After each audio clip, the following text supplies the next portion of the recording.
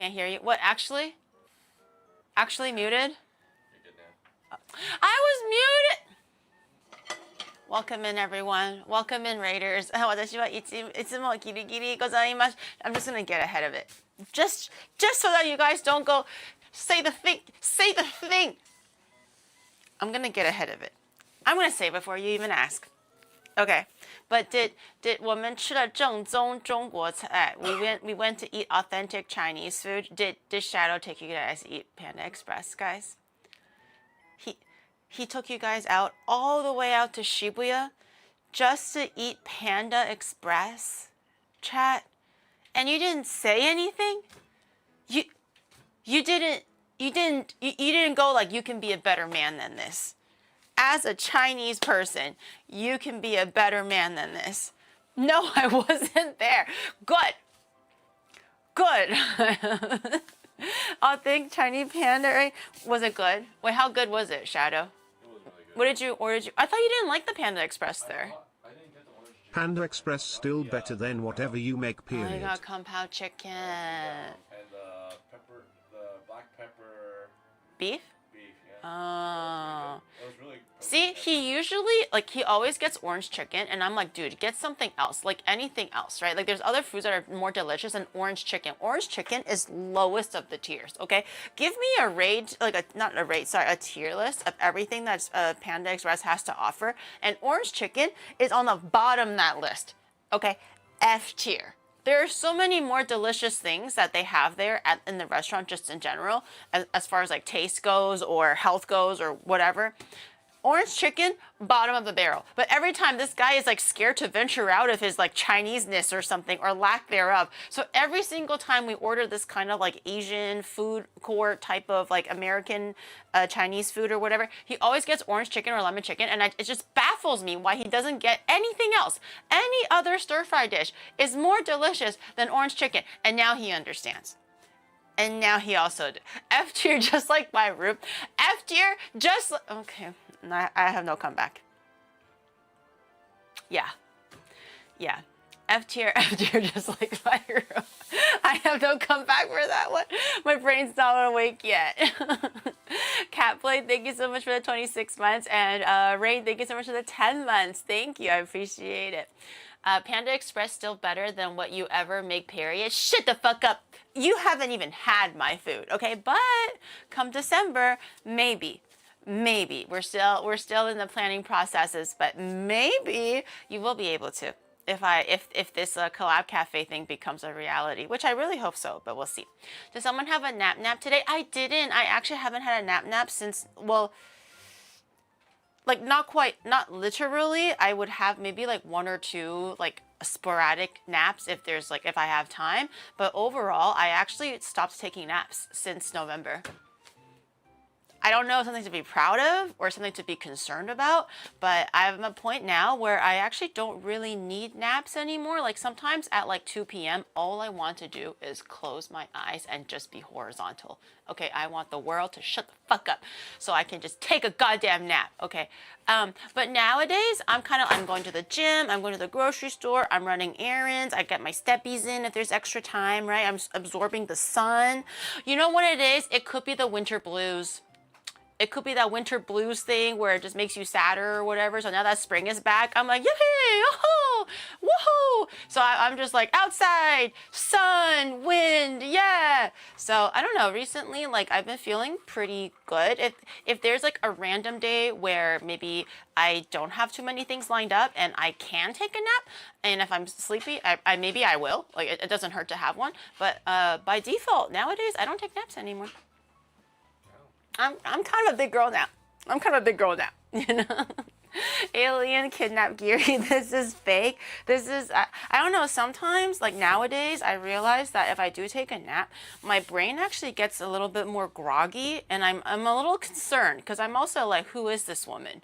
Because I'm not this woman. I need a nap. But now it's like, if I do take a nap, I'm kind of a little bit like not as clear-headed for stream. So I kind of feel a little bit better if I don't take a nap. I don't know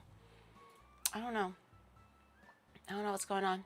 Shadow Gate kept the baddies at 109. Did he? How was the stream with Shadow? Where'd you guys take you? I actually went to the gym and stuff like that, so I didn't actually watch the whole stream. I was only to be honest, I started lurking when his stream went down. So I saw 109 and I was like, oh, 109, nice. And then I turned around and then I was like, what? Where did 109 go? It was just a balls screen, like loading screen. So where did you guys take you? Did you guys have fun? She was spying on us. Sharon strikes again. Guys, you're so sad every day. Every day there's something to be so sad about. Chat. It can't be that bad. You must have had a good time. For the time that you guys were on, right? Before he was gatekeeping the baddies or whatever. You guys had Panda Express? You guys love Panda Express. Literally walked in the mall in rounds. Oh. Wait, at 109? Which mall? He was walking in circles. That's very Shadow. That's very, very Shadow. I'm like, you gotta check out the Ado Adidas collab. Was it cool? I actually saw it on Twitter today. I was like in between doing my little 5 minutes of doom scrolling, and then I think it opened either today or the beginning of this week or something. For like 2-3 weeks. I think it's going on. Was it cool? Was there cool merch? Was there a line? I kind of want to go check it out this weekend, maybe, for myself. It was cool. Oh. I wanted to go check it out, maybe on the weekend. I only got the tail end and it was nice and chill, and now we're here. Wait, it's a bad thing that we're here. We saw the Adodas. That's so cool. Maybe we'll go check.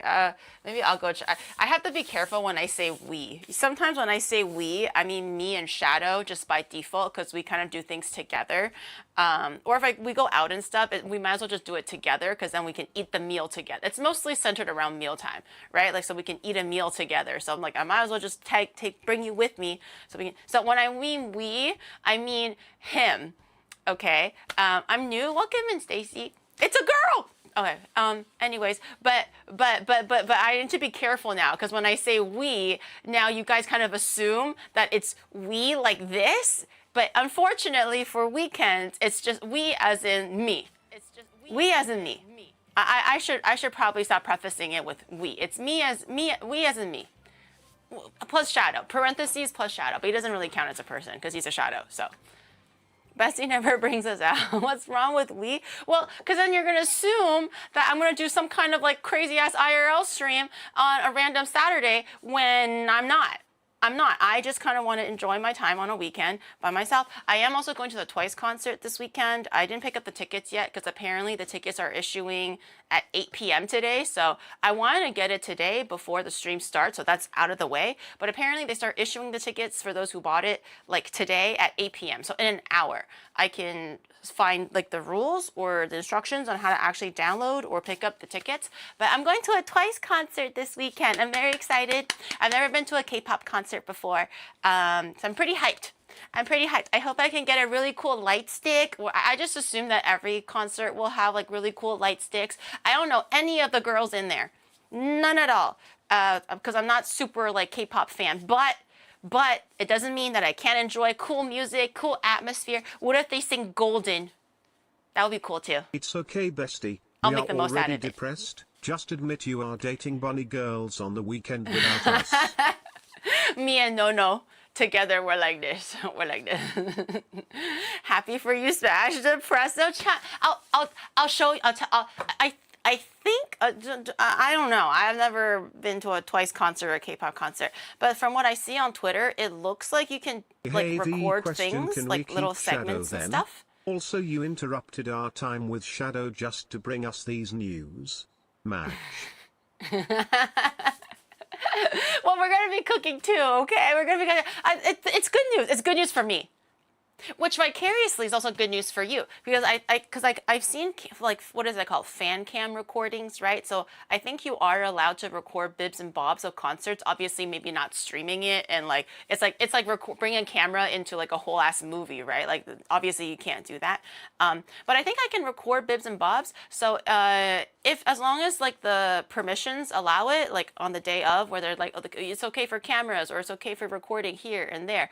I'll I'll make some memories and stuff, and then I'll show you guys on Monday so you can see everything that that I did at the Twice concert. But I'm pretty excited. I've never really been to like a K-pop or like celebrity type music celebrity concert other than Miku. But I feel like Miku's a little bit different. Everyone's like, you have to sit down, no cameras, the light sticks are very controlled, no one's like dancing crazy and, you know, mosh pitting. I don't know if you have mosh pits in K-pop concerts. I don't know. But I feel like the Miku concert vibes are pretty different compared to like a music concert, like live person music concert vibe. So we'll see. But I'm excited. I'm excited. Are you gonna see what your idol rivals are up to? What, like Twice? Twice is my idol rivals. Twice, like one of the biggest girl groups in Korea. My rivals. Right. Yes. Yes. Yes. Yes. Yes. They're who do these bitches think they are? I am the Nepo idol here. Yes. Yes. Of course. I am there to infiltrate. Take notes. Right.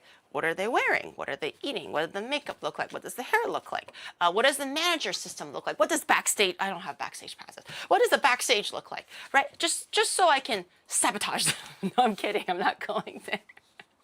I'm not sabotaging anything. Okay? I'm just writing notes. Okay? So clearly, when I have my idol concert the week after them, it's gonna be bigger, better, and more awesome. Obviously, because they're my rivals. Clearly, because I'm just at the same level as Twice. Yes. Our bestie Once. I'll just be called Once. Perform once. That's it. Thank you for coming. Once. That one guy, that poor fan, I suppose, that came for the Idol concert debut thingy, and he said, and he was singing in Japanese, but he was like, "Oh my God, it was really fun. I hope to support you in the future. When are you performing like the next time?" And I kind of forgot that, like, you know, my mannerism and way of answering is very sarcastic, but also very straightforward. It's a very Western way of responding. Whereas in Japan, it's like a very like roundabout, passive aggressive, not really direct kind of an answer. So when he was like, "Oh my God, I loved your stuff. It was really, really cool. And I hope to see you more of you. And when are you going to do more things?" And stuff. And I was like, "No.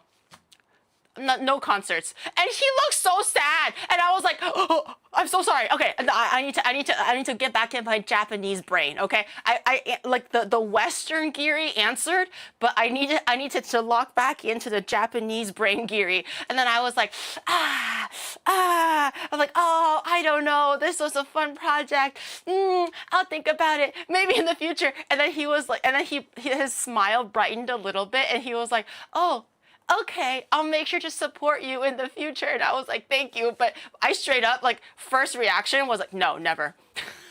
I was like, "No, this is a one-time thing. This is a one-time gig. We're not doing that again." And he looked so sad. He literally was like that little depresso face. Yeah, he was just like, "Oh, forever? No concerts?" And then I was like, "Sumimasen. Let me do the let me do one of that." So clearly that sounds better or feels better. Don't toy with this art. What about a VTuber concert? That would be really, really cool, but I think I would be mortified. Not mortified as in like I would feel awful, but I would be just very nervous if I did like a solo thing. So it'll be cool if I maybe did it with friends, if there's like enough friends that are willing to come do like a project with me, and then we can do like a joint concert, maybe at the same concert hall, because that concert hall can do hologram projections, like Miku stuff. So it's not even just like on a screen, it's an actual hologram.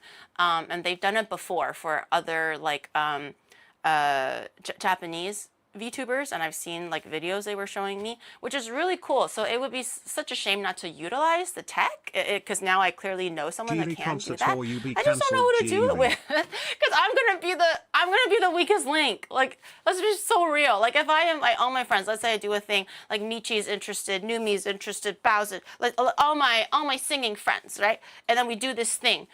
I'm gonna be the weakest link, man, and then I'm gonna be so sad. I mean, I can practice and stuff, but I'm just saying, I'm still gonna be like mentally the weakest link, you know. I don't know. I would feel bad. So I don't want to say never. It would be really cool to do something like that. But I just don't really know how I would go about planning it, and to get my friends involved. Are they gonna fly all the way to Japan to do this live, or to pre-record it or something? I don't really know. How I would go about that. Giri can't. Actually, twice fans are called onces, and you don't want to mess with that fan base. They are powerful and many. Oh. Wait. What? Like. Well, okay. Well, respectfully, as an outsider, it seems like all the K-pop fans are a little bit crazy. Right? It's kind of, it's like VTuber fans. I feel like any fans, you know, like there's definitely a lot that are like very passionate about their Oshi, or what would you call that in K-pop? Like there's the person that they stan, right? I think that's the word. They're very passionate, right? And it can definitely, like, mob mentality can definitely kind of like a tsunami sway you in different ways. It can work towards the artist. It can work very much against the artist. I've heard anyways, a lot of instances where the creators were bullied because the netizens don't like how they looked. They don't like her short hair. They thought she was a little bit too overweight.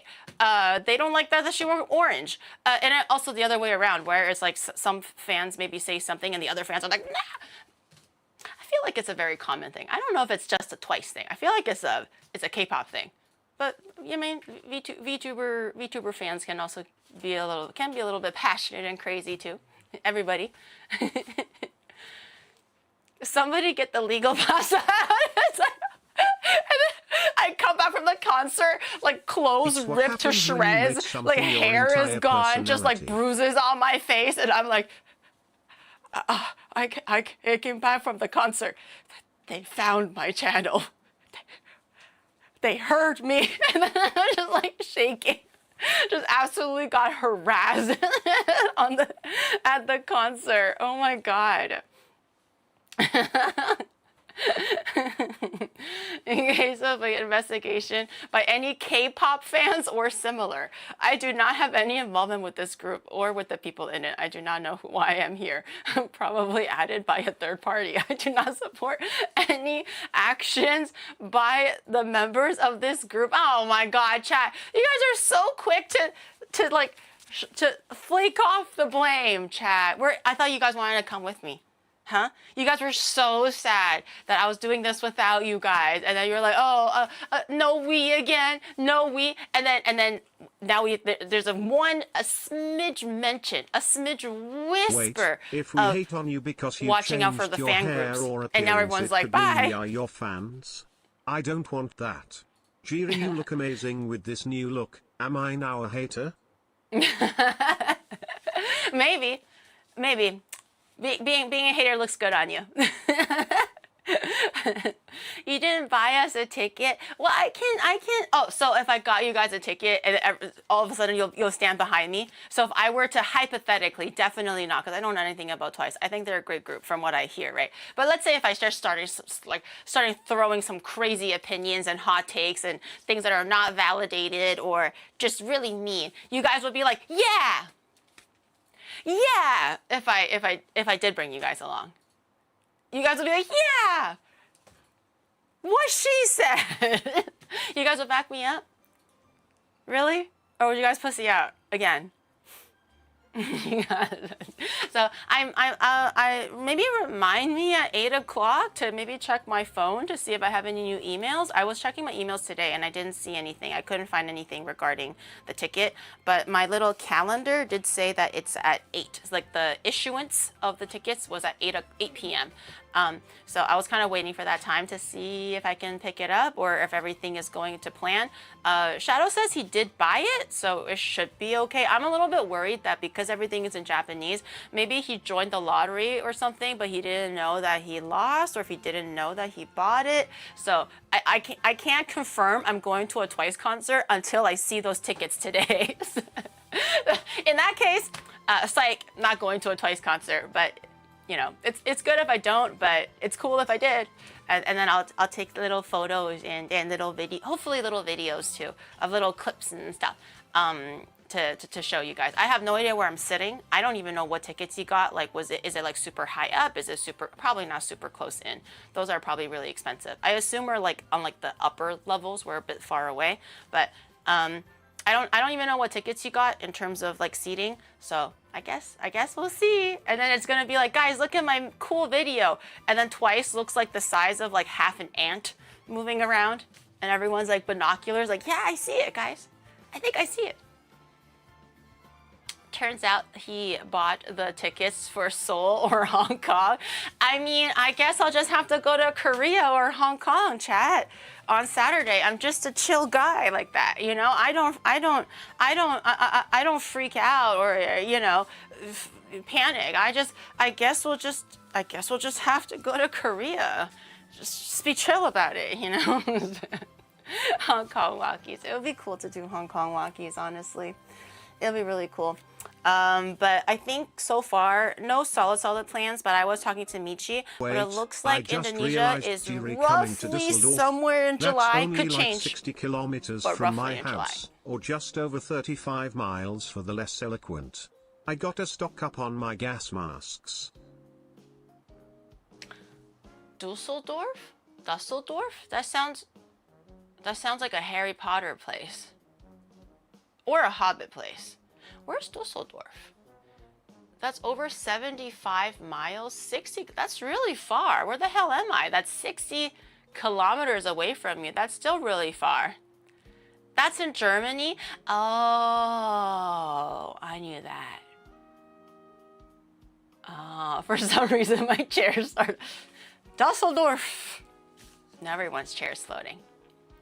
I thought it was, oh, Dokomi, Dusseldorf, Dokomi, Germany. Oh, wakarimashita. Naruhodo. Okay, I'm not physically going to Dokomi. My meet and greet will be completely virtual, unfortunately. In the future, sometimes it would be really nice if I can like actually go to Germany and do like a IRL meet and greet. But for the time being, just with scheduling and everything, it'll be all virtual. But if you are in Europe or / Germany or somewhere around Germany and you can go to Dokomi, and if you have the time to visit me, that would be really cool, because I'll be doing my meet and greet. Do I know the time? No. Do I know the day? No. Did I forget? Yes, 100%. It's on my Twitter somewhere, and I'll definitely be reposting it, so just to like remind you and remind me when that is. But it's one of the days in Dokomi, and I think it's at 2 p.m. local time. I think if I remember the picture properly, I think it said 2 p.m. local time. Do I know what that is in Japan time? No. We'll figure it out when we get there. We'll figure it out when we get there. She'll never know the schnitzer farten. Is that a farting schnitzel? That sounds like a farting schnitzel. I don't know if it is. Thank God though. for that. That is one big sigh of relief. Also, I just got the 400,000 bits badge. Well, I am very responsible with my money. Very responsible. What an accomplishment.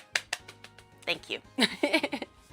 The schnitzel fart. But it will be cool to go to Germany in the future.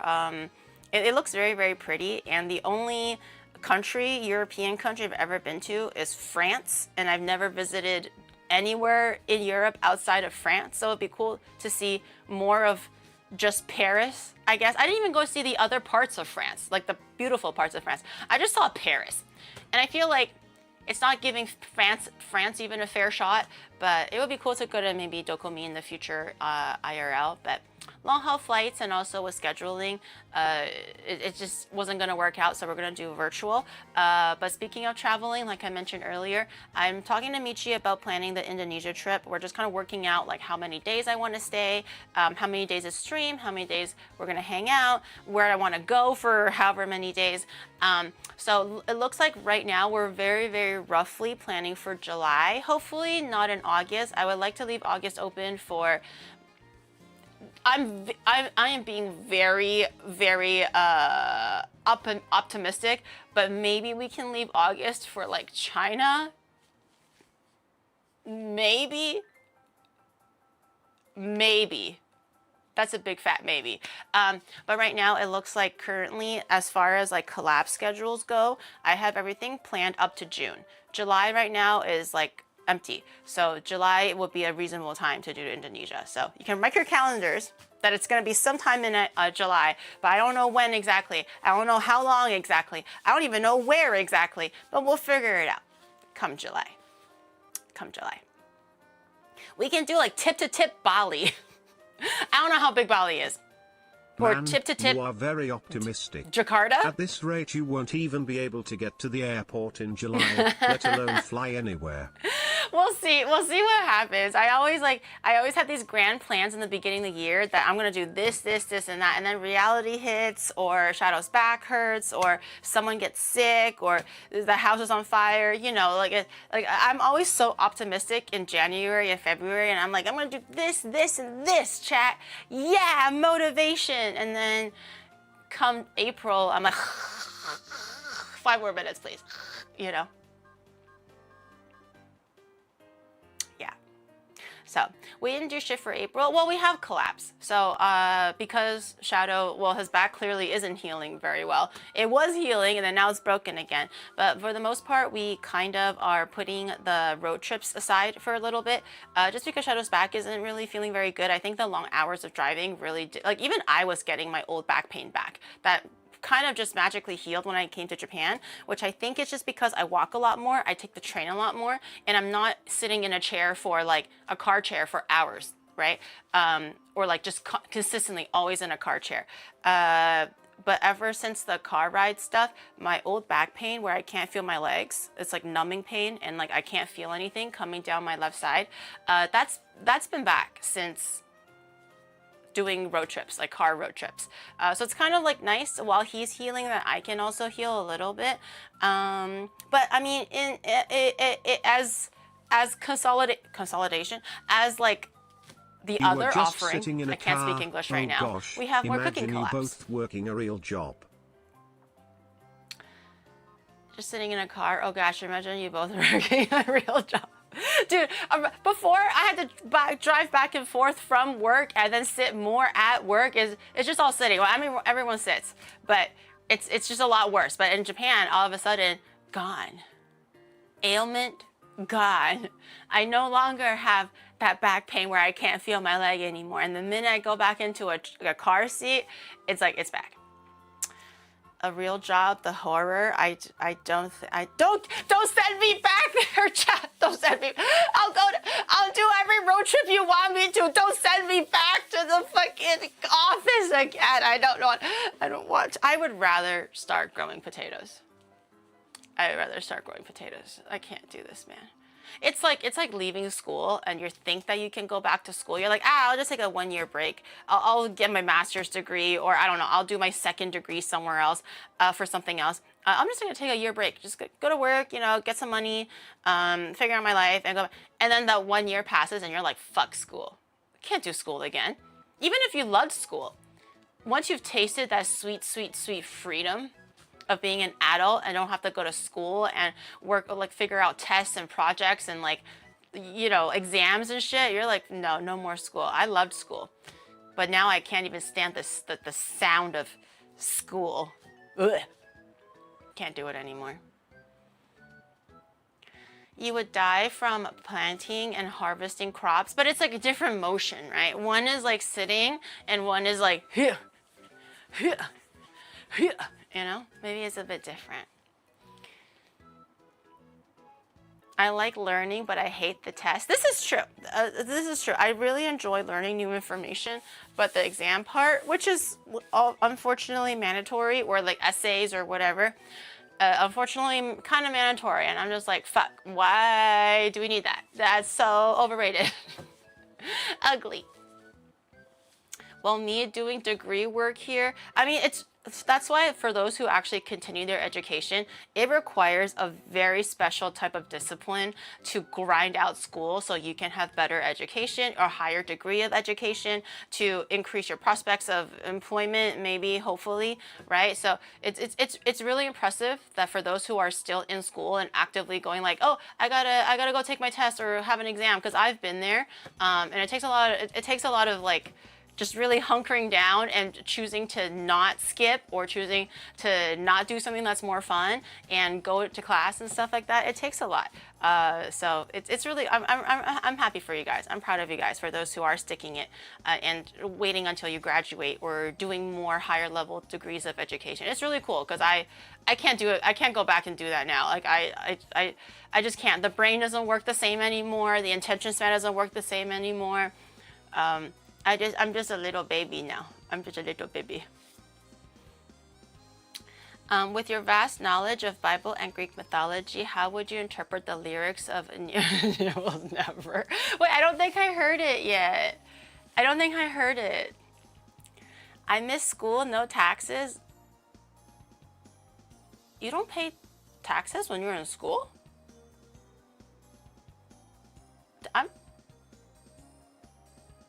I'm pretty sure I paid taxes when I was in school. Oh, no job. No. Oh, I had a job. Oh, okay. I was like, wait, what? I was like, you don't pay taxes if you're in school? I was like, I've been paying taxes for a long time, like since high school, because I've been in and out of like part-time jobs since high school, and I just kind of forgot that you don't need to pay taxes when you're in school. To be fair, my mom files like the family taxes or whatever, so she kind of just like, she combines everything together, so I think maybe there's like benefits to that or something. So I know I file my own taxes for sure, because I always get like a little slip that says, oh, I got $200 back. Sometimes I get like $500 back, and I'm like, oh my god, yes.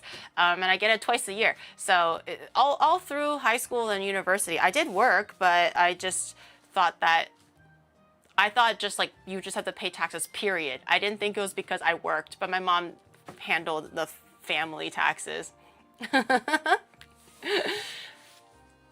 Poor Giri, I could not work and study both. It's far too much. I was only part-time. Like, I was very lucky that I was able to live with my family.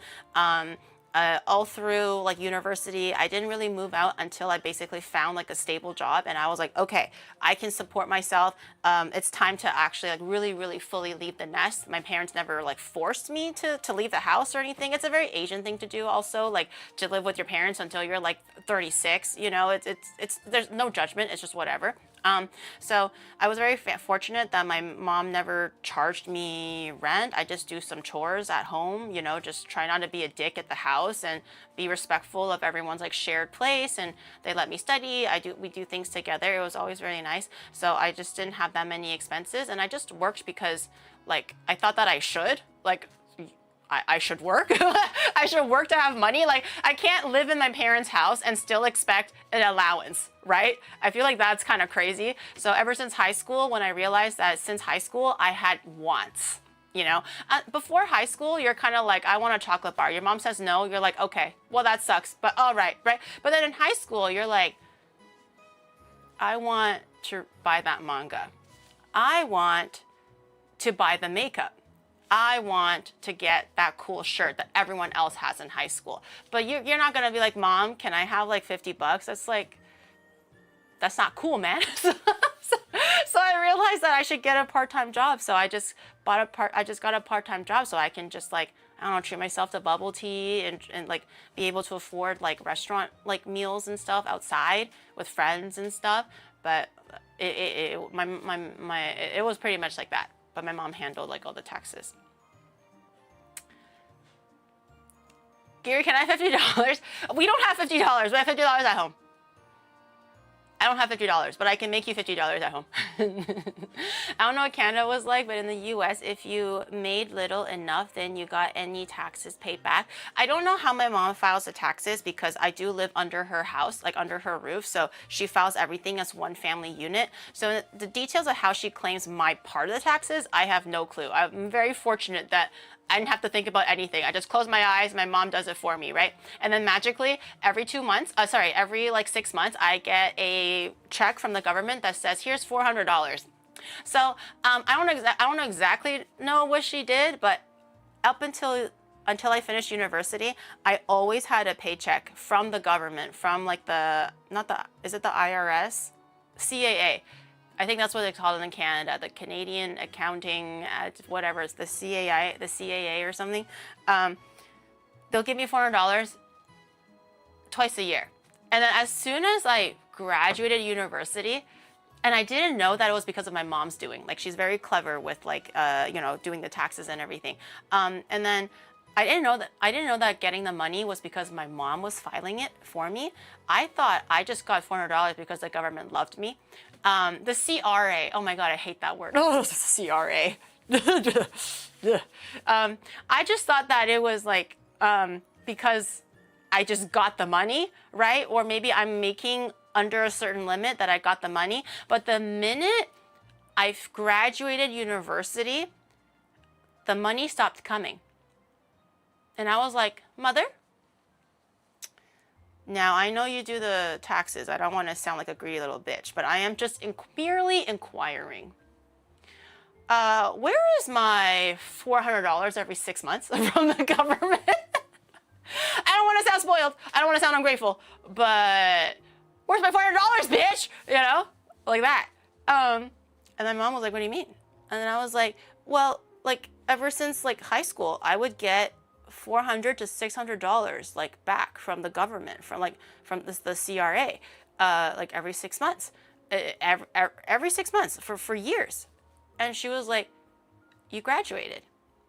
And I was like, oh, and she was like, yeah, it was only because you were a student and you also don't really live with me anymore. And I was like,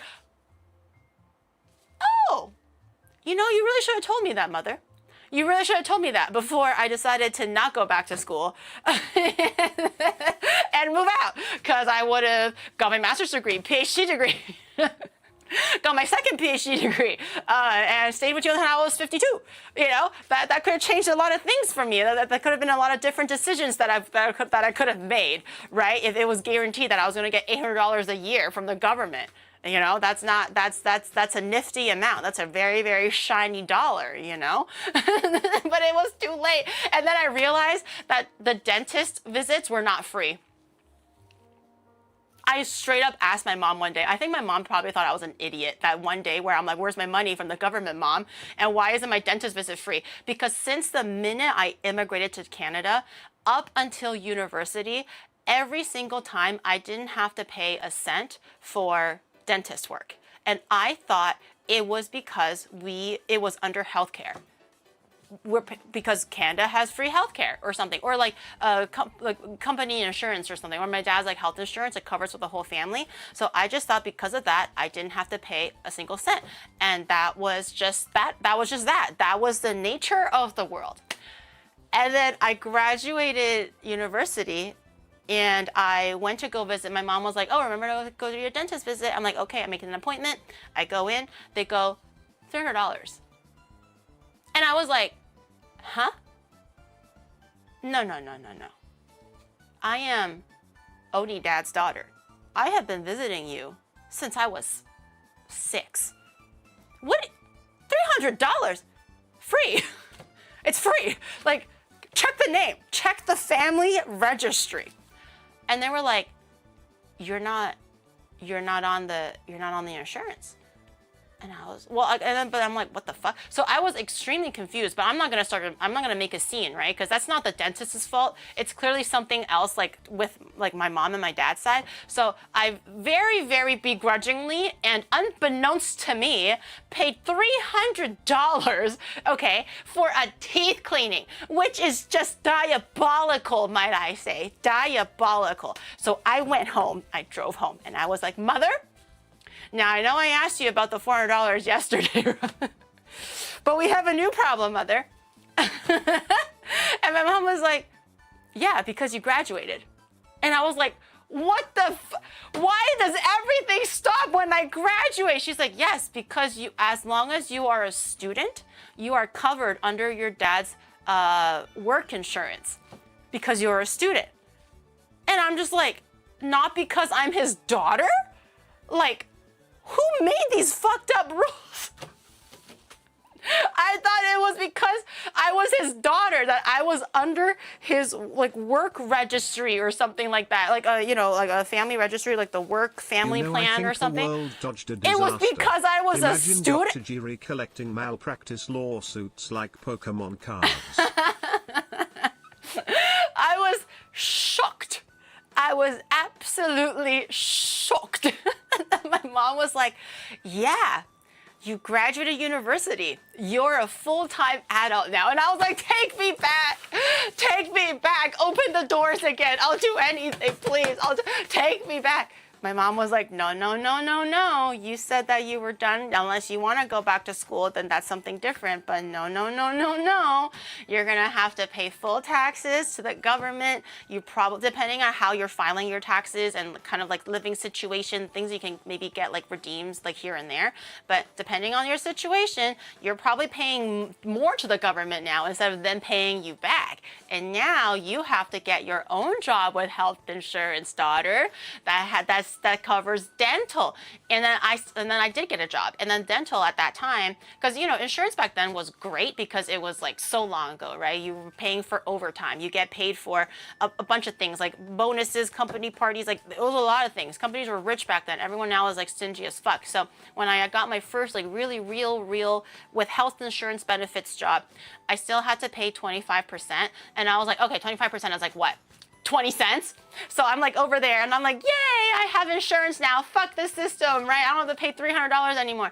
And then I go to my cleaning and I go like, I have insurance now, all by myself, under onigiri, please. and then they're like, okay, yeah, so your cleaning is done. That's $120. And I'm like,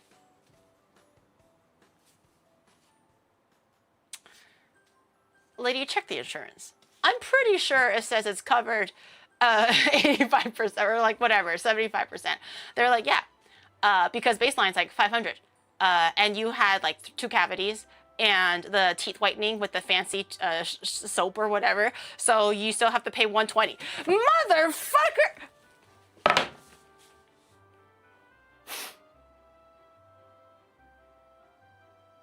Life was rough.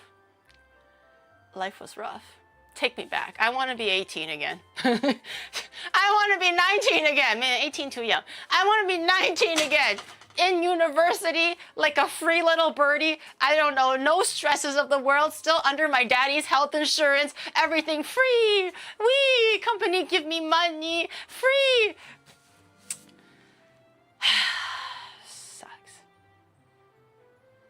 Reduce your need to visit the dentist. To be fair, you should be visiting the dentist like twice a year or something, just for good oral hygiene overall. Even if you brush all the time, you should still like get like your teeth professionally clean. I haven't been back in like a year and a half because I kind of forgot, but I used to do it at least once a year, and under my dad's insurance it was twice a year. So thankfully, because of that, I do have good foundation for good oral care. But I do recommend like twice a year if you can. I think that's what the dentist recommends, although maybe they're recommending it because of this, I don't know, but at least once a year, I think. You only got one set, better take care of it. Exactly. At one point I had a root canal. I think that was done in Canada. No, did I do it in Canada or did I do it in Japan? I don't remember anymore. But that root canal, oof. That must have been in Canada. That root canal was crazy work. That was expensive. I was like, are you sure it's not covered under insurance? And they were like, oh no, because you wanted like fucking ceramic or something, not like clay or that something that doesn't match your teeth or I don't know, whatever. And I was like, yeah, okay, just here's my credit card, just shut up. I'm already sad enough. Like just take it, man. I only have one root canal and I hope to keep it that way. And I did Invisalign in Japan.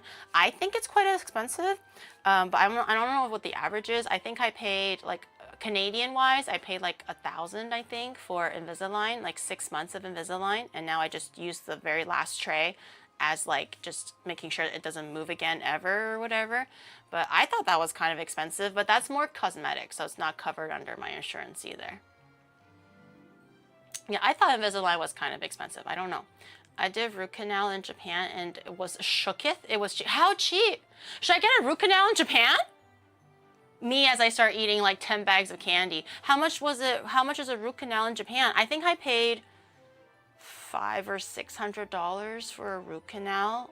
I think that's quite expensive. I don't know what the market price is though. But for like, you know, fresh out of university Geary, that was like, ooh, 600 was quite a big dent. So, you know, pull out all the teeth now.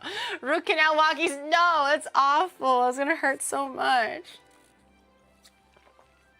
Haven't been for like 20 years, no cavities. Wow, lucky you.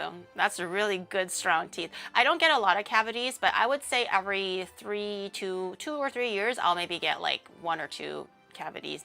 Shadow has hella cavities. I don't know what went wrong with him, but sensitive teeth, hella cavities. Like every time we go to the dentist, it could be twice a year, it could be once a year, it could be once every 2 years. It does not matter the frequency, but guaranteed he has at least 1, 2, or 3 cavities.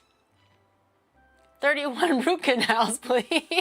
I mean, if it's cheap, you might as well just kill all the nerves now so we don't have to fidget with it later, you know? Like, why fuck with sensitive teeth when I can just get all the nerves endings out now and then just be done with it, you know? Then I can just eat whatever the fuck I want, you know? A root canal's $2,000? Oh my God. Did I remember the 500 price tag incorrectly? That feels a lot cheaper compared to 2,000. They are now beyond repair. Oh no, I mean, you can get veneers. I don't know what the price of veneers are, but if it's really, really far gone, I heard that if veneers, they shave off half your teeth anyways, and then they just like put on like a whole fake thing over it. So if it's really that far gone, you might as well just get veneers and just put like a whole new thing on it, you know, or something like that. Total was less than $100 for a root canal in Japan. From preposterous. Preposterous! That's so cheap. For a root canal, $100, so it's like 20,000 yen. Or whatever, something maybe a little bit under that. That's crazy. If you want a demonstration of a good dentist session, watch the movie called Marathon Man. Ooh, what is that about? I mean, I saw the movie where there was like teeth inside a woman's pussy, and then I think it was all like, was it called Pussy or was it called Teeth? I don't remember, but that was a horror movie and it was awful. I talked about it on my stream. Why? That's so... Does every dentist cost that much? Maybe I can inquire. Like, I don't really need a root canal or anything. Like, my teeth are perfectly fine at the moment, but it would be nice to know ahead of time if I get a root canal, so I know like how much to save away for my dental rainy day, you know? Do I need to save away 1,000 or rather only save away 100? Because 1,000 and 100 is very different. It's called Teeth. I may or may not have seen it. I remember Shadow forcing me to see it. Check email. Is it 8 o'clock? Quick, what's a Twice song? I don't know any Twice songs. Maybe I do. I just don't know what they're called. Is it 8 o'clock? Oh, there's still 3 more minutes left. We still have some time. Usually these kind of things, they issue it pretty much on the dot. So if it's not fully 8 o'clock, they might not give it to me. I'll try to log into my email after 8.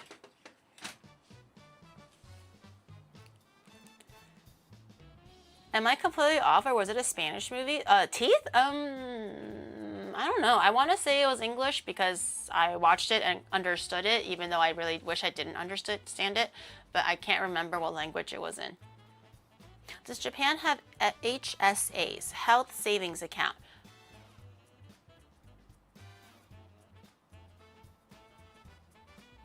considering I'm completely clueless, I'm gonna say no. But I'm also just very clueless about everything. If the government sends me a slip that says, onigiri, you owe the government $2,000, I pay $2,000. They say, onigiri, you owe the government $200 for whatever bullshit tax, I just pay the $200. Like, I don't even look at it. I just go, here it is. I don't want no trouble, man. Just take my money. So I know I definitely pay for health insurance, but I don't know if there's like a health savings account thing. I'm not sure exactly what that is. If the government sends me something and it's asking for money, I just go, God damn it, and then I just pay it anyways. Just close my eyes and don't just eat bread for like, you know, the rest of the month or something like that. Oh, gozaimasu. Ohayou gozaimasu. O genki desu. Kiri's gonna get scammed by a random dude who fakes a government UOS. That's happened before. Like those like call scammers. This is back in Canada though, not really in Japan. But I've gotten like police calls. I've gotten embassy calls, and I don't know how they know that I'm Chinese, but the recording is in Chinese. It's like they were saying in like 这个是中国领事馆 or 领事馆, which is like this is a China embassy. 你有很重要的 like you have an important parcel or important paperwork that you have to do, or their police will be involved. And I'm like, and I'm like a full ass adult at the time. Like obviously if that were to happen, it would make more sense if I was like maybe like younger or closer to immigration time. I'm already like a full-fledged Canadian at the time. Like there's no way. But also I'm just like an adult. I should know better, but I don't. So I was like, oh my god. And then I was like telling Shadow and like my parents, I was like, dude, I gotta go to the embassy. They're like, for what? And then like, I don't know, they're saying that there's something wrong with like my passport, or like the police are gonna get involved if I don't pay the thing. And then Shadow was like, show me the phone number. And then I showed it to him. He apparently you can type into Google or something, and it literally the first link was Gary, top 10 scam phone numbers for Chinese embassy or something like that. And I was like, tomorrow. Otherwise you will be back in Canada at the end of the week. With best regards, the Japanese Council. No, I don't want to go back to Canada. Canada sucks. Okay, let me see. I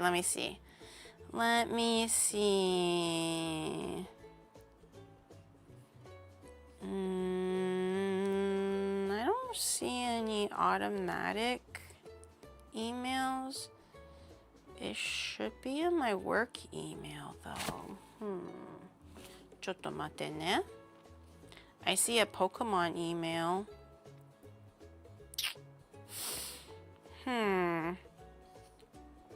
I wonder if it's one of those like second, like what is it called? Like those middlemen websites that issue the ticket, so they don't send it to you to your email. It's like a middleman website, which is annoying as fuck. I hate that shit. Cause you have to like I literally have accounts to like God knows what ever since moving to Japan, because every individual ticket for anything requires a unique app. People per view. They haven't really visited me before. I've already had 2 Jehovah's Witness come talk to me and 1 Buddhist thingy, but not an NHK though. Twice tickets. Maybe I can just search under.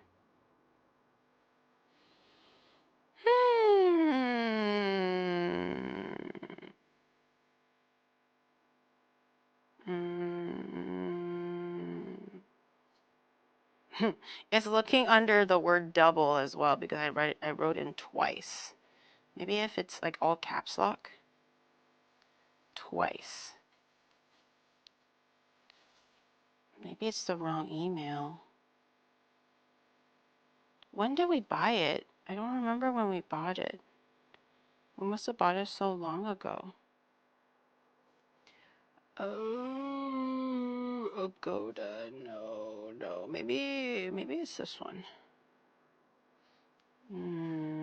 Twice. Guys, I don't think we're going to the Twice concert. I don't think we're going to the Twice concert.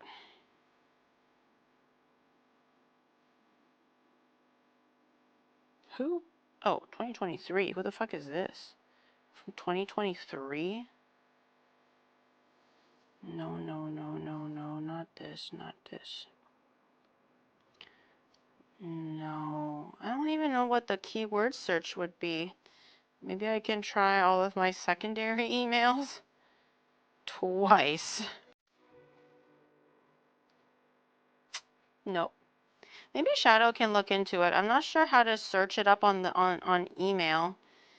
Cause I checked all of our like starred emails, like things that might be important worth bookmarking, but I didn't find anything. I don't know. I'm not sure. Who's your bias? I don't really know Twice that well, honestly. I just know them because they sang Golden. I'm a beginner fan. I'm a beginner fan. I know nothing about Twice. I don't know who they are. I don't know who the girls are. Like I know they had a Victoria's Secret model shoot or something, and people were talking about like them in the bras and stuff. That was like a small little brief phenomenon on the internet, but I don't know. I don't actually know who they are. Or like their names.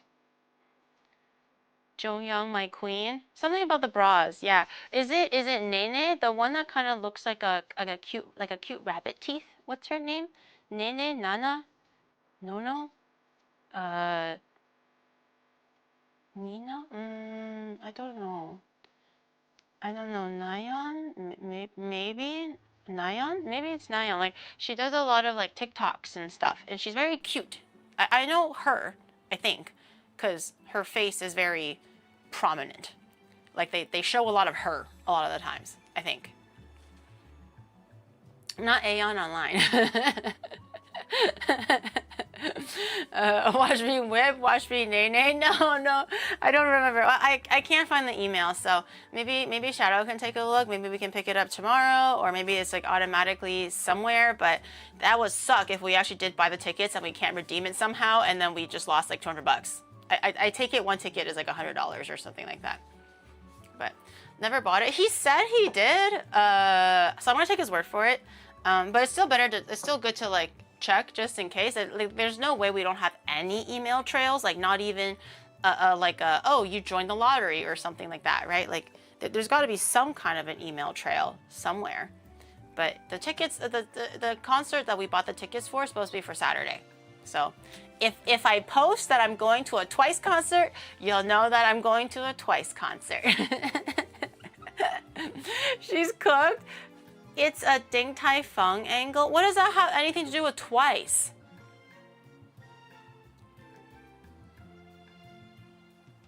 What does Twice have anything to do with Ding Tai Fung? So because we didn't get Twice tickets, we just go to Ding Tai Fung? How does that make sense? I don't know. Ding Twice Fung? I don't even know what that means. How is that even like a logical transaction or whatever? 2 courses? I don't know. Ding Tai Fung is not really worth it nowadays. I remember when Ding Tai Fung opened not too long ago when it first did open, and the prices were really, really good, and it was always so popular, especially where I lived in Toronto. And then all of a sudden it just became like, I blinked and then it became like a high-end restaurant for some reason. Like it used to be like a slightly dingier, cheaper, maybe a little bit dirtier, like just Chinese restaurant that you have a little bit of paper, you tick off the things that you want to eat, you hand it to them, and they give you like, you know, little xiaolongbaos and stuff like that, like Shanghai dim sum or something. It was really straightforward and very like simple. But all of a sudden, it's just like after like a few years or something of me not paying attention to it, it just became a high-end restaurant, and now everything is so expensive. Like the fact that they charge like those cucumber salad thingies, it's like the equivalent to what, like half a cucumber, but they charge like $11 for it, is egregious. Egregious. It's very expensive. Yeah, I don't really think it's that worth it. Like, I mean, like, if we really want to eat xiaolongbao, there's so many better places to eat xiaolongbao in Tokyo. You don't have to go to Ding Tai Fung to eat it. Like, I understand that occasionally maybe you crave the flavor of certain things, but I really don't think it's worth it, like, at all. From volume to price. Like, volume to price comparison. The place got rich super quick, like the restaurant, you mean? And then it just kind of became a whole thing. People be greedy. I don't know. I just feel like it's not like they're like a Michelin restaurant or anything. So I feel like the prices that they're charging for like a cucumber salad, I'm just like, bro, it's cucumber. Like, I understand that you need to make money and upcharge it. I totally get it. But half a cucumber for $11 It's kind of nuts. So I'm just like, or like 6 little tiny little wontons for like 1,000 yen, and I'm like, bro, what? Like I could get a whole ramen or any something else, like a bento. So I don't really go to Din Tai Fung too often, unless friends really want to or something. I usually don't go there out of my own volition. No, the customers got rich quick, and now they live to down to fuck. What? The customers got rich quick, and now they live it up in down to fuck. What? Is this some kind of rich people thing? DTF is down to fuck, right? Is this kind of like those swinging things that I learned about, where it's not a real swing? Oh, Din Tai Fung is DTF. Oh. I was like, what do you mean they're down to fuck? What are rich people doing these days? Fucking? I was so confused. I'm like, there's no way I read it wrong, right? It said DTF, right? DTF is down to fuck, right? I've never actually seen DTF as an abbreviation for Din Tai Fung. Usually they just write the whole thing out. Oh, that's new to me. Huh. That's interesting. Fucking around. Rich people are always getting booty. I mean, I guess that's true. It's a common abbreviation. I guess I just never really seen it, because usually when I see like, you know, TikToks or Instagram reels or on YouTube, they go everything I ate at Din Tai Fung. They write it out, Din Tai Fung. They don't say everything that I ate at DTF. So in my case, like ASL is like you know, age, sex, and location, right? That's what I think about automatically when I see the word ASL. And similar to DTF, that's down to fuck. It's like TTYL, I'll talk to you later. You know, it's like a very reflex thing now when I see certain abbreviations, and DTF is down to fuck. I haven't actually seen like those social media posts where they write DTF. It's always Din Tai Fung. Boomer. Maybe I am boomer. Everyone says DTF? Really? Am I that out of the loop? I'm DTF, sorry, what? DTF is down to fuck. So I was like, what are these rich people doing, man? Like, sure, you get rich, but damn, you just like fucking have orgies or something. Gary is speaking the old language. Because that's the language, not old language. TTYL, you know, or AFK. That's still a common one. We use that all the time. What other ones did we used to use? Shit, like on MSN Messenger. Dude, we invented that shit, man. We invented anagrams, or what is it called? Acronyms. I can't remember it now. I can't remember it anymore. There was DTF, and not that I used it. I never used DTF, but I've heard about it. Like, I never used ASL either, because I don't condone talking to strangers on the internet. Very, very dangerous. But I've heard about it. Also the DTF thing, obviously, because I never used it myself. That's gross. The messenger pings out, da-dung, da-dung. The little blue man that shakes. Oh, sends tremors down my spine in a good way.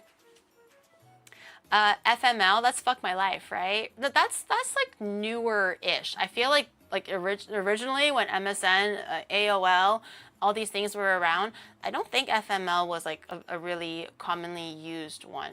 Did we say that? To be fair, I always just say got to go, GTG or G2G, TTYL. Those ones are the ones that I like. AFK. Those are the ones that I always said like or used the most. I don't use too many. 1337, I don't know when I would use 1337, but I know what it is, like leet speak and stuff. You definitely use, I never used AOL, but I was around when AOL was there. How about I swear to God and no, that's all new stuff. Like ISTG and the AFAIK or whatever, that's all new stuff. That wasn't around when MSN Messenger was created. Like we didn't like what's AFI fuck I can guess this. AFAIK.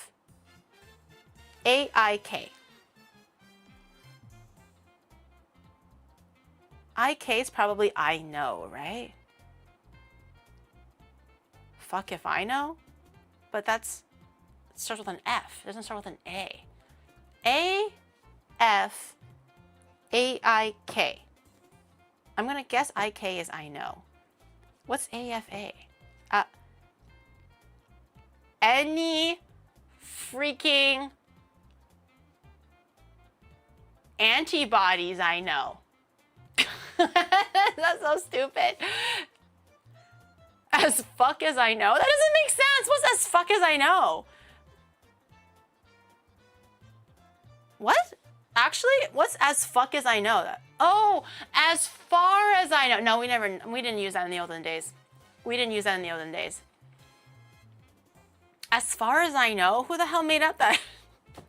Can you guess? Oh, that one. If you know, you know. That's new age stuff. That's new age stuff. If you know, you know. That one, you know the TIL thing? For the longest time, I thought it just meant like Thursday. That made no sense. Why did I think it was Thursday? But I just never really figured out, based on context clues, what TIL is. Because I would see on Twitter, TIL, and then it would be like, you know, something. And then I just thought it meant like, you know, Throwback Thursdays or something. So I was like, I don't know. Probably just means Thursdays. It took me the longest time to realize TIL is today I learned. Can you guess ICUP? ICYMI. I've never heard that in my life. I come your mama in. I'm ESL. I do speak in those words in that particular order. In case you missed it, who speaks like this? No, never. This is new age stuff, like the RN, like for right now, or like the FML, or like the TBH. That's all new. Like to me, that's all new stuff. Like back in the day, I remember when like G2G was invented and TTYL was invented, AFK was invented, LOL was invented on MSN. Well, maybe not strictly MSN. I don't actually know truly which chat platform invented LOL, but LOL was not a thing. I remember it was first LOL, and then I was like, what is Lolo? And then they were like, oh, it's laugh out loud. And I was like, why don't you just do XD then? Or haha. And then they were like, well, that's like the new thing, Gary. And I was like, oh, okay, LOL. So I started using LOL. And then it's LMAO. And I'm like, what the fuck is what's Lamau? And I like laughed my ass off. And I was like, well, I'm not gonna use that because that's the word ass in it. I'm a good girl, I don't swear. So I always use LOL, but I am aware of how to understand LMAO. And then the Raffle thingy came out, and then I was like, what's Raffle? And there was like roll on the floor laughing, and I'm like, just LOL then. Caps lock LOL? You know, like LOL. So I remember when LOL was first invented. That was during MSN Messenger days, for me anyways. Did you ever chat room? I mean, I used MSN Messenger, but only with friends, never with strangers. Because that's not safe. Hey, the question, Geary, do you know IFYMITA? It's I frick your mom in the RXTD. In the eye? Oh, yes. I was like, you fuck my mama in the eye? How dare you? That's really painful. I was so worried. I was like, no way you fucked my mom in her eye, bro. That's insane and satanic. I was like, oh, in the ass. Oh, okay. But in the eye, no. We don't condone that there. We listen and we don't judge. I know, ass, yes. Well, because ass is like more normal. Eye is like, that's not nice. That hurts. It hurts, okay? Like, feels like it's being eaten alive. It's not a good feeling, but it's like, okay, well, like, I mean, ass, it's like pretty normal now. I remember back in the day, it was like, oh, ass, but apparently it's all over the place. And I'm just like, so it's normal now? I guess it's normal now. But back in the day, that was definitely not normal. That was a very niche, LOL. Do not quote like, the preference. sacred texts to me. I was there when they were written. I remember, like, LOL was like my time. When they invented LOL, I was there. When they invented the internet, I was there. When they invented, well, I mean, I wasn't there when they invented the computer. The computer is like old as fuck. But when they invented all these things, I was there, okay? Today, Geary, I learned that Geary's before MSN. I was before dial-up, unfortunately. Which means 21 3/4, okay? Okay? But I was alive before dial-up. I grew up with the internet, as in like as the internet was being created. Ask Jeeves, Google, all these things. Like I learned how to use technology, and like I remember there was classes in school where they literally teach you how to use Google and Ask Jeeves to get a proper like search results for what you're trying to answer. So instead of like what makes the color green? Like there's supposed to be a lot of like different like hacks and codes and symbols that you can use to type into the search bar to make sure, like plus for including this word, minus to not include that word, asterisk to make sure that it's like a word or something similar to that word, right? There's a lot of like codes and stuff. Why do you enjoy doxing? They already know that. I already said that before.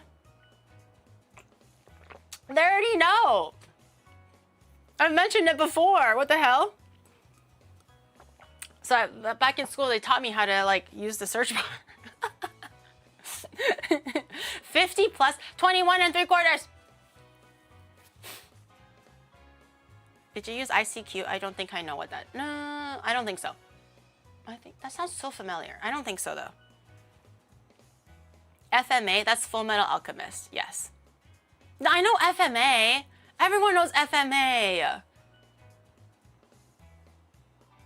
Google search is a lost art. Today's kids just take the first AI result. Yeah, I remember like Google searching was like, it really was like a finessed like thing. If you don't type it correctly, the search is completely different versus how you do search for it correctly. There's a lot more like accurate kind of like websites or documents that you can find online versus just kind of like haphazardly just typing in anything or just one keyword and hoping that like it'll find what you're looking for or whatever.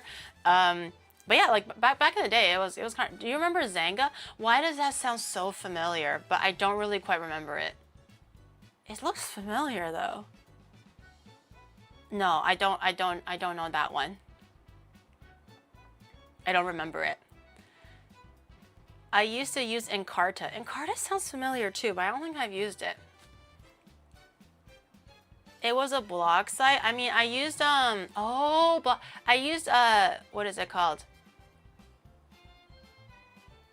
MySpace and the Asian one. Asian Avenue. If you know, you know. What? YK. I don't know. YKYIK. I used MySpace, which I think everyone kind of knew MySpace, but I also used Asian Avenue because for the Asian people. Encarta was an encyclopedia. I remember like the school had like an encyclopedia with like 10 volumes or something. I don't remember if it was called Encarta or not, but I like to look at the encyclopedia because sometimes they have pictures. I like to look at it. It is now safe to turn off your computer. Yeah, I used to follow those messages to a T because I don't understand exactly how computers work. So if they tell me it's not safe, I don't turn it off. Strange, since she is only 21 3/4. Yes. Does Geary remember GeoCities?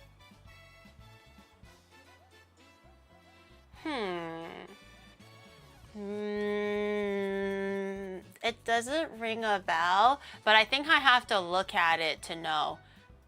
But I don't think I know it right off the bat. I mean, I used if it's like a navigation app, I've used Nero. Yeah, no, I don't know that one. No. What? What is that? Well, I don't know what that is. That's crazy. I've never heard of that one in my life.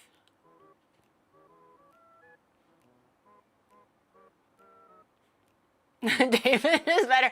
I don't know that either. I remember Netscape. Zanga. Someone, my mom's mentioned earlier Zanga. I don't think I use Zanga. It was a build your own website. Oh, then I don't think I've used it before. I was not that clever. I was always really, really tech stupid. So whatever like computer studies taught me, I would like know. Like I remember like learning how to type with like home row and like typing with like all the proper positioning for your fingers with the keyboard. I remember learning how to use Microsoft Word or like the Apple, like the Macintosh equivalent of it, because the schools use Macintosh. I remember how to use like PowerPoint. Like I remember like actually actively learning that at school. I'm sure the kids nowadays, they come out of the womb knowing how to use it, which is actually really impressive. A little scary, but very impressive. But I really struggled with it. I was like, okay, so I right click and I add in whoosh effect. Okay, and I add in a little sprinkle sound. Okay, and then the next slide. All right. So I remember doing it like very, very slowly in a very like OG way. When the floppy disk came out of the factory. It's a 24-hour stream with all the food. We're gonna be making 4 things today, but like four. Let me see. 1, 2, 3, 4. We're gonna be making 4 things today, individual things, but it will come down to maybe 3 full dishes, Yuri, 4 components. But we're also hinging on having one dish be finished, so we can make the other dishes no art, too. only DeviantOK. Deviant. I remember DeviantArt. I don't like upload into it or anything. I never really uploaded much of anything except for anime music videos because I just didn't want to like make accounts because it's like a family computer, you know, back in the day. You don't have more than one computer. It's the family computer. So I don't want to like make accounts and stuff because I was worried that my dad was going to find out that I'm making accounts somewhere. To be fair, that's good thing that I didn't, because then I would have made a lot of fucked up accounts anywhere without realizing what I was doing. So I never really like made a DeviantArt account, but I would look at it because my friends would upload and I want to look at their art and stuff. So I know DeviantArt, but I'm not like super well versed in it. Inuyasha AMVs, oh yeah, tons. You used a family computer? Yeah, because back in the day, you can't afford more than one computer. It's just, you're very lucky to even have a computer. And I was very lucky to have a computer. So I used a family computer growing up. So a lot of the times, like I have to be really careful with that, what I was researching and looking up and making accounts for, because my parents can see them, which I really think they should. Like as a child, your parents should really know what you're watching and downloading and making accounts for. Even way back when, it's internet safety is still a very real thing, you know, even though it's not as dangerous compared to now. But yeah, I just didn't want like trouble. I don't want them to yell at me. So I just kind of like, I was always like a browser, like a window shopper. I never actually made any accounts until like, you know, we were well enough to have 2 computers, like 2 family computers. But then I can use one more exclusively for my own school stuff. Then I would watch, like read manga and stuff. And like for the alt tab 4, the alt tab thing. So that every time I can hear my mom coming downstairs, like alt tab. And I would be like some really crazy math equation on Wikipedia, and I'm like, so desu ne.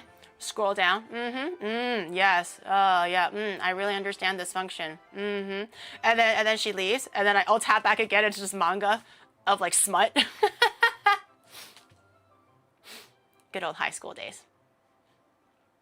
1 + 1 = 3. It would be like, I would always have, like, it's not a good thing, but I would always have like the most complicated Wikipedia page ready. It would be like space, right? The distance of like the Earth shuttle traveling to the moon, or some kind of crazy ass physics equation. And my mom was like, oh, really complicated things in school today. And I'm like, yeah, you know it, mother. Really learning hard. Yeah, math class is crazy. Yeah. And then like, I'll tab back to smut. Yeah, I was very smart. My mom probably thought I was so smart. She's so slick with it. Yeah, my mom definitely didn't know anything. I like to believe she doesn't. Also, like, wait, what? No, that looks, wait, oh, no. Oh, no. I felt my organs go back into my spine. Oh, no. I remember this. It's so pretty. I remember this. That was the media player back then, right? I remember that.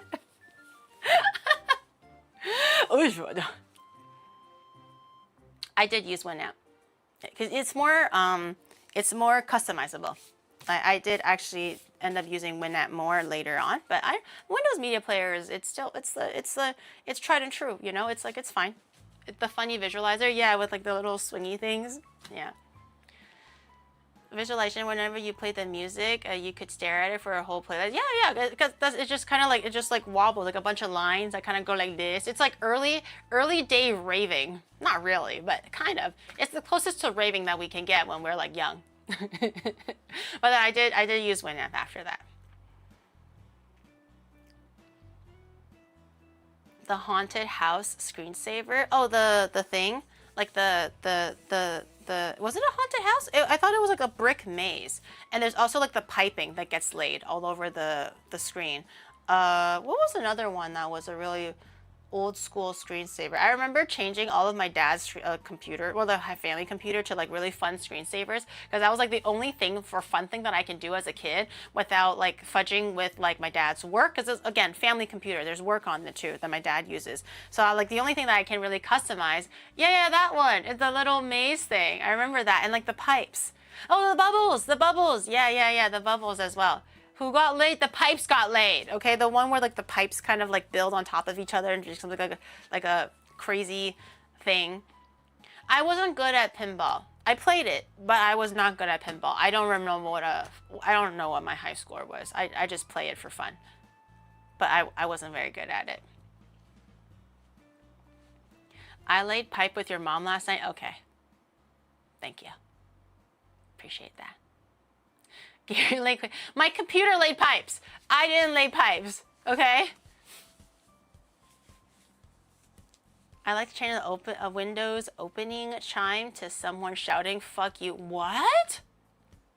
I remember when XP came out and it allowed you to change like the avatar for your account. So by then it would be like my account, my dad's account, right? The family account or whatever, like everyone would have an account.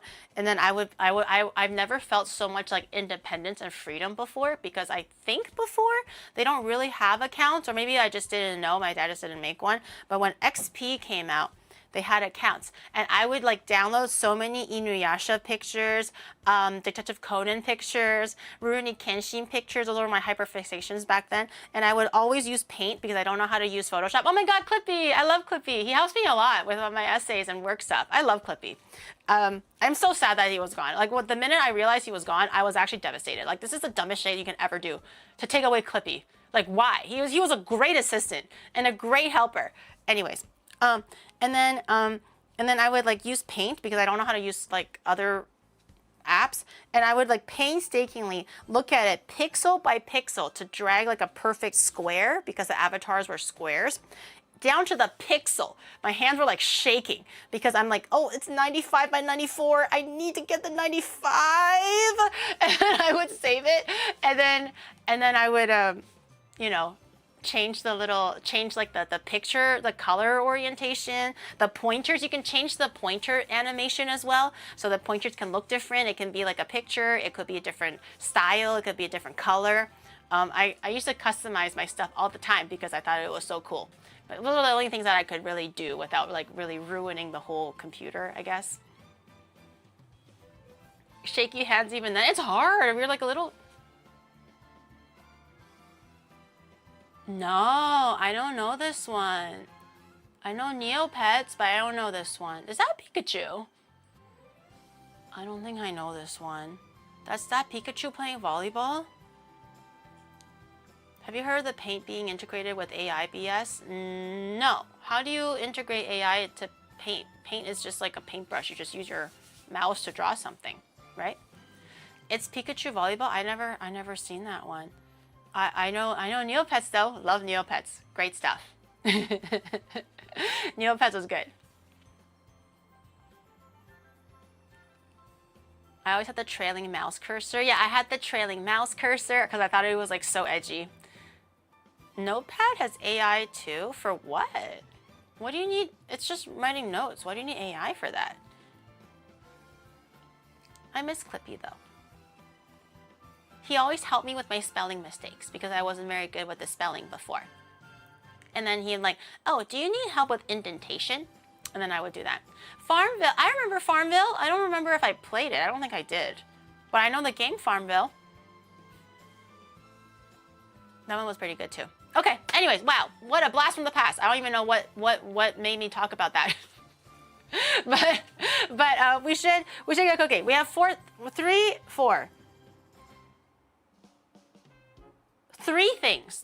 big things, but 4 components, and some things hinge on other things being finished so we can make the last thing.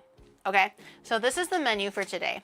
Okay, so because we watched a video about egg tarts and you guys wanted me to make egg tarts, we're going to be making Cantonese egg tarts, the cookie based one. It's a little bit more simple, but I do have puff pastry. I was curious to see if we can actually use the puff pastry hack to see if we can get like a flaky crust egg tart to see if it's like a good, you know, shortcut or not. But I was gonna make the cookie crust version of it because I was kind of missing the cookie one. I like the crunch of it. So we're gonna make some Cantonese egg tarts. We're gonna be making a Taiwanese breakfast classic, which is fan tuan. Fan tuan literally means rice ball.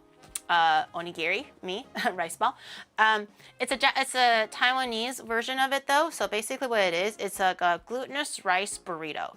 It's a thin layer of glutinous rice, and usually it'll have meat and pickles and veggies and egg, and usually classically they'll have things like rousong, which is like shredded pork, or youtiao, which is like the savory Chinese dough fritter thing, and then they roll it all into one big ass fucking thing. And then you hold on to that, and that is basically a very ready-to-go meal that you can have for, honestly, that's more of a lunch thing than a breakfast thing. If you can eat all that for breakfast, that's actually really impressive. But it's like a nice, like, you can hold in your hand, ready to go, kind of a portable meal thing.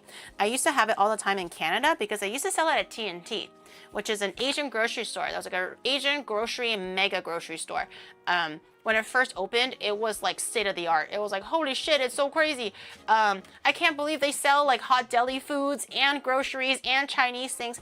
I think was like a Taiwanese based grocery store though, correct me if I'm wrong. They did have fan tuan as one of like their hot deli section. So they made it fresh for you, which was really amazing.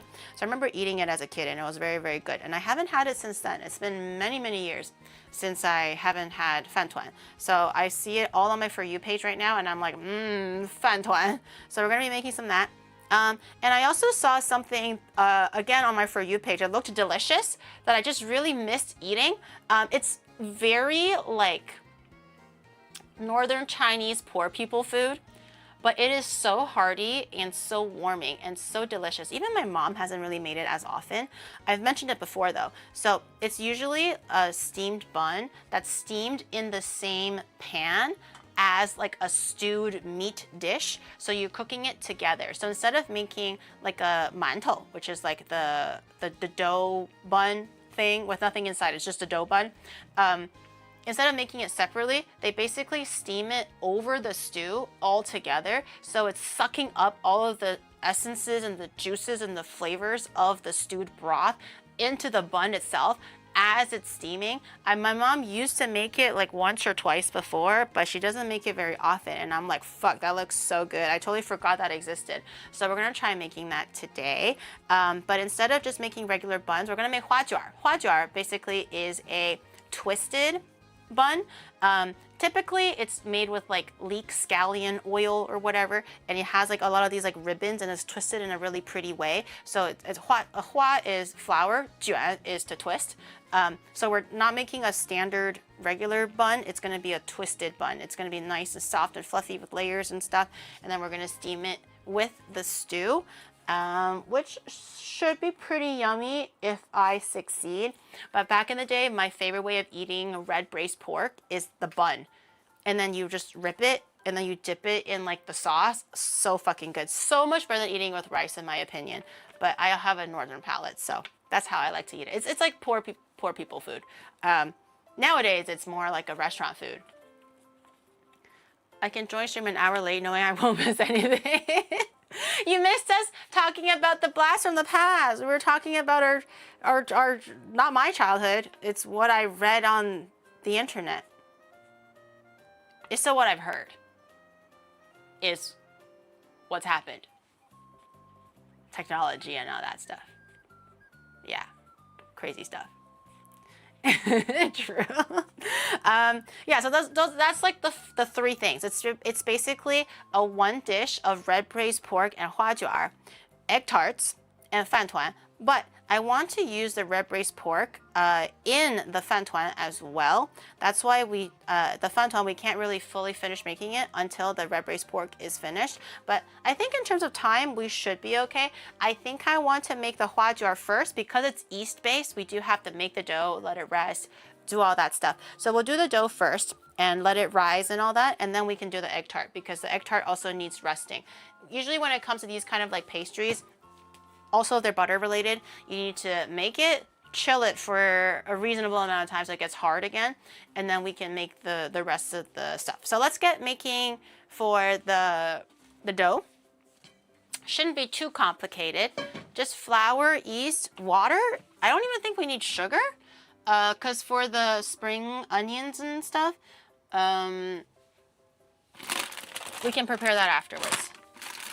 I don't think it's gonna be too complicated. Sometimes when my mom makes it for the huajuar, the twisted bun, you can also make it savory. So if you get peanut butter with some like extra sugar, my mom would layer it in. So instead of using scallion oil to make the layers, she'll use peanut butter with a little bit of extra sugar or maybe some cinnamon, and then she'll twist it into like a sweet huajuar. That would always be like a nice little treat that I would get sometimes, because it takes a little bit of time and effort to make than just like a regular like mantou. So I would always look forward to it if she makes it. Like she would be like, do you want sweet or savory? And I'm like, sweet please. And then she'll just make both. She'll make sweet and savory. But it's very delicious. If I don't have any yeast, can I use North instead?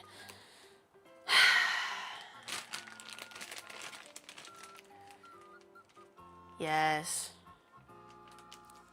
Use South if you want to. West would work too. Just use anything at this point. Flour, I have a little bit of bread flour left over and a little bit of AP flour. It really doesn't matter if you use all-purpose flour or bread flour. It's really not that serious. I'm just gonna mix both together because I do need a little bit of flour for the egg tarts as well. I wanna make sure that I use at least the AP flour, which is the less glutinous, less protein intense flour for the cookie base. So I'm gonna use the cake flour. You want 330 grams of flour in total, which I don't know if it's gonna be all this or not. If it's not, then we're gonna mix it with the AP flour. Okay, 250. Perfect. How about West? You know, we don't discriminate. Central, throw that in there too.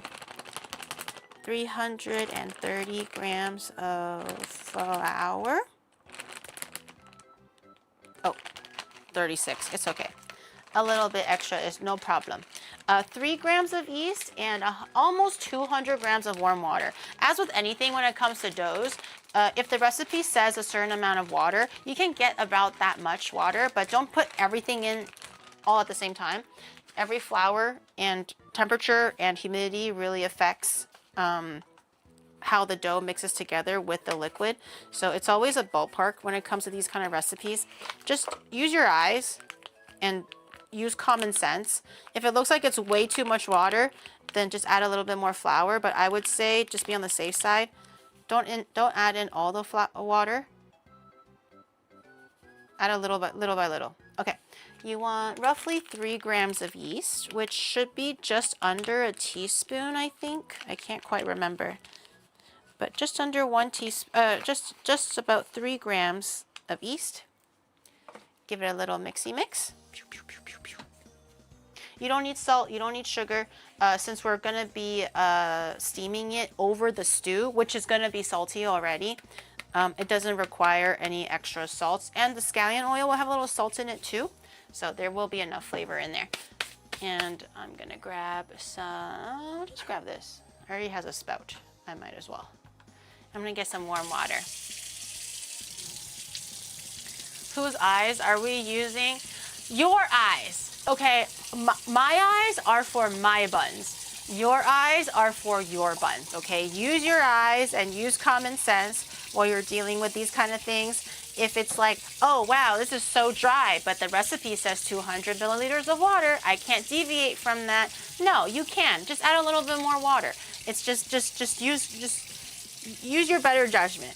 I'm sure you'll be okay. I'm just getting some warm tap water, but you can get more than that. This is way more than 200, but that's fine. We're gonna use our eyeballs. Okay, you have your flour.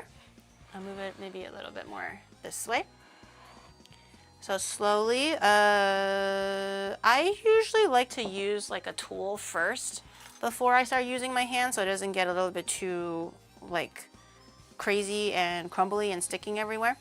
But up to you. I usually like to do a little bit. Use my little chopsticks or a fork or a spoon or whatever. I like chopsticks because I think it disperses the water better. Just give it a little stir and you'll see how it kind of comes into like little clumps.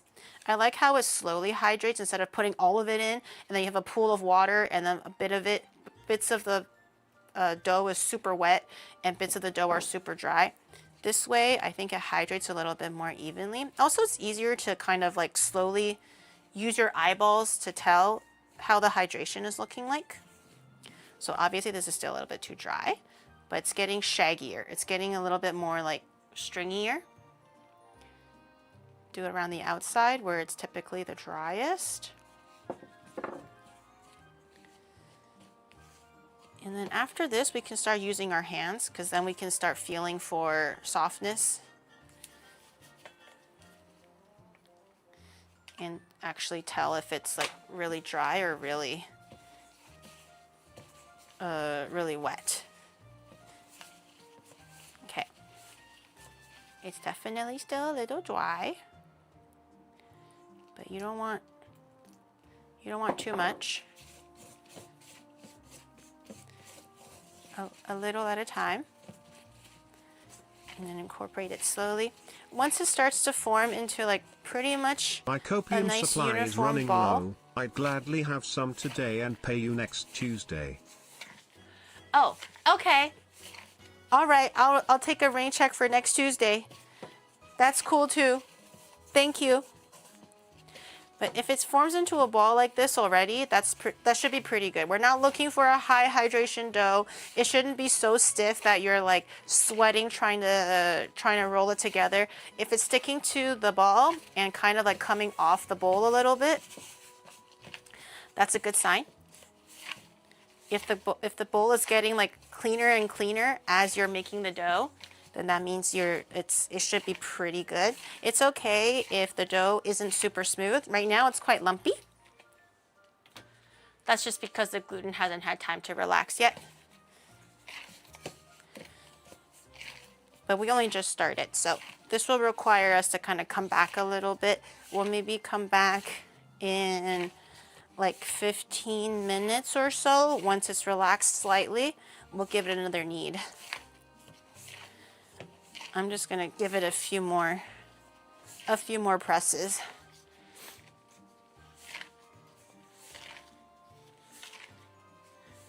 Sticking to the ball, yes, it needs to.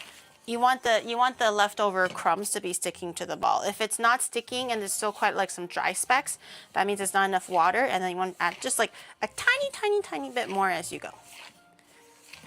But this is good. Let me grab a lid so I don't have to keep using saran wrap. Does this fit? No. Does this fit? Yes. Okay. I use this little guy. Set a timer for 15 minutes, please, chat. 15 minutes. If you would be so kind. We just want to come back and give it another massage before we let it proof for like the full hour. 15, not 50. 15, 1-5. 15, please.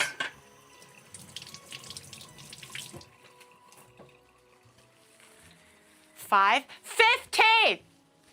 1, 5. Where are you getting 50 from? No 50s. 15. Okay, while that's happening, maybe we can chop the leeks real quick. Ideally, you want to do scallions, but Shadow and I had some miscommunication yesterday about who was getting what for the cooking collab. So we ended up getting like 3 leeks each. So now we have 6 leeks. The leeks were supposed to be for the negima for yesterday for the charcoal yakitori when Yusan was here.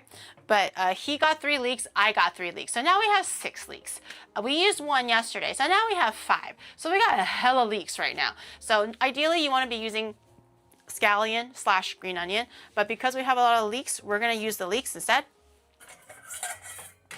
I'm gonna grab a little bowl for my leeks. We're gonna be making essentially a scallion oil. You can either heat up the oil and then pour it over the green onion, or you can saute it in the oil instead. I think I'm gonna pour it over because 1, it's more fun and dramatic that way, but 2, I kind of want to add some 5-spice powder as well because I think that will make it taste very delicious. If I can find it. I know I have some. Here. I love 5-spice powder. It's like the MSG of spices. It always adds a little bit of a slight je ne sais quoi. That makes it delicious. I don't think we'll need 2 leeks. I'm just grabbing 1 out. I think this recipe for this amount of dough should make roughly 8. What is 2/3 of 12? Toskete. What is 2/3 of 12? That's how many you can make. 8. Oh, okay, yeah, so I was right. It was 8. Okay. I said 8 and then I second guessed myself because then I was like, I don't know if that sounds right anymore. But so I was right. Aha. I said 8. I just got scared and then I backtracked and then I lost all my confidence. I said 8 to begin with. So I'm actually really smart. You can't yell at me for that one.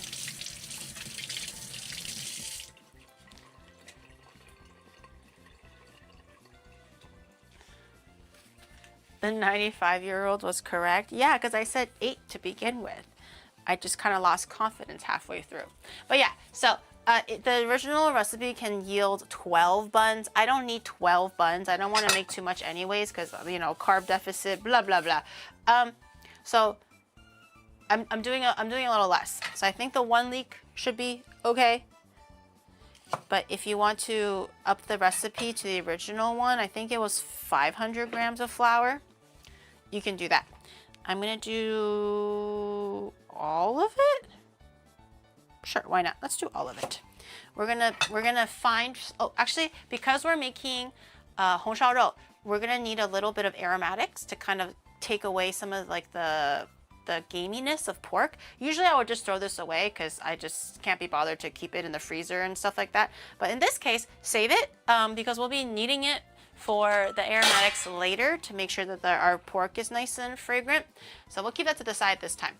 If you are using like leeks or scallions and there's like butt pieces or leaf pieces that don't look as great for the actual dish itself, but you don't want to waste it, it'll be a great time to do that now. Like save it for the hongshao rou. So for the leek, I'm gonna dice it the way that I always dice it, but I'll show you guys anyways again. So I like to do it diagonally, not all the way through, halfway through, and fine little lines halfway through. It doesn't matter like specifically how deep, as long as it's like you're not cutting it all the way down. You're just feeling like it's just entering the flesh, and then you can pick the knife back up and then do it again. So it kind of looks like this. Okay, and then you flip it over. Do the exact same thing. Diagonally, some slices halfway through.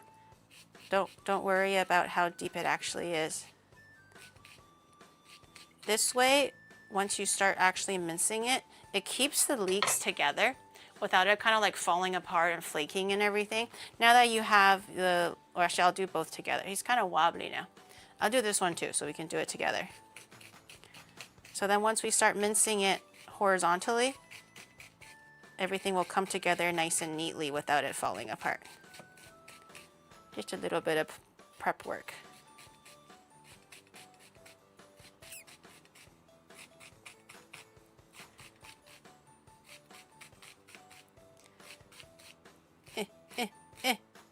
Okay, so we have both. Okay, Chef Gary, I have a question. Yes, what's your question? Okay, so we have our 2 leeks that have been scored on both sides. And then if you just hold it like normal, how you would normally dice like an onion or a green onion or whatever, and then you just cut it nice and fine, it'll naturally just give you minced leeks. Because if you don't do it the diagonal way, you don't have to do it this way if you find it a little bit more annoying. But if you do dice it like this to begin with, you're gonna get like basically really big round medallions. And I think it's a lot harder to cut medallions into a finer mince compared to doing it this way. Because now you just cut one chop and everything turns into small pieces. Or else you have to like go back and forth and do this thing, and it's not as even, and it's like a whole thing. This is just my preferred way, but it's up to you. Is there a healthy MSG? Who said MSG wasn't healthy? MSG is fine. It's just like, is there a healthy salt? No, salt is healthy and also not healthy at the same time. It's like, it'll cause like hypertension and, you know, stuff like that. So just don't eat too much of it, kind of a thing. But it's like, it doesn't have fats in there. It doesn't really do anything. Everything in moderation is more or less okay. Who said MSG wasn't healthy? That's propaganda from decades ago. I thought we're over that now. Ah, my eyes! Spicy.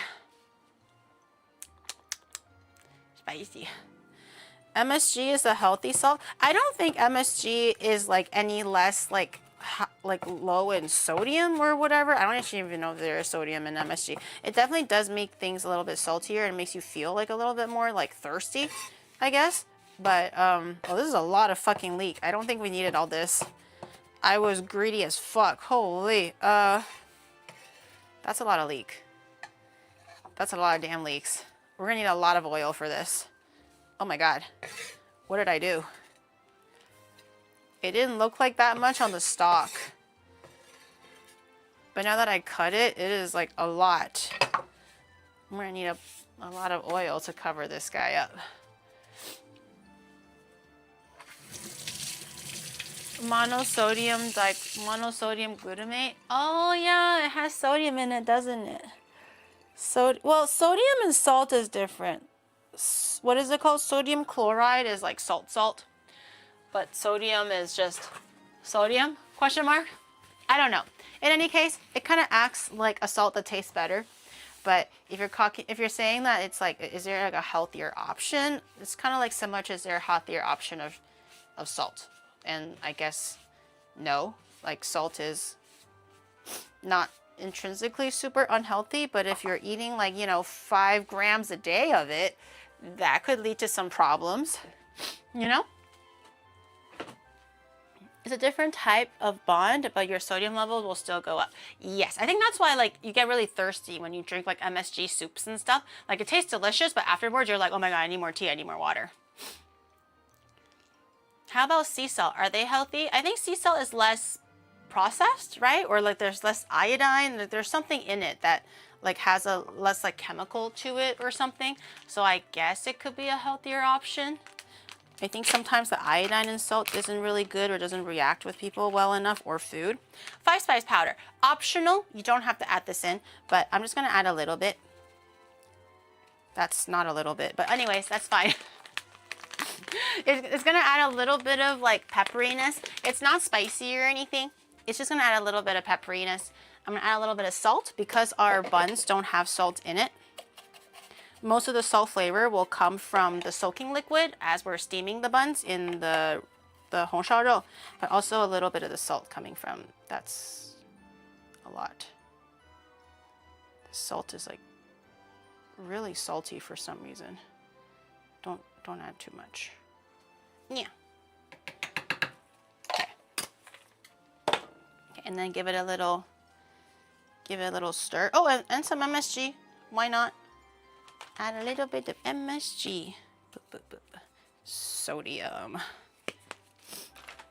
Make the with all the sodium that you're eating, make sure you eat a bit of potassium too.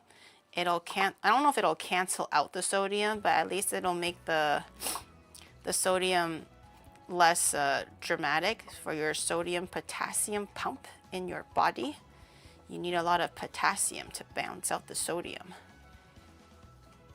And then you don't swell as much either, maybe. I don't know. This is too medical for me. I'm just a baby. A salted banana. I heard bananas obviously, but I also heard sweet potatoes are a really good option for potassium. So if you're eating a lot of salty things and you want to kind of balance it out a little bit, eat some bananas or some sweet potatoes. Oh, damn it. I dropped my towel. Okay. I'll work on this in a second. We'll add a little bit of oil to this.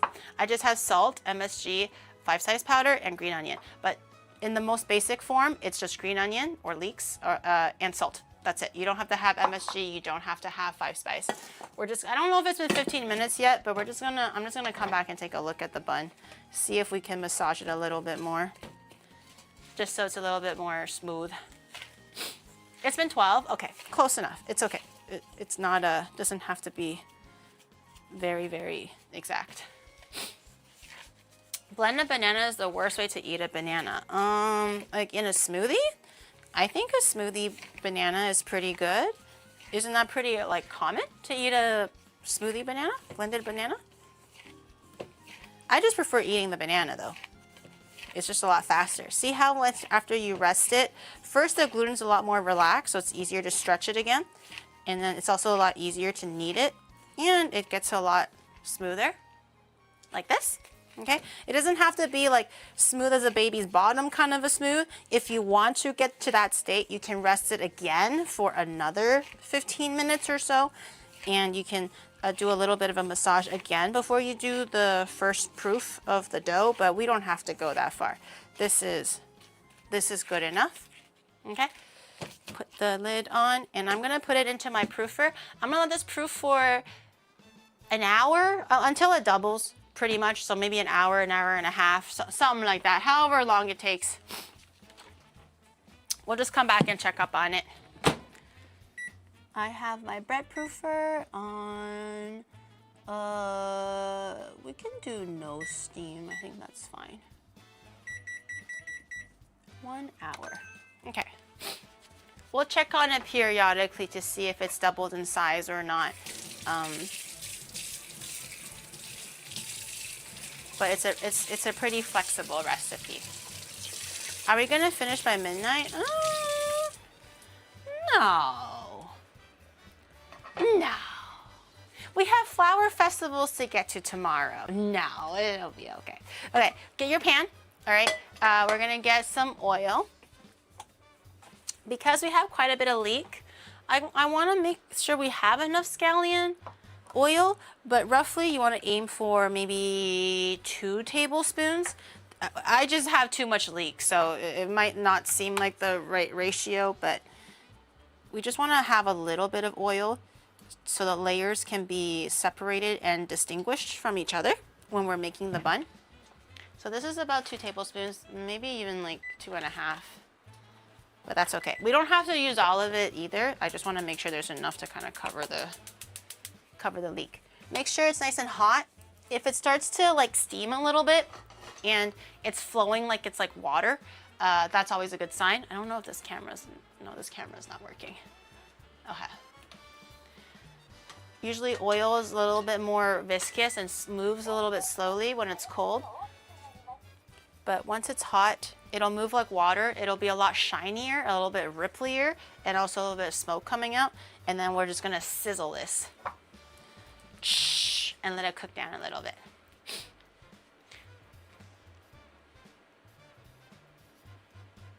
I hear too much leek is a common problem for the elderly. Why? Why can't old people eat leeks? Should I not eat leeks? But leeks are so good. Leeks are like one of the cheapest vegetables in Japan because Japan loves leeks. 15 minutes. Thank you. I'm proofing the bread, but thank you. I appreciate it. Thank you for the 15-minute timer. They were joking about old people leaking. Leaking what? Oh, leaking. Like a incontinent. You guys are so funny, guys. You guys are so funny. Don't they call them blue in Japan? Aoi? Leeks? It's negi. Negi is leeks. 15 minutes is over. Thank you. I appreciate it, but I already put the bread in the proofer. Okay, it's good now. You can cancel the timer. Thank you very, very much. We'll need it again later. For now, we're okay. I have my proofer on a timer, so you guys can rest for the time being. But don't rest too, Dylan. Don't rest too crazy, okay? I'll still need you guys on timer duty afterwards. Okay, the oil is getting a lot hotter. Is it steaming? It is. I'm gonna get it like a smidge hotter, I want to do like the where it like sizzles and shit. I'm smelling it though. It's starting to get like hot oil smelly. Okay, all right. Let's take a look. Hopefully it sizzles.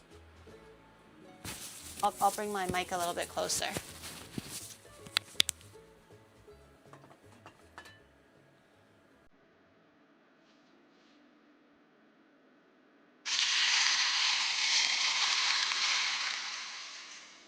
That was pretty good. Short-lived, but pretty good. Is that whitebait? No, that's just leeks that I minced. Nothing fancy like whitebait. Okay, and then we just kind of give it a little mix. If you'd like, you can also just do it the other way. So you just have the oil and the leeks or the green onions, and then you just stir fry it over the stove. That's also okay too. You just kind of want to make some semblance of like a scallion oil. So now our scallions are nice and oily. And hopefully all of the salt has kind of melted. You can give it a taste as well to see if you like it. And that'll also give you a good idea on how much to add into the bun and when we're making the bun. If it's a bit too salty, just add a little bit less. You can just spread the oil out a little bit more, but you can add a little less of the leeks. I'm gonna have a small taste. Oh, that is so good.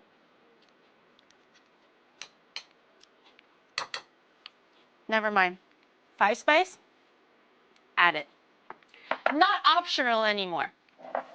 It actually gives it a little bit more of that like smoky, slightly more like stewed meat type of a taste, even though there's no meat in it. I would say it does make quite a bit of a difference. If you can get 5 spice, keep it in your pantry. It's such a Chinese cooking staple. Just add it to your braised stews or something like this, or you want something a little bit more savory for doughs and stuff. It tastes so good. I would say you don't even use a lot every time too, so it's not like you're kind of blasting through them or anything. But I do think it makes quite a big difference. Rice spice, 5 spice. It's called 五香粉, which is 5 fragrant powders, literally is what it's translated into. I don't actually know what the 5 spices consist of. Let me take a look. This is what my bag looks like. 五香粉, 5 spice. It's very, very commonly used for, it's one of the basically the secret ingredients for Taiwanese popcorn chicken. It's not the MSG, it's not the white pepper, although you very much need that. But it's the 5 spice powder that gives it a little bit of that like that restaurant, that really delicious kind of like secret type of a flavor for Taiwanese popcorn chicken. 五香粉, that's the stuff. Let me see. It's a mix of a traditional cooking process. It says kanzo. This is in Japanese. Kanzo, uikyo, uikyo, star anise, balcon, cinnamon, sanshou. So it's the only one that I understood was cinnamon, Szechuan peppercorn, star anise. All the other ones, I have no idea what it is. 1, 2, 3, 4, 5. And that's 6 spices, not 5. They lied to me. But anyways, that's what it was. I'll read it again. Kanzo, ulikyo. The Chinese words for star anise, 八角. Ban wukong, which might be like turmeric? Wukong is like turmeric, but I don't know what ban wukong is. Cinnamon, cinnamon, and sanshou. Sanshou is the peppercorn, the Chinese peppercorn. So there you have it. That's the secret.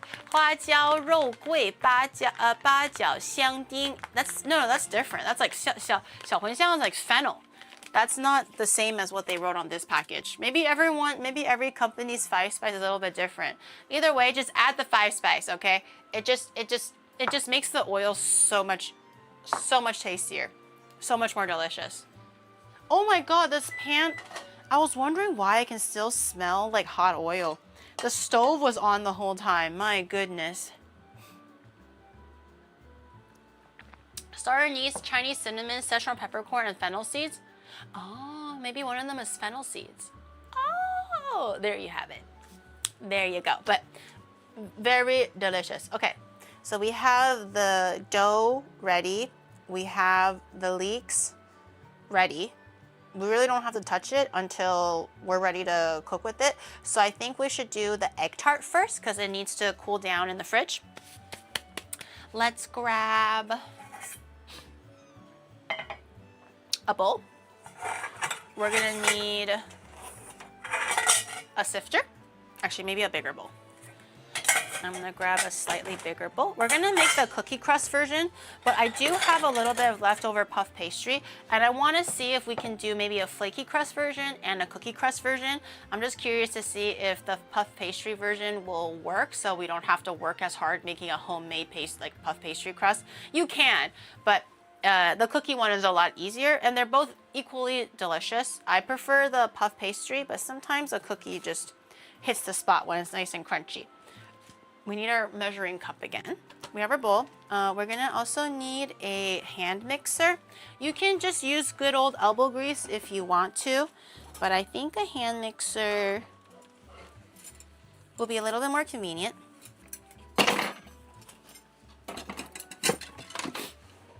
We're gonna grab this attachment. Usually I like to use the whipper attachment because we do a lot of things with like meringue and stuff. But in this case, because we're trying to beat our butter and cream our butter and all that stuff, I think the beater attachment would be a lot more efficient. Ah, ow.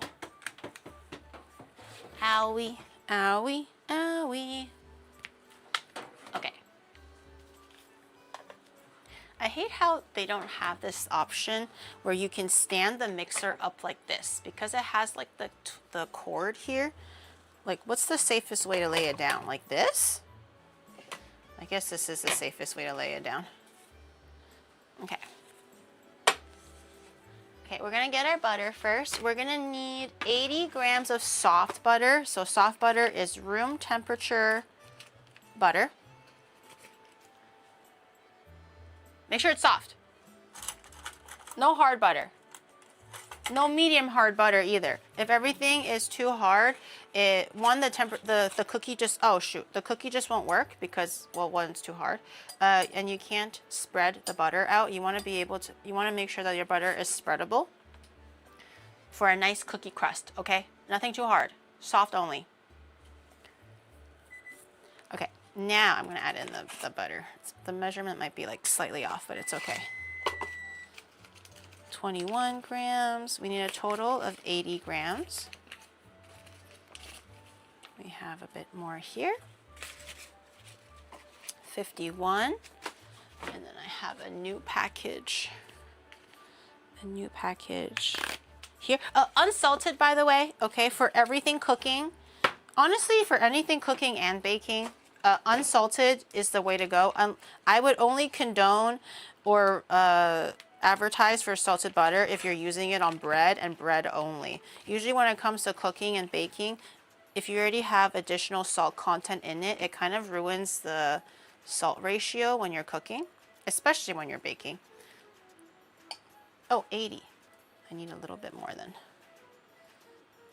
5 grams. Is this what 5 grams look like? Oh my God, perfect. I have the godo ai. The godo ai. That was smack dab 80 grams. Okay.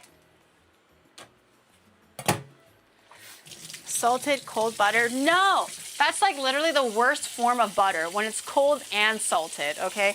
The best form of butter is room temperature where it's nice and silky and spreadable. So you can spread that on some nice crusty bread or something like that. But other than that, room temperature, okay? And if you're cooking with it, for the love of God, unsalted, so you can control the salt content a lot better. And also for baking, you don't want salty cookies, okay?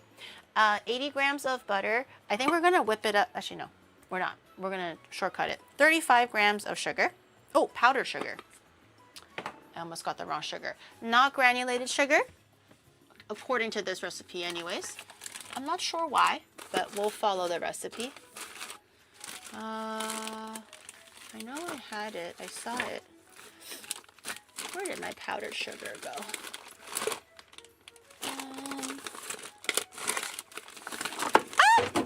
Oh, I thought that broke. Hey, oh, here it is. 35? What was it? 35 grams of icing sugar or powdered sugar. They're the same thing.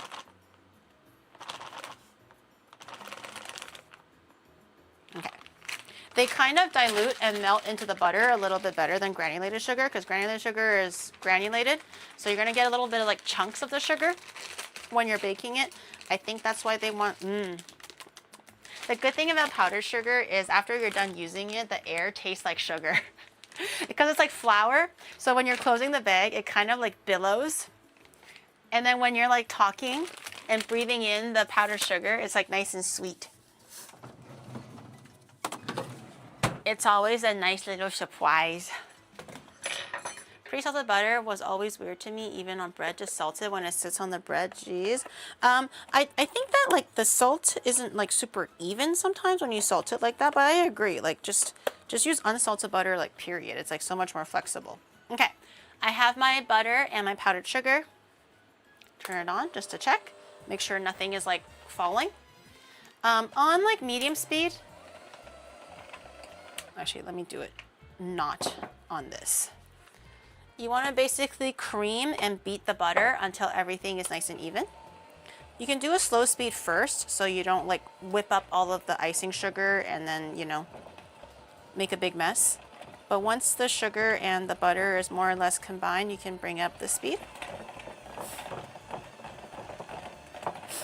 You basically want to beat this and cream this until it's pretty much homogeneous. And creaming it as in it just looks creamy. If it's looking a little bit more granulated, then that's probably no good. I'm gonna whip a little bit of air into it so it just becomes a little bit more voluminous and a little bit more silky. It doesn't take that long though. And I don't think this recipe needs eggs. If it does require eggs for whatever cookie base you're baking that needs room temperature butter, make sure your eggs are also at room temperature. Make sure everything is at the same temperature or else it's gonna cause curdling. Okay, that looks pretty good. It's like, I don't know if you can tell, but it's not lumpy.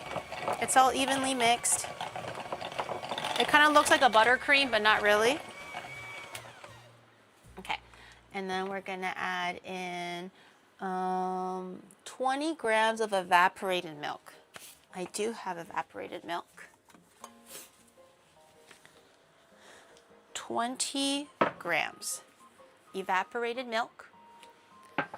I think regular milk might work too, or you can just maybe like some cream might work as well. But if you don't have evaporated milk, I wouldn't sweat it. Regular milk is fine. Evaporated milk is just like thicker milk. Okay. Okay. Churn cream until it turns into butter and then beat the butter until it creams. Yes. You can do that if you want to do it the long way, but yes, that will definitely work if you want to make homemade butter. Okay, evaporated milk, I think it's 20 grams. So add that in. Slowly, because you can't take it out anymore. Okay. I did 22 grams. Hopefully that won't ruin it, but that should be okay. And then we're going to do the flour last. So make sure everything, again, is well incorporated. On a low speed first, so the milk doesn't splash everywhere. If the milk is cold, it'll basically seize up the butter because the butter will get hard if it's cold. So make sure everything is room temperature. And then the same thing, just wait until everything is like mixed together and the liquid is absorbed into the butter.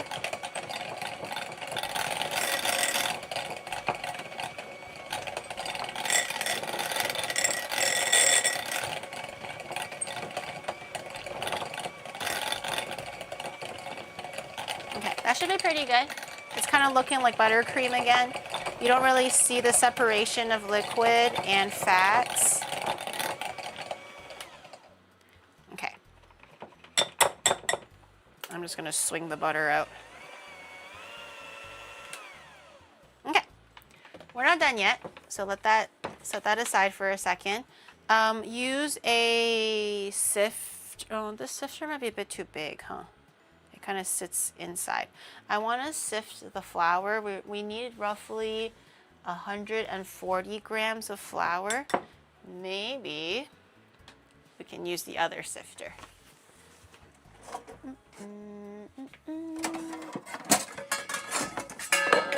We'll use this one. My fancy little sifter. I beat it until it's creamed. When is it my turn? No, only the butter's turn. It's never your turn. Only the butter is allowed to be creamed until it's creamed and silky and smooth. It will never be your turn. You must always just wait diligently. Hopefully one day it will be. 140 grams.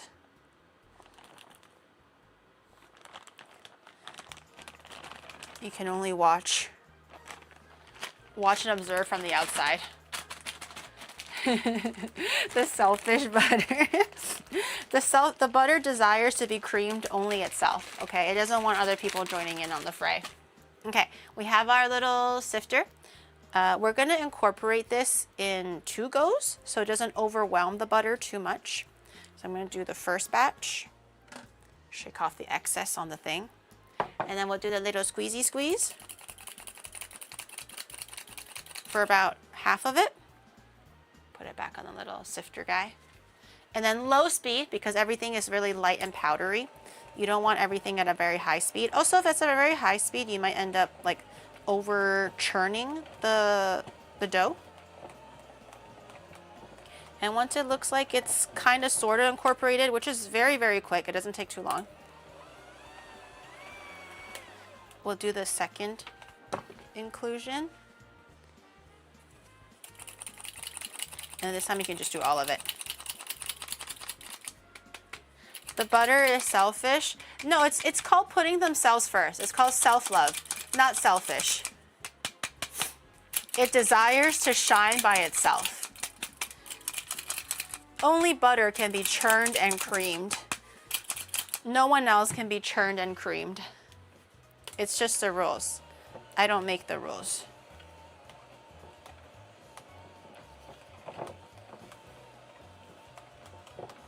Okay, it's looking like it's kind of coming together, so I'm going to turn it up one more level.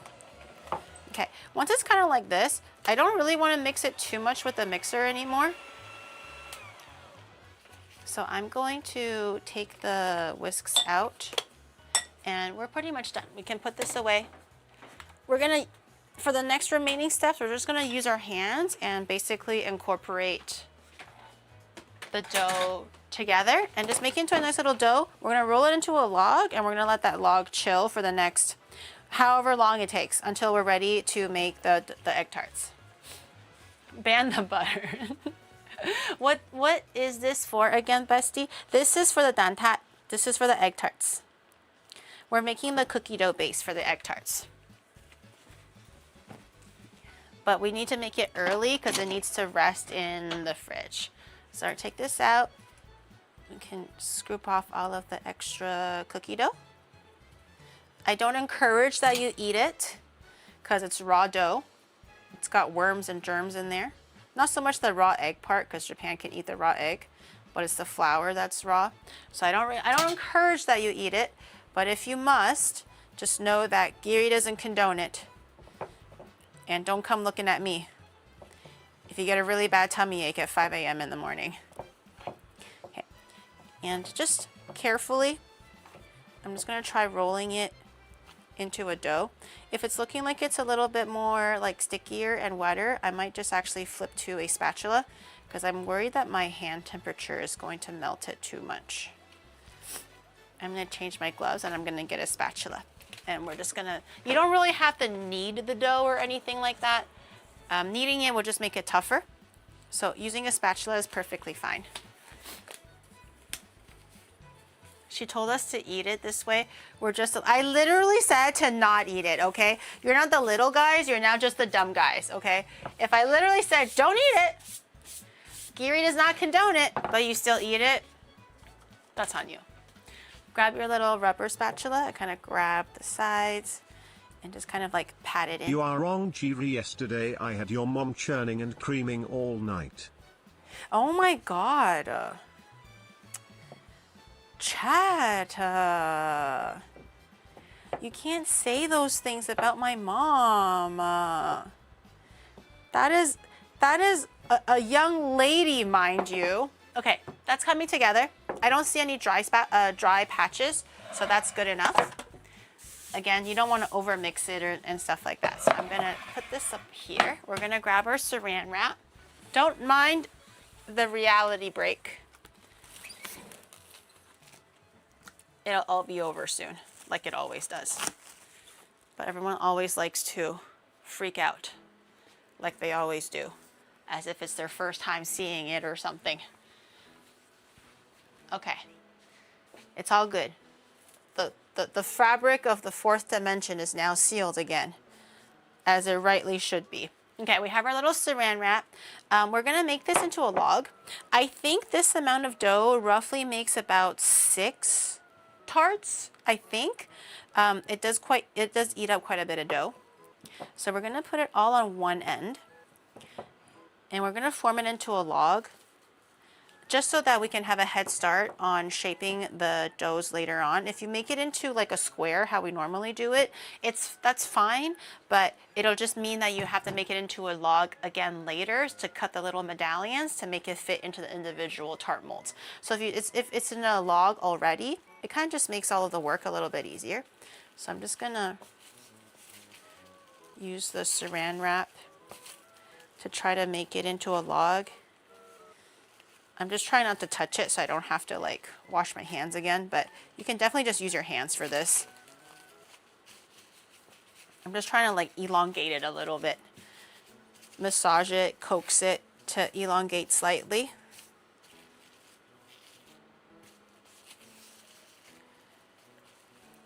And then once it's in like a reasonably logish, squish the ends in as well so the ends are a little bit more even so you have a nice cylinder basically, or like a nice like dowel looking thing. If the sides are a little bit thinner, it kind of makes the separating and the piecing of the pieces a little bit more difficult. If everything is nice and even, then it's a lot easier to separate. Okay. I think that's enough stroking of the log. I always feel like it's a little bit more girthy in the middle. Is it giving girthy in the middle, chat, or am I crazy? Is it girthy in the middle?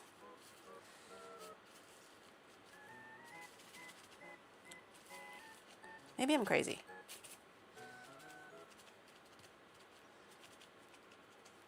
Okay, I'm not gonna touch it anymore. The more I touch it, the more I think it looks weird. It's good? Okay. I'm gonna wrap it up nice and tight. Seal off the edges so the edges are also nice and tight. Num, num, num, num, num, num, num.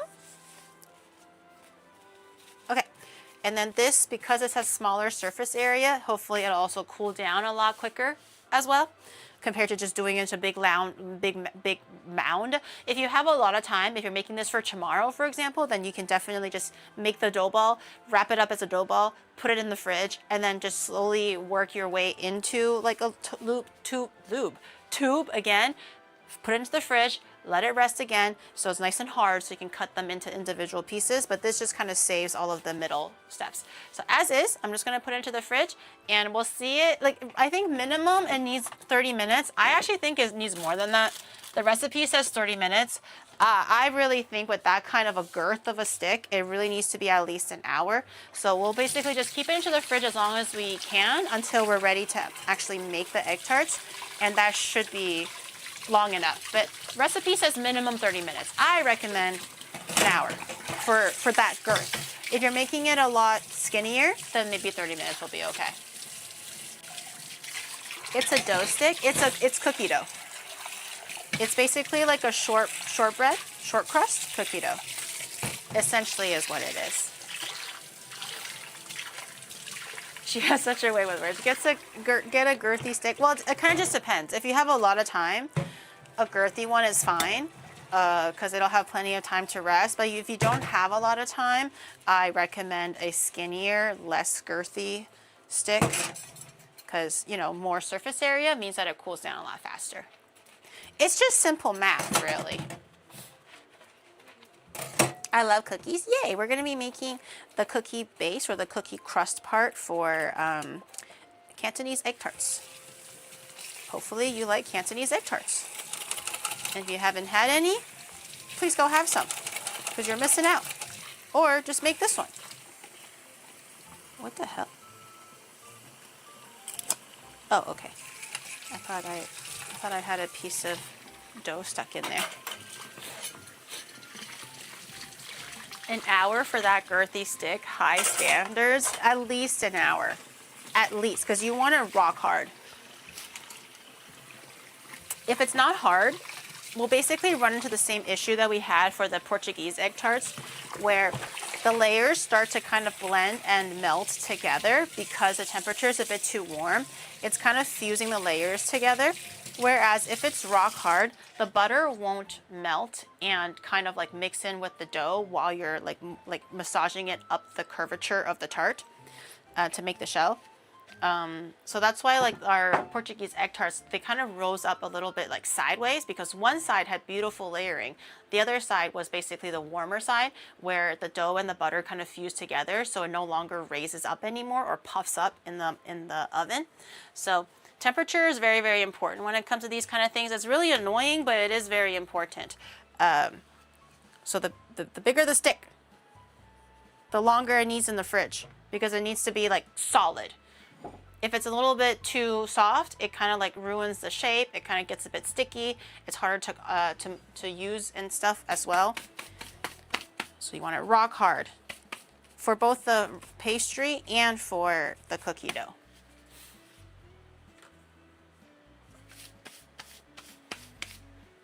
Mine wasn't rock hard and now she left me. I mean, if you offered her subpar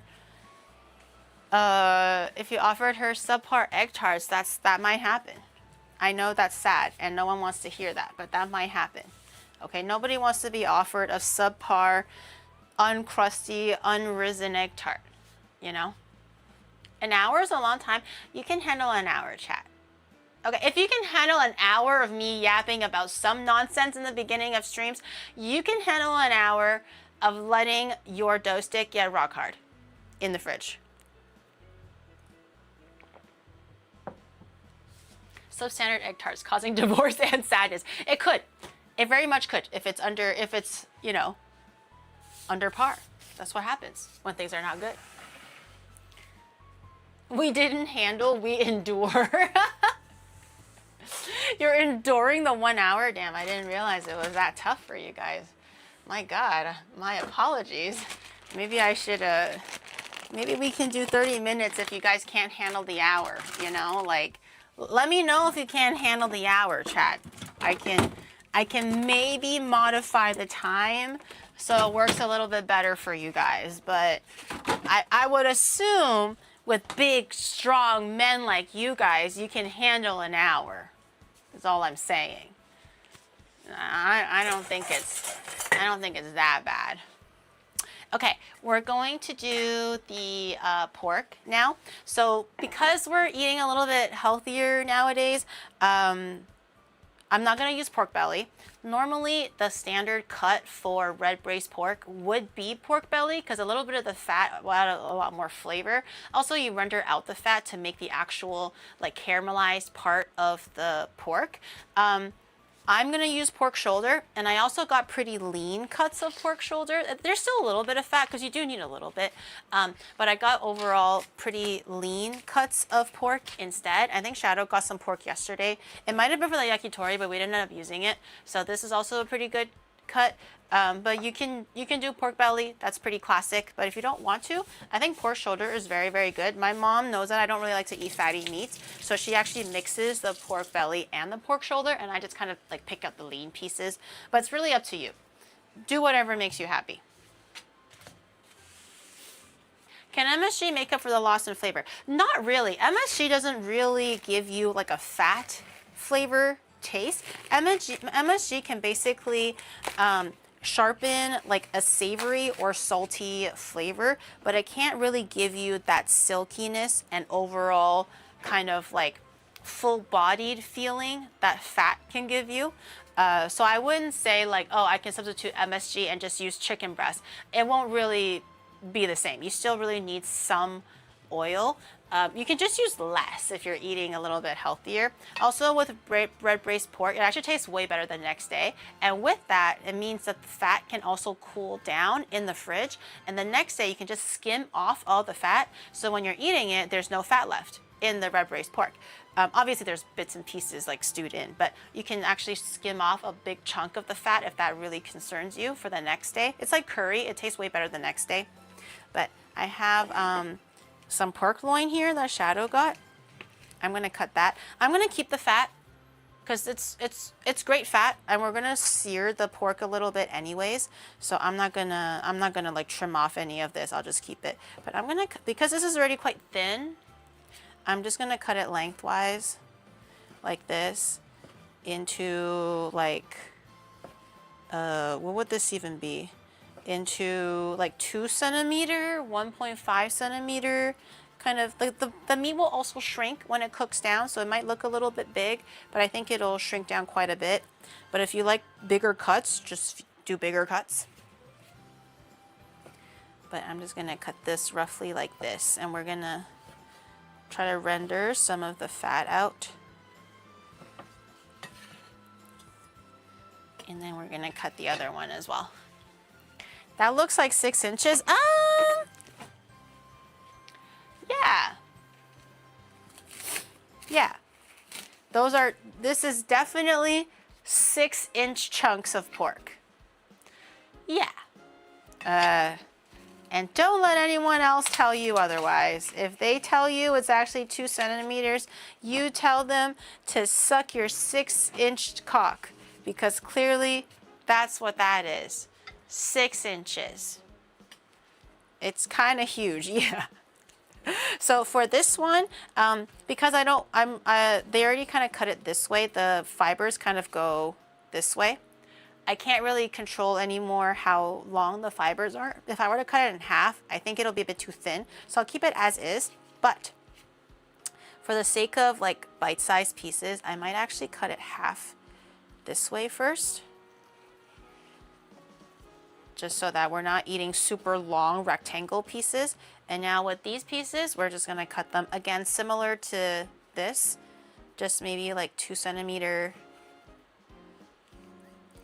1.5 maybe, chunks. And this will take about maybe at least an hour to braise down, but the fibers aren't super, super long. So it should be okay. If you're a little bit more worried about it, you can also just cut it again like this way. So it's a little bit smaller, but I don't think I want it too small. If it's too small, it becomes like Taiwanese 卤肉饭, which is also delicious, but not what we're going for right now. Okay, and then that's a lot of, it's okay. I'm like, that's a lot of pork, but this is about 2 pounds of pork in total, roughly. If you're making a bigger portion, you can double this. For this one, the cross section is quite thick. This cross section is way thicker than the other cross section, so I think just for easy handling, I'm gonna cut it in half first. And then I'll cut the cross section. And this will just make the muscle fibers a little bit shorter, so it's a little bit easier to cook. This one,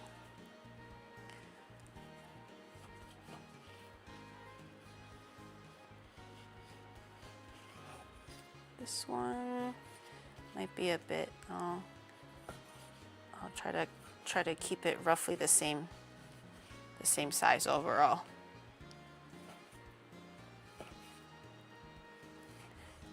Roughly like that. Well, this one is like all fat. Oh my God.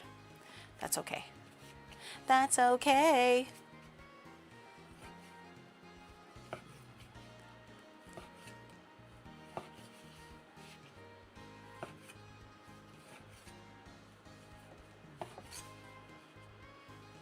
Okay. Pork is done. We're gonna get our oil ready. Because my pork intrinsically is not super, super fat, I might introduce a little bit of fat into the pan to heat it up and then kind of like render the fat out of the pork. If you're doing pork belly, you do not need to add any fat whatsoever to the pan. Just use a cold pan, all the pork belly that you've cut, put it into a cold pan, starting from cold, put it on medium heat, and you want to slowly render the fat out, kind of like how you do for bacon. You get a lot of like extra fat rendered out and crispier bacon if you start cooking the bacon from a cold pan instead of a hot pan. So same concept. Because my pork aren't all super, super fatty like a pork belly would be, I'm gonna use a little bit of oil, not too much though. And then I'm gonna try to see if I can kind of encourage all of the fat from the leftover pork that's in here to kind of render out. And if there's any extra, we'll save it for, like you can pour it out and save it for like a different cook. So now you have some like pig lard basically to use if you need for cooking. And if it doesn't have extra oil, that's totally fine. We're just gonna cook the oil with the sugar to make the caramelized pork. So I'm gonna grab a little bit of oil. I might as well just use this, the new contraption that Shadow got. Just a little spraying of it, I guess. Just give it a second. It comes out in small spritzes. I don't know if you guys ever, it comes out in I'm getting there. Okay. Where's my thumb? Just a little bit of oil, not too much. We're gonna heat that up. And I'm gonna also, while it's cold, I'm gonna put the pork in here too. So the fattier pieces can also render out. Ooh, this looks like, well, once it cooks, it'll shrink. It looks like a lot of pork, but once it cooks down, I think it'll shrink quite a bit.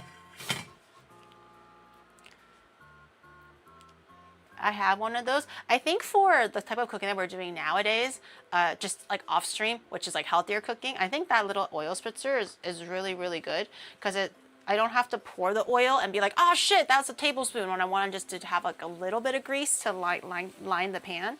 So it's really good for healthy cooking, but not as convenient when you're doing like real home cooking. Okay. It's starting to get a little bit hot. We're just gonna, on medium heat-ish. Yeah, on medium heat. It's called bian. In Mandarin, it's called bian. I don't know how to explain bian in Chinese, but you're basically trying to like squeeze the fat out of a fatty piece of meat, and it's almost low-key frying in its own fat. It's called bian. So usually when my mom says she wants to bian the rou, it's like she's basically taking a really fatty cut of meat and putting it in a cold pan and like heating it up so all of the fat would come out. It also needs a nice sear on it as well. So I'm not gonna touch it. I'm just gonna let it do its thing for now. I'm gonna wash my shit and then we'll come back to it and see how it goes. Fat squeezing, yeah, it's like, I don't know what a good interpretation of the word bian is. My mom always says, oh,我要煸这个肉, 所以没有那么肥. Like I have to squeeze it so it's not too fat. The key to a really good 红烧肉 is actually the caramelization of not the pork, but of the sugar. It's very, very commonly overlooked, and people think that the flavor and the color comes from dark soy sauce, which it kind of does. But a really key component to a really good red braised pork is actually using the fat. It could be like vegetable oil, it could be pig fat, it could be anything. But you're basically melting and caramelizing rock sugar until it gets brown. And that also lends to the beautiful, rich, like golden, dark red, brown color. But it also covers, it's like the caramelized like sugar and the oil covers all of the meat, and it gives the meat a little bit of a sugar crust before it starts to braise.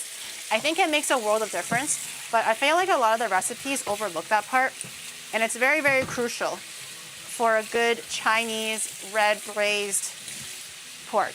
You really want to have that caramelized rock sugar.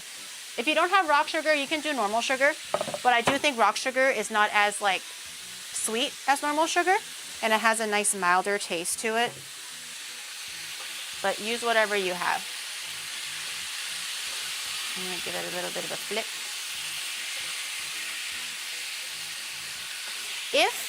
If you're using pork belly and a lot of fat is being rendered out, which is a good thing, it just means that you're not eating it all. You can actually fish the pork out and pour the oil out and only leave maybe 2 tablespoons behind, so you can caramelize the sugar and then put the pork back in. But for me, because my pork isn't very fatty, I probably don't have to like take all of it out. I just need to have like a pool of oil that I can like melt the sugar in. But for pork belly, you might get like a whole like quarter cup of oil left behind. You might want to take that all out. You only really need about 2 tablespoons. Okay. I'm gonna let that continue doing its thing. Can we substitute MSG? What were you thinking? Not like what were you thinking? Like just curious. What were you thinking of using as a reasonable substitute for MSG? I'm not yelling, I'm just inquiring.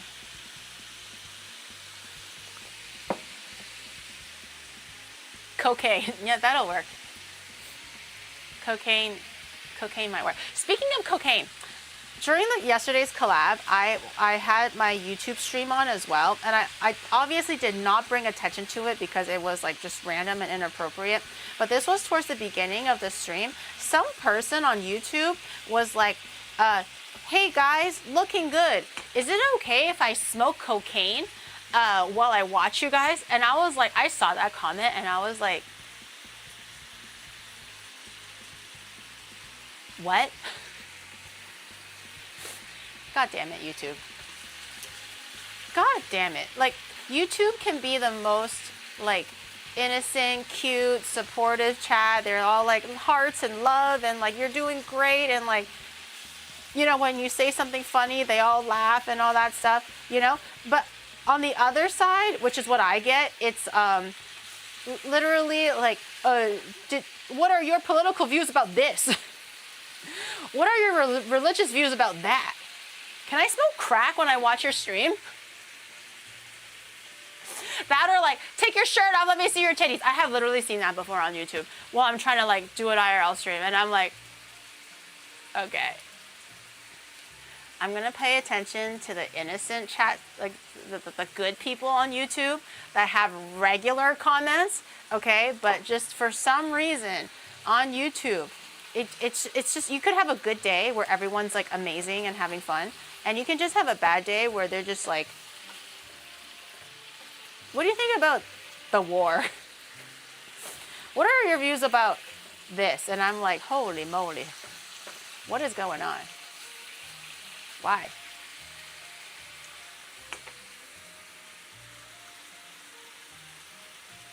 Just show them your cutting board. What is that gonna do? Couchy, thank you for the 52 months. And Antique Doll, thank you for the new sub. Welcome in, I appreciate it. Thank you very much. Which war? Geary has been alive for all of them. I should use that next time. I'm like, which one, man? You're kind of posing a really hard question right now. Which war, man? Okay, I'm looking at my pork. I think because my pork intrinsically doesn't have that much fat to begin with, it's actually rendering out a lot more moisture. A lot more moisture than I was expecting. So I think I'm going to take the pork out. I'm going to discard the fat and the soup. You know how when you sometimes stir fry like ground beef and it gets really watery and stuff? I think it's kind of like that. I'm going to probably discard the liquid. And I'm just going to get new oil and fry the sugar. Or I have lard. I actually have like regular lard. Maybe I can just use this lard. That'll be cool. It'll be really rich and decadent, but it's such a small amount. I think it'll be fine. Okay, I'm gonna take all of my pork out now. This is all, that's a big fat cap. I'm throwing that away. The emu won the war because Geary was on the side of humanity. The emus won because of me? Girl. Or more like the humans lost because of me? What did I do? I'm just a baby and a little guy. Man. Next time you get asked that, just start off with, well, I think the Fire Nation is almost winning it, but I have hopes that the Avatar will return and they'll leave you alone XTD fight crazy with crazy. I could try that next time. I can try that. We'll see if I can weave that eloquently into an answer the next time I get asked that. Which I did actually get asked that. But they were pretty specific with the question, so I'm like, man, I'm just a VTuber, man. This is just a meet and greet, man. It ain't that deep. Okay. I got all my pork pieces out. I have a little bit of extra like fatty bits that I'm gonna throw away because I don't want the fat because the fat is icky. And we already have quite a bit of fat left in the remaining pork slices. I'm gonna discard the juices though. A quick little rinse so the flavors don't intermingle. The whole movie got leaked. I heard about that. The whole movie got leaked, and I think the person that leaked it, like, who is he? Like, is he like a worker at the movie, at the production company or whatever? And I think the guy was even saying like, oh, I didn't think it was gonna be a problem that I was gonna get leaked. People are gonna watch it anyways or something like that. And people were like, bro, you leaked a whole movie. Like, if it's available for free, there's always gonna be those a few people that are like, it's for free. I'm not gonna like pay for it anymore or whatever, right? They were like, what were you expecting? And the guy was like, I don't know, man. I thought people were still gonna watch it or some dumb reason like that. Isn't he like super in trouble? I sure hope so, because that's like illegal. You can't do that. They emailed the movie to a random person, so it's kind of on them. The guy that emailed it, right? Like, why would they email it? You can't do that. Oh, they emailed it to someone by mistake. Oh, I thought it was an intentional leak. But either way, they kind of like, they should have been really, really careful. They kind of fucked up on that one. But I thought it was like an intentional, like malicious leek, I guess. I have a little bit of lard. I don't have enough lard, so I'm gonna mix it with a little bit of oil. Okay. I'm not gonna go crazy with the oil, but you do want enough so it can actually melt the sugar. Too little, and you're gonna have burnt sugar. Okay, so we're gonna turn the heat back on. Just keep it to medium. I have my rock sugar where? I know I have my rock sugar. Rock sugar. In Chinese cooking or in Chinese grocery stores, they actually have things called yellow rock sugar. I think yellow rock sugar is better. I think it's like less purified or like less bleached or something like that. It has like a really mellow, gentle flavor. It's not as like sickly sweet as granulated sugar, but this one will work just as well. I like to suck on these sometimes as like a candy. They taste really good with chrysanthemum tea and stuff. But you want a small little handful. Not too much. Since the red braised pork should be like a little sweet, it shouldn't be sickly sweet though. So I think maybe about that much is good. That looks like meth. It's not meth. I clearly don't know what meth looks like. I don't know what meth looks like. I'm just in my fantasy world. Maybe that looks like meth. It isn't sulfur. No. It's just basically, it looks like this, a little bit chunkier and bigger and like raggedy in like appearance, and it's like pale yellow. Okay, my oil is hot. So I'm gonna take my sugar and just put it directly in the oil. No water, just sugar in oil. And just give it a little stir until it basically cooks down. That's it. It'll basically look like crystals, and then it'll melt and nothing is gonna happen. And then it's gonna turn basically light brown. You can let it go as dark as you prefer. I like having it a little bit more of like an amber color. And then we're gonna put the pork in and kind of toss the pork with the caramelized oil, sugar and everything, and it'll coat the pork. And it's gonna give it that Hong Shao look, the red braised look. Wait, are you making Hong Shao Rou? Yes. Oh. Hong Shao Rou. Instead of being the one who knocks, she is the one who farts. Yes. Why are we talking about me farting? Where's the egg tart? Oh, the cookie is in the fridge, resting. The cookie shell is in the fridge resting. We're gonna make the egg tarts momentarily. Oh, I should make the filling. Okay, once this starts to kind of cook down a little bit, I should make the filling. The filling needs some time to rest and get to know each other. Too bad you guys can't see it, but it kind of looks like this, if you can see it at all. You can't see that at all. The rock sugar is melting. It's slowly taking on a little bit of color. I just have this continuously on medium heat, and I'm also just stirring it continuously so it doesn't burn. It's kind of like this. Can you see that? It's also quite smoky. Damn. Okay. I want it a little bit darker. Right now it's like amber-ish. Okay, it's starting to burn a little bit. Okay, I think it's not. Ah!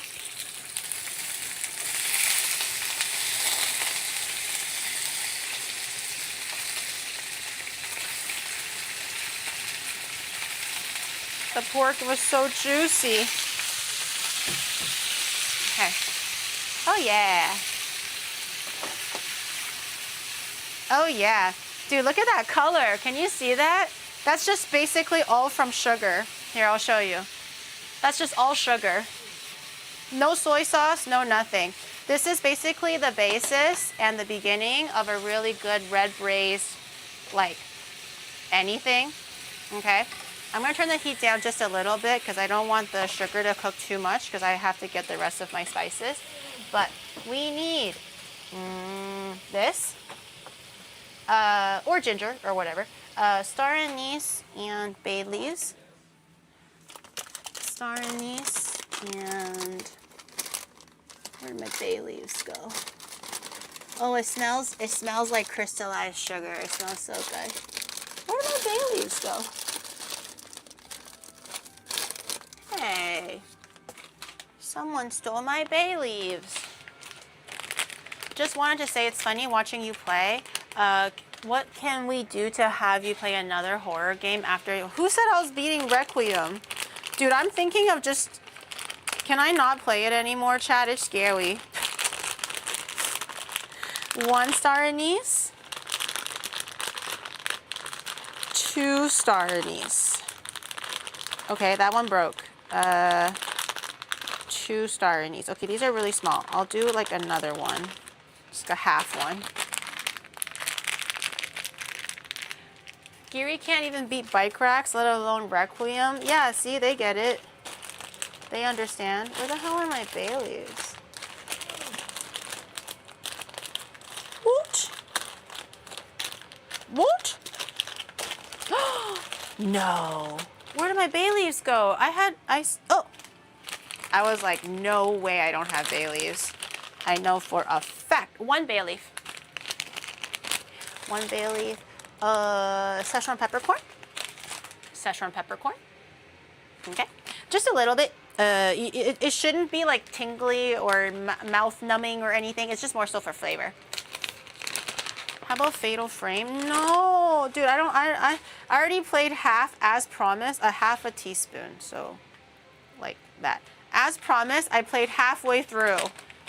It's so scary. Just because I'm at the Leon part doesn't mean that it's not scary. I thought the Leon part was gonna be like robots, governor, but it's still terrifying, man. Leek. That's Leek. Cooking wine. Okay. I'm gonna put it back on the stove so it can continue doing its thing and continue heating up. We're gonna need cooking wine. Cooking wine, which should be like a big old splash of cooking wine. The sub goal wasn't to finish it. The sub goal was to play half. Okay, cooking wine should be quite a bit. So I'm gonna just use the rest of my cooking wine. If I need to add more, maybe I'll add a little bit of Japanese cooking sake. Wherever that is. Here.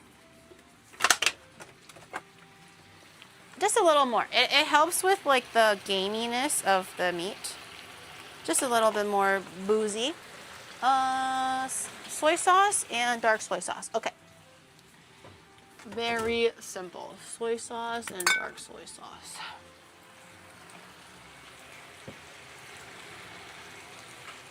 Fear comes with a lack of firepower. You got Leon, you're good.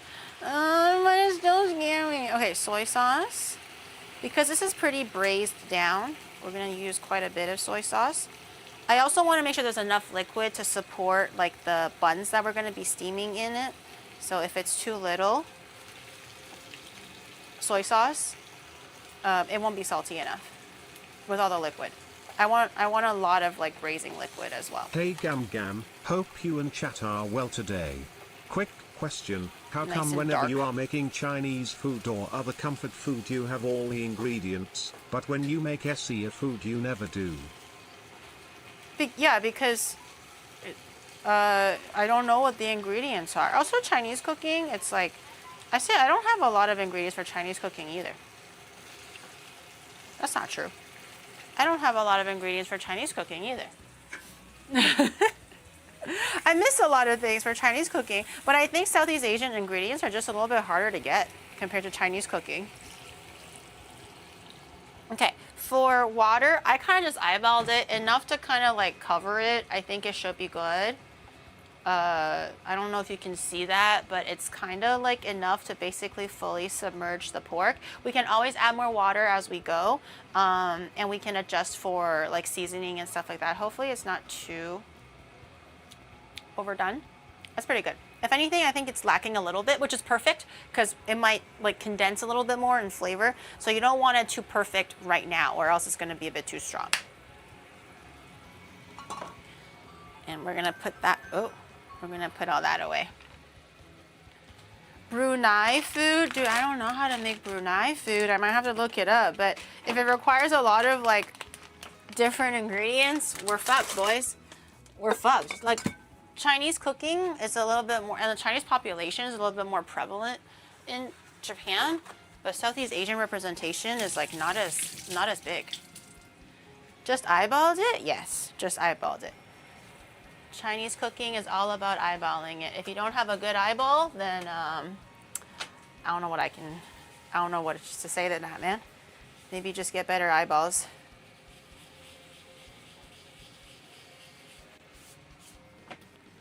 Okay, I'm gonna put a lid on it.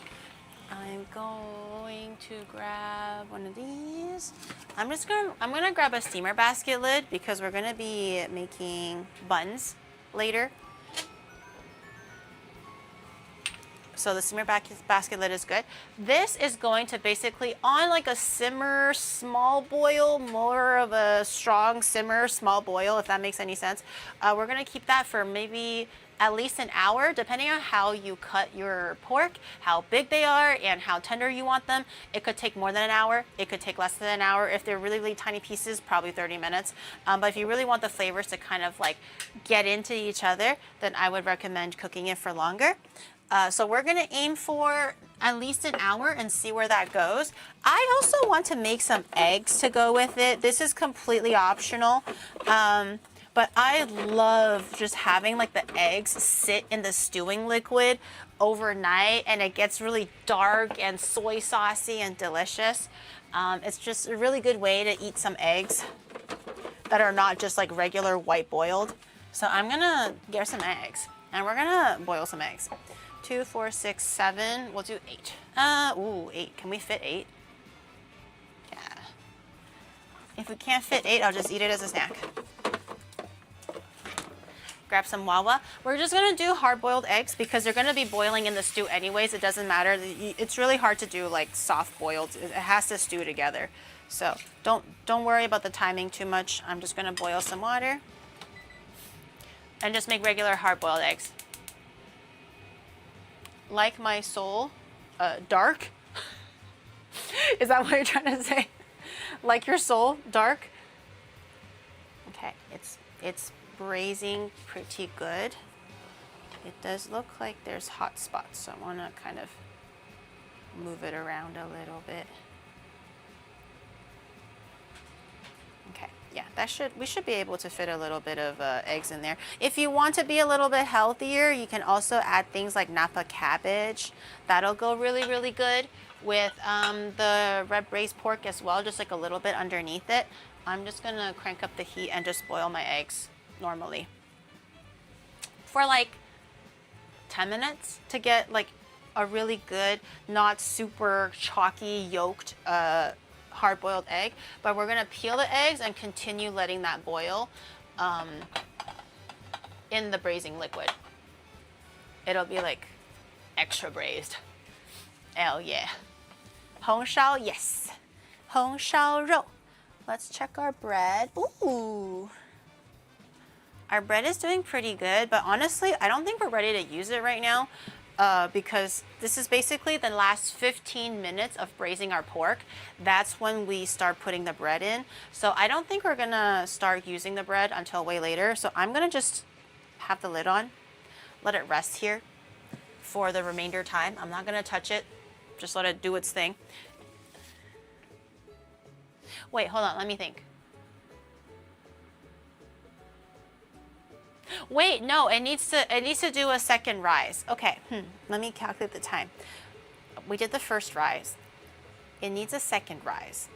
And then it just needs about 15 minutes to steam in the soup. So the steaming part, it can be at the end. When the pork is all done and perfect, we put the buns in there, we steam it for 15 minutes, it'll be great.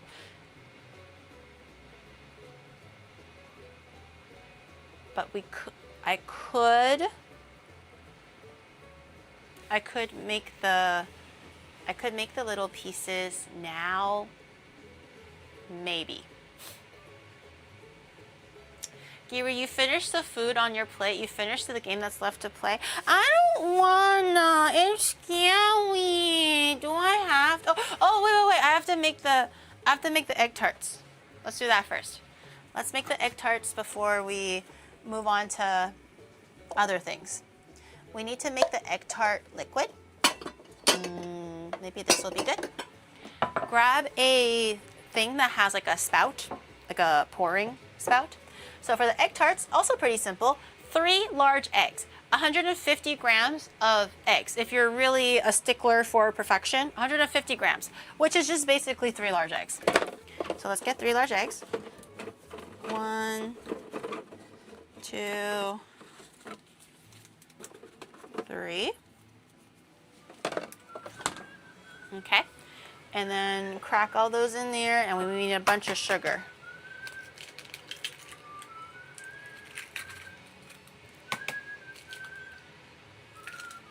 Okay, eggs.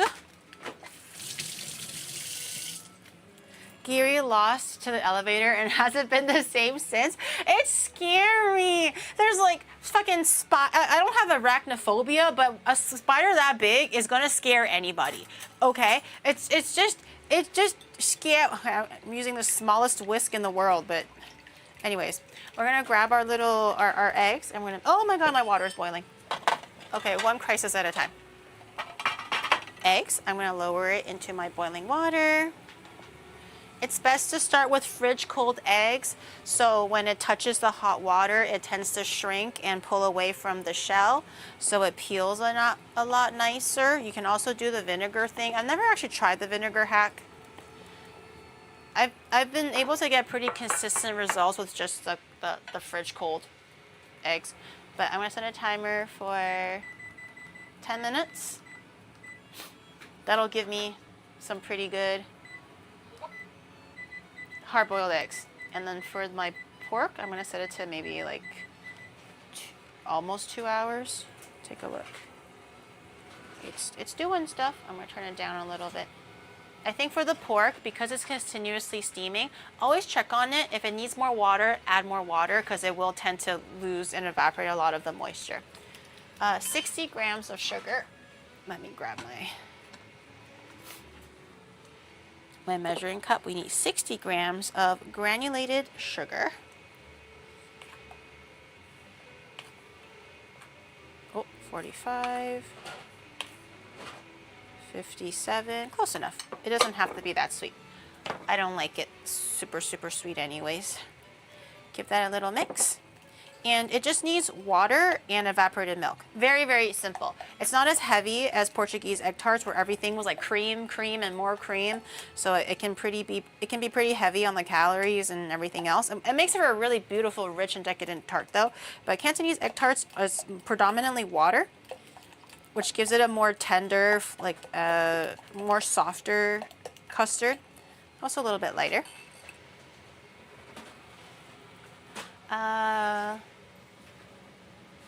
45 grams of evaporated milk. 45 grams of evaporated milk. Slowly.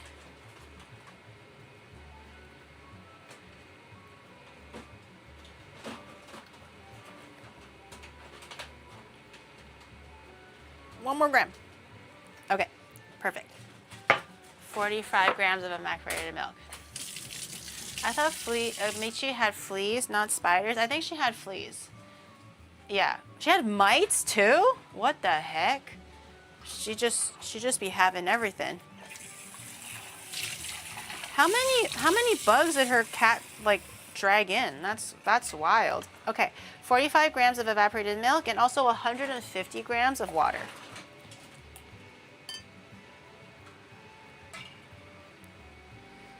$150 grams. It can be cold, just regular water. Doesn't have to be hot or cold. Ideally not boiling hot, because then you're gonna cook the eggs.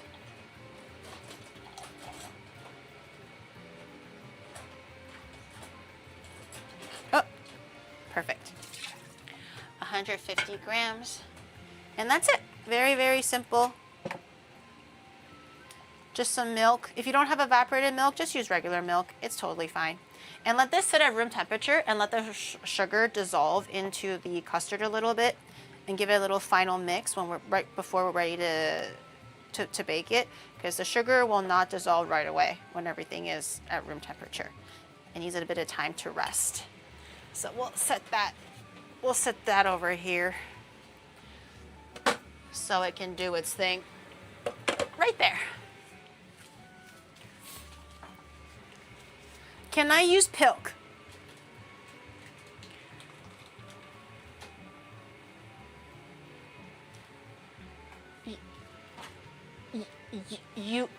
You can do whatever your little heart desires.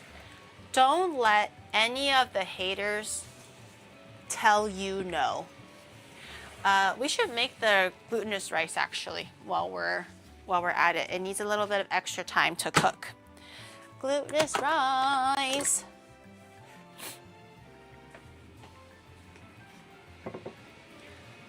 Can I use camel milk?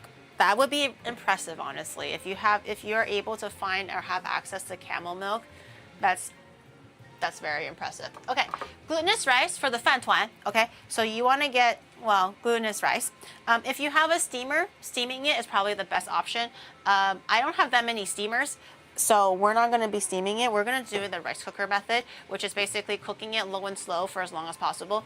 My rice cooker typically takes about 1 hour to cook the rice, so normal rice. So it should translate well for glutinous rice. If your rice cooker cooks your rice in 30 minutes, then let it stay at the warm function for another at least 30 minutes. So it continues to cook thoroughly, or set it to like brown rice setting, which takes a little bit longer. So I have my glutinous rice. I had it soaking for maybe 4 hours. Ideally, you want it overnight. I've been doing it for 4 hours because I didn't do it until today. And I washed it a little bit until it's like mostly clear. And you want to drain it real well. The ratio for glutinous rice to water is actually 1 cup of rice to 2/3 cups of water. So it's not the typical 1-to-1 or the 1-to-2 ratio. So to make sure you have the ratio right, you want to drain the rice quite well. So this is 1 cup of glutinous rice. It's puffed up quite a bit because it's been soaking. And put it into the rice cooker. Don't follow the rice lines for the rice cooker for this, because typically they don't, unless it has like a cooking function for glutinous rice, which mine doesn't. Then if you follow what's on the bin, then it'll turn out incorrect. So two-third cup. So this is a half cup. 2/3 cup. That's a 1/4 cup. Where's my 1/3 cup? I don't want to fuck this up, man. I don't want to fuck this up. Okay. 1, 2.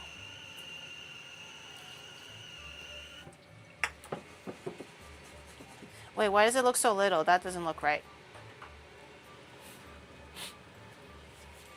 No, that should be right. Why does it look so little? Is that normal? I'm pretty sure the recipe said 1 cup rice to 2/3 cup water.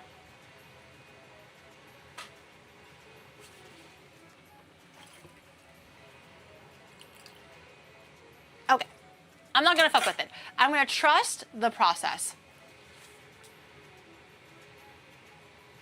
I'm gonna trust the process. Okay, I'm gonna put it on my brown rice setting, which is like the longer cook setting. Yes. So that'll finish in an hour, and hopefully that'll be good. Pork is porking.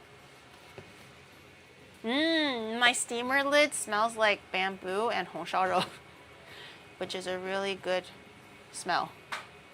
Very delicious. Dude, this with some eggs, oh my god. And then like the bun to just soak up it.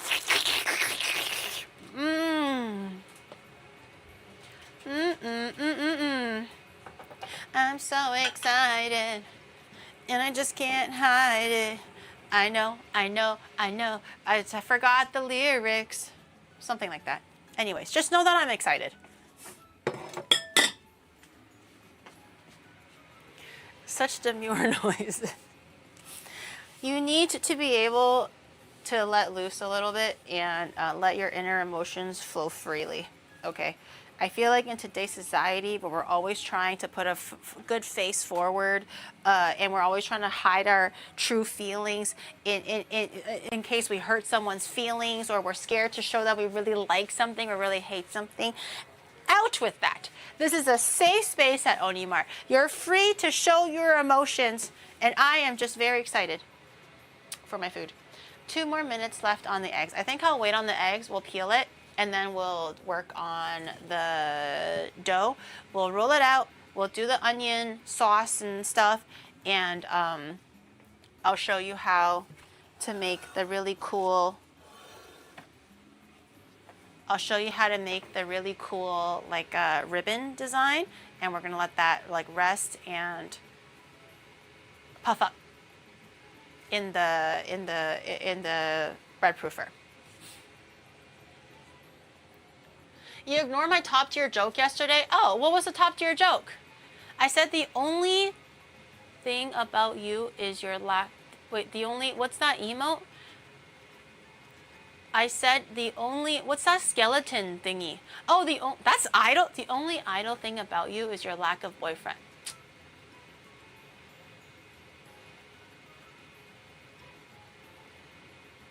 Why is that skeleton an idol, man? And the only, I'm cooking. Give me a second. The only,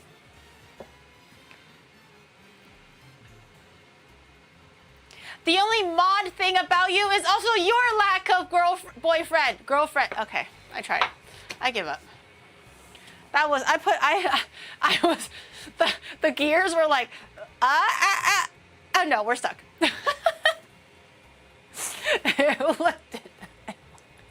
It wouldn't keep moving. It wouldn't keep moving. It got stuck. God damn it, I tried. I put in my best effort with that one, man. It's not very good, but I did try. Just know that I tried. He didn't even have to do anything. Okay, our eggs are cooked. I'm just gonna run it under some cold water. Ice water, if you have it, it'll like shock it, so it'll, you know, peel a lot easier. Because right now, even though you run it under ice water, the inside is still quite cold. Oh, sorry, the inside is still quite hot.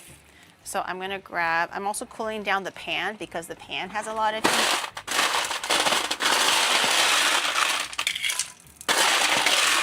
Excuse the noises.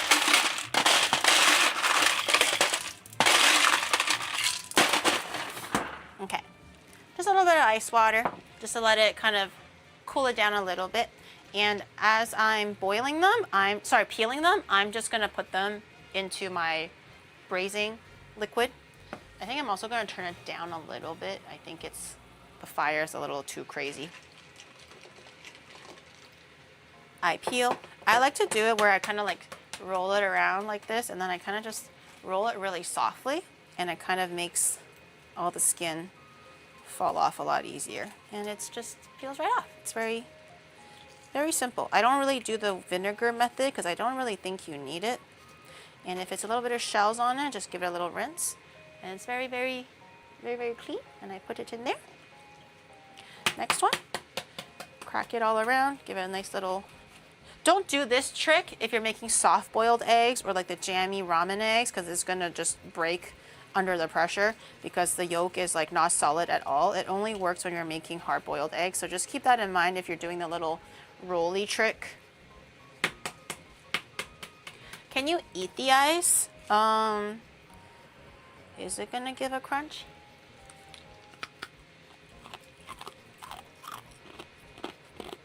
You hear it? I'm usually not an ice eater though. It's just whatever. Don't chew ice if you aren't used to it. It can crack teeth. Oh, the ice is very, very small. I don't usually eat ice though, but I don't have a sensitive teeth either. I just don't like it. Can you put a piece of ice down your blue suit? Can you put a piece of ice down your mouth and shut up? Yeah. Oh yeah, that was a good one. I think I cooked with that one. Fear me. 1 out of 100. that was a good one. Fear my power and wrath. You can't even begin to fathom the amount of comebacks that I have. She's just saying things. The only one thing I put down, the only thing I put down What is your the sub mom goal on my required for bed you to last dumb a night. cup of ice Maybe down you your should throat? We promise put down not the to laugh. TikTok and pick up a dictionary and learn how to type, okay? Because you wrote if instead of is. You bad typer. Uh-oh, did I break this one? Oh, no, okay. It came apart a little too easily, but it's just a really perfect egg.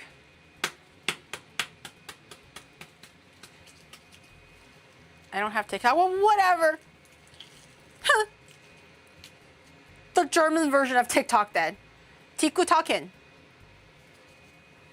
Or whatever. Okay, add my eggs, give it a little mix. Make sure everything is nice and in there. I might add a little bit of water to kind of, because a lot of it has kind of evaporated as it's braising. So I'm gonna add a little bit more water, increase the water levels a little bit so the color can fully incorporate with the egg as well. Let me grab a little bit of Dink Donk check TTS. What is the sub goal require for you to dumb a cup, down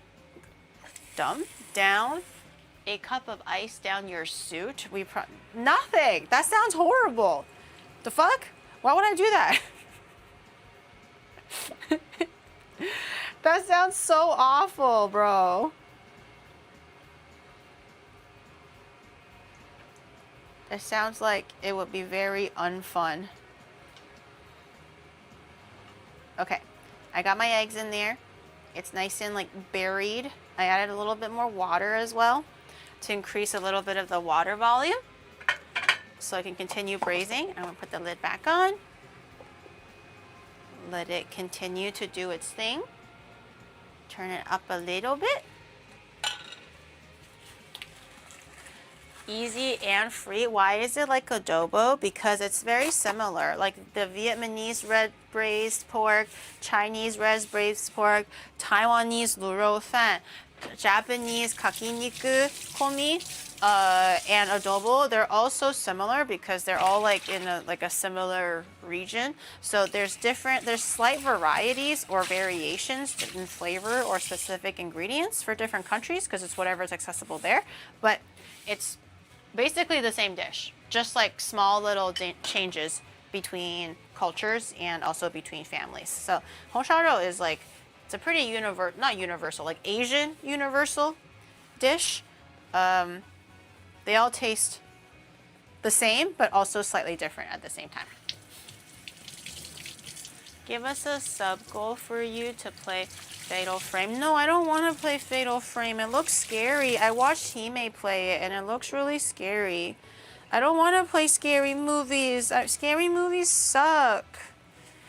Horror games suck. Or I don't mind like shorter horror games so I don't have to suffer for as long.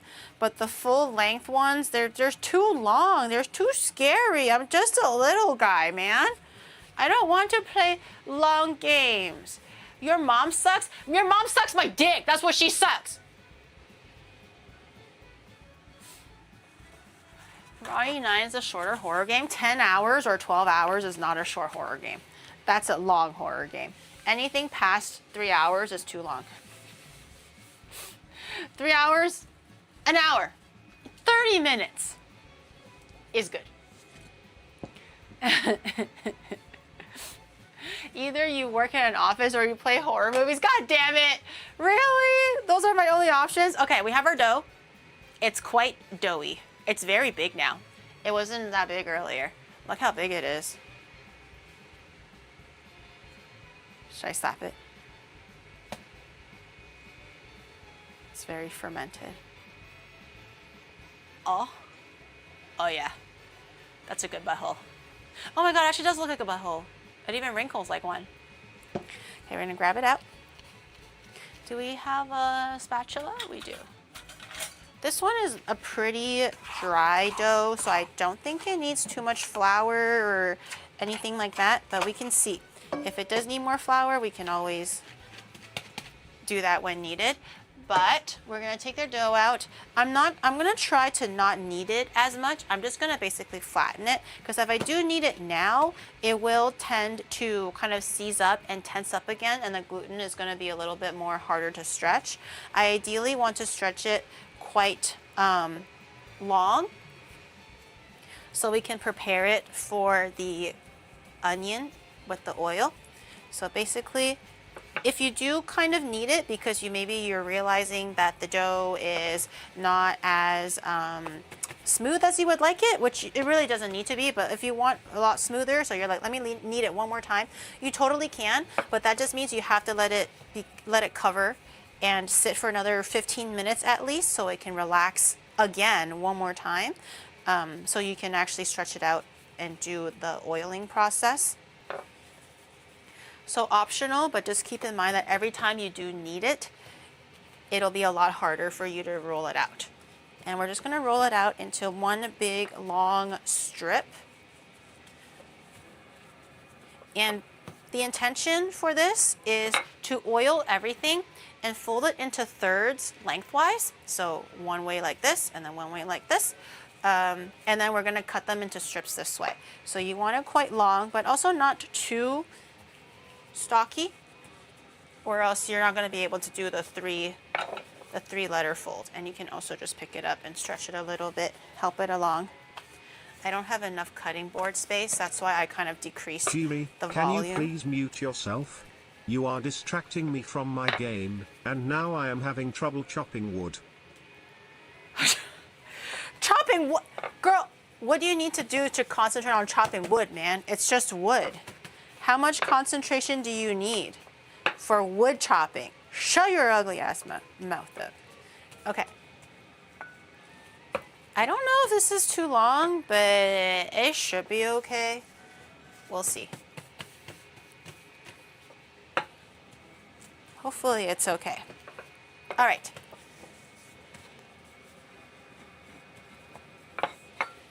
Make it as even. Make it as even as possible. Okay, and then I'm gonna grab a little brush thingy, but we're gonna grab a little bit of the Leek 5-spice MSG salt and oil Jiri, mixture. a typical 3-hour game takes you about 20 hours just to get halfway. I bet it takes you 30 minutes to make one move in tic-tac-toe. I like to game with careful decision making. Okay.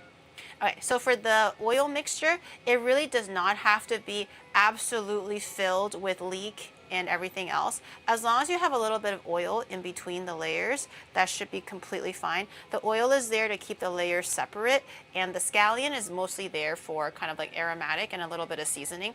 So the one thing you want to guarantee is that there's a little bit of oil everywhere on the dough.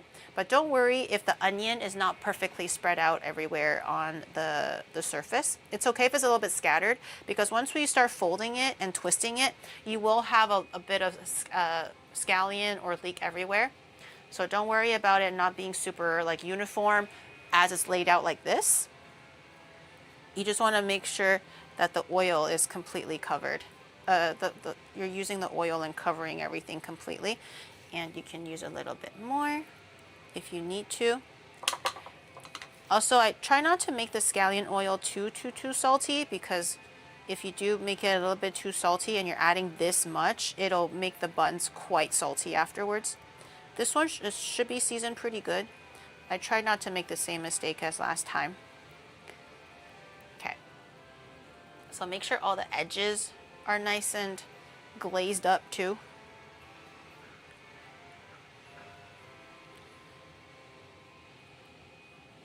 Okay, that should be pretty good. It's okay if you have leftovers, you don't have to use all of it. Okay, so what you do is you do a letter fold.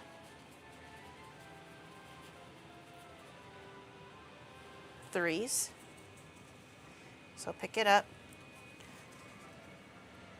fold it so you can fold it 3 times later. So you bring it to the halfway point like this.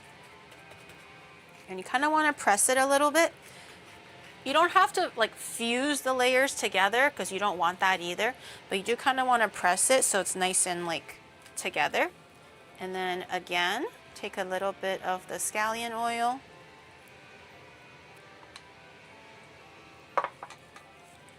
Do a bit of the brushy brush again. So there's a little bit more layers. Actually, wait, I don't think we need this much. Just a little bit. Because this side is already oiled up. So we don't need this surface to go too crazy. Okay, that's plenty.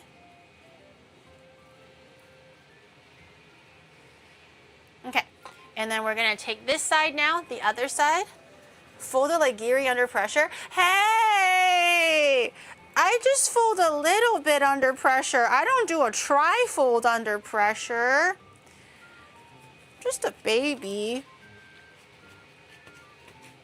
Okay, again, press it down a little bit, just so that's nice and fused.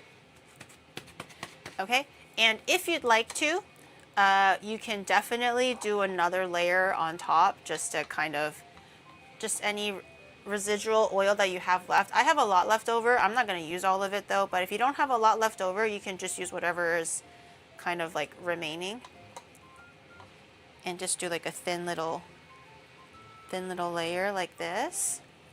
Hopefully I didn't go too overboard and make it too salty, but we'll see. Okay, so now comes the fun part. Now we can start making the actual buns. What I'm gonna do is I'm gonna grab a baking tray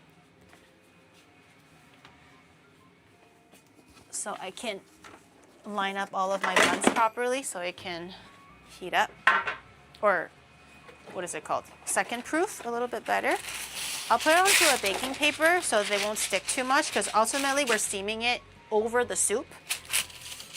So we want to be able to remove it quite easily. So I just have a nice big baking paper. This recipe should yield roughly 8 buns. Just keep that in mind. But it's 8 medium-sized buns, but you can do, I don't know, 16 small ones or 10 or however much you want. Every 2 pieces is 1 bun. So in that case, if I want 8, I do half. I'm just going to eyeball it first. I do half. Oh, that's way too long. Okay, we're gonna make like a bajillion small ones. I think I made it way too long.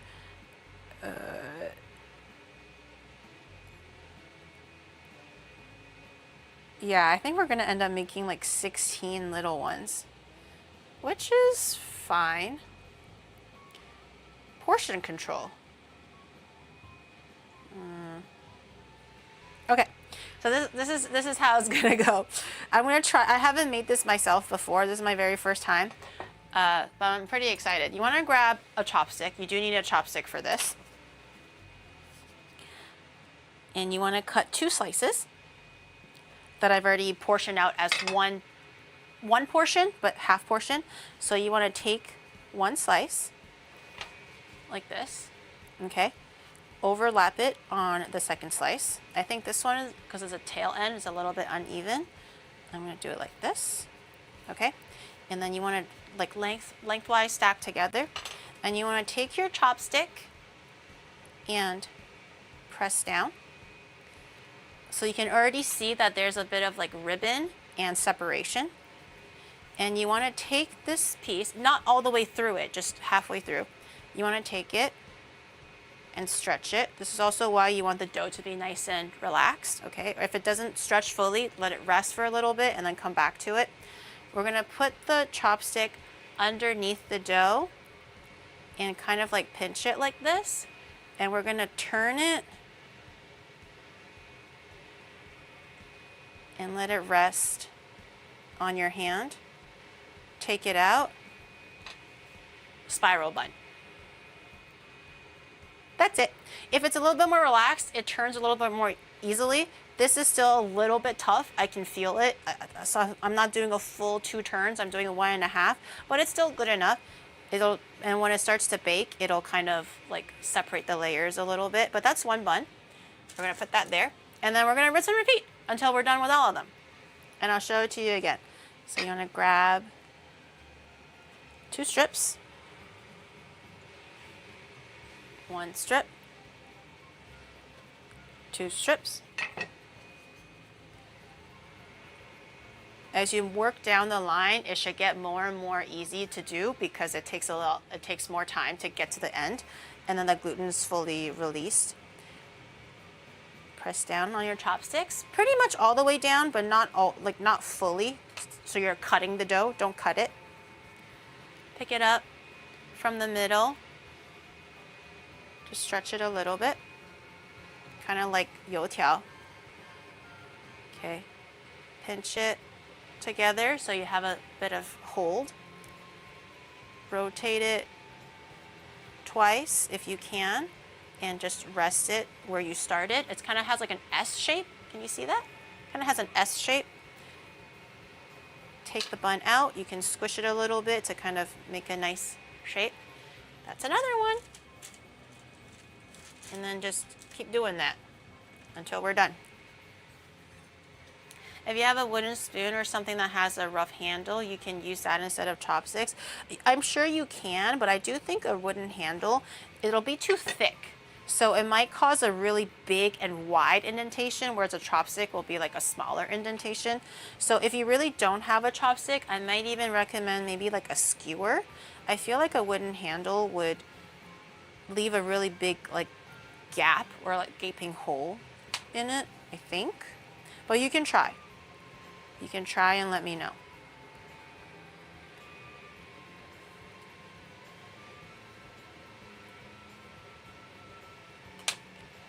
It's pretty quick. You form it pretty quickly once you get the hang of it. It's not too hard.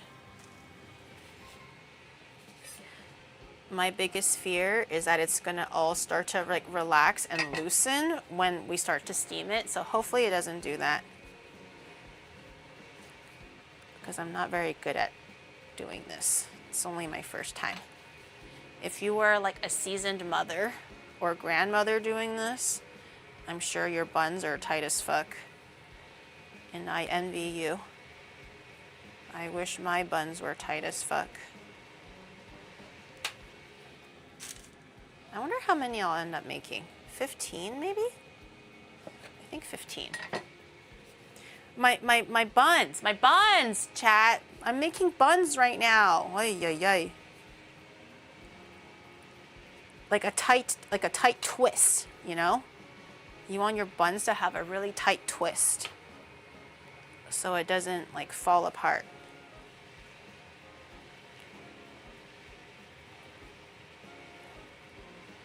Oh, this one's pretty good.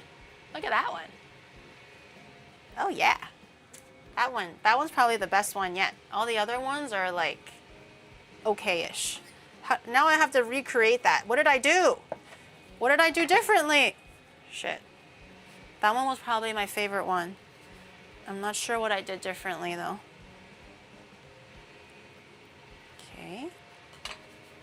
I pick it up and I stretch it slightly. Put my chopstick underneath, pinch it together, do a big old turn.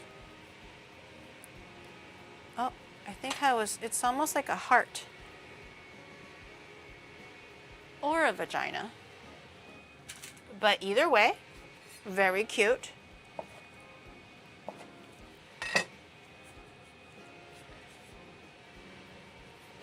It's giving labia, potentially. Or a heart, which is what I said. A heart. What kind of... oh no, oh no, oh no, oh no, oh no. I pulled the chopstick out a little too early. Make sure you have the chopstick fully coming out the other end, or else you're gonna end up like damaging the dough and twisting it where you don't want it to twist. That one's pretty good too, actually. That one's nice and round. Okay, last two. This one might be a little bit smaller because these two pieces are a little bit smaller.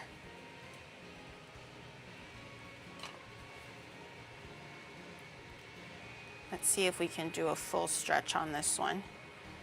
This one might be a bit chody. But still good. Ah, it's a little baby. Okay, good. Done. And all the you don't really need this. If you want to dip it in chicken or something, you can feel free to do that. But I don't think I have any chicken to dip it in. So, actually, it might taste, oh no, it's okay. It might be too extra. I'm just gonna throw it away because we started off with a lot of leek anyways. Normally, for this kind of stuff, you just really need 1 scallion and like 2 tablespoons of oil, which is what I did. But I had like 1 big ass leek, so that's why like the ratio was kind of odd.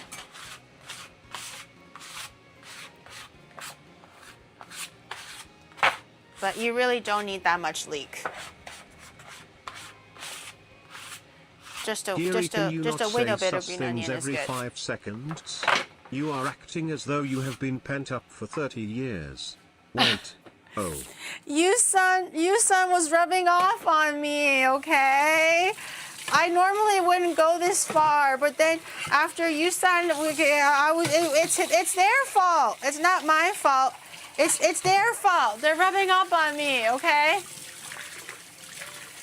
Yusan was rubbing off on me. Okay. I can't save this one. You know what I'm trying to say.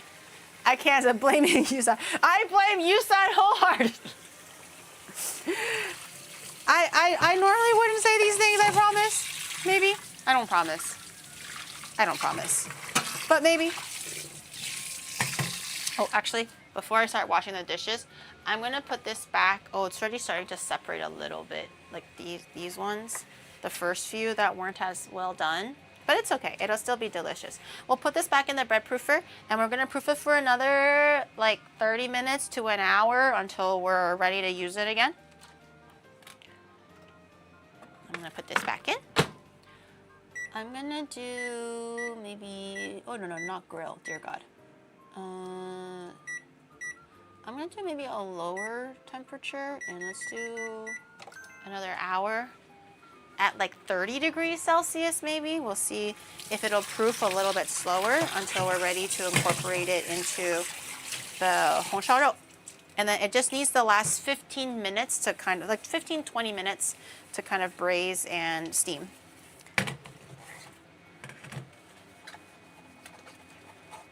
Yusan, yeah, you can call them. They'll stand by me. Maybe. Question mark. Maybe. They will, right? They're not gonna throw me under the bus, are they? No, they wouldn't do that. That's not what friends do. She hates Yusan. No, I'm counting on them to defend my honor. Not hate at all. I know that they're gonna back me up like a good friend will. Or something like that. Okay, I'm gonna check up on, I think we're making really, dude, I'm so hungry, holy shit. I had like a little protein bar because I know that I won't get to eat until like a few hours after like standard dinner time. But oh my God, I'm like so hungry. I think all the smells of all the delicious things are all just like coming out now. And my anticipation for everything is just through the roof. I'm so hungry. This one I have to soak a little bit more. I want to eat, but I can't.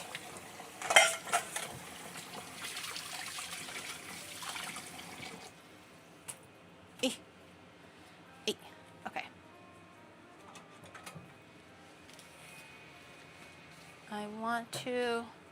I have MSG oil all over my cutting board. Let me wipe that down real quick. Actually, this will be fine.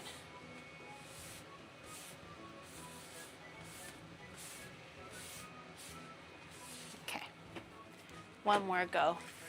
Can we order food? No! We have delicious Chinese food at home.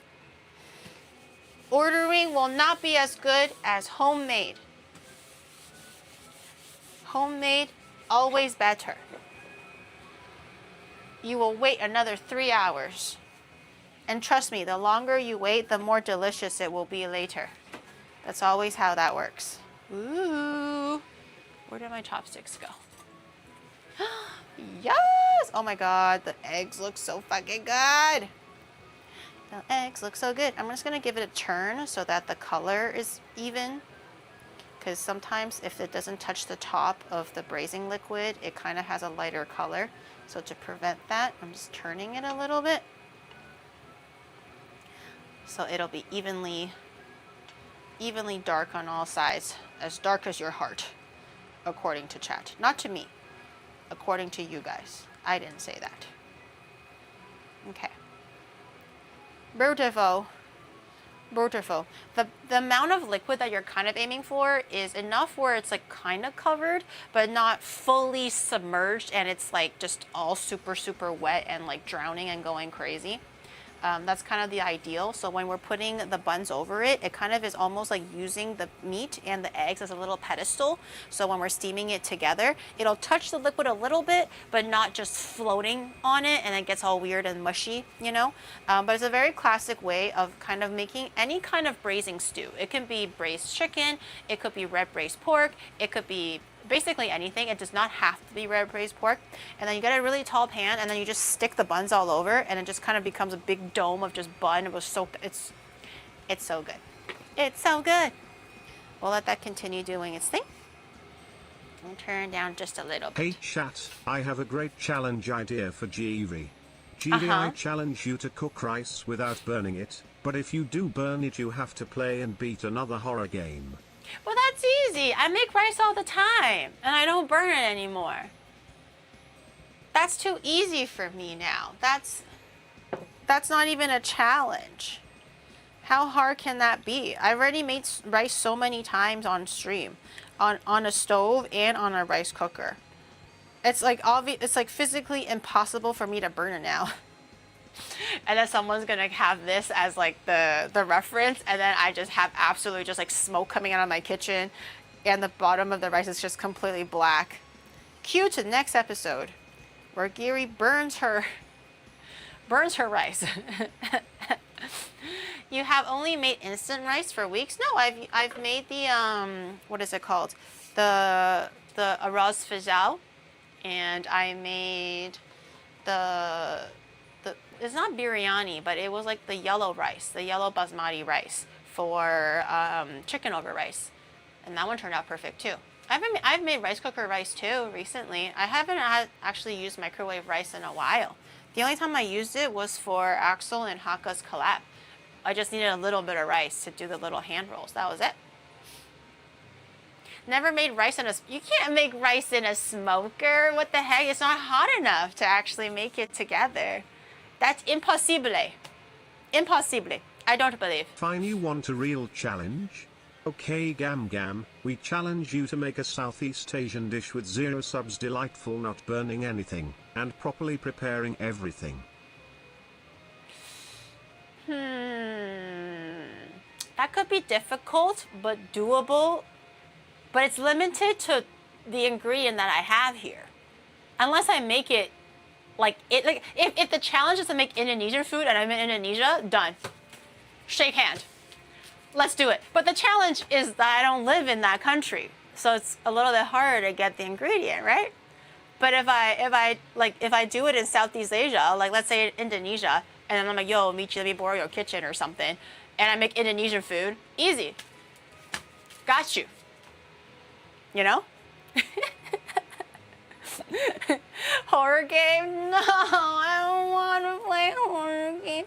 It's scary. Okay, where did my egg tart molds go? We can maybe start prepping the egg tarts a little bit. Because it needs time to put into the mold.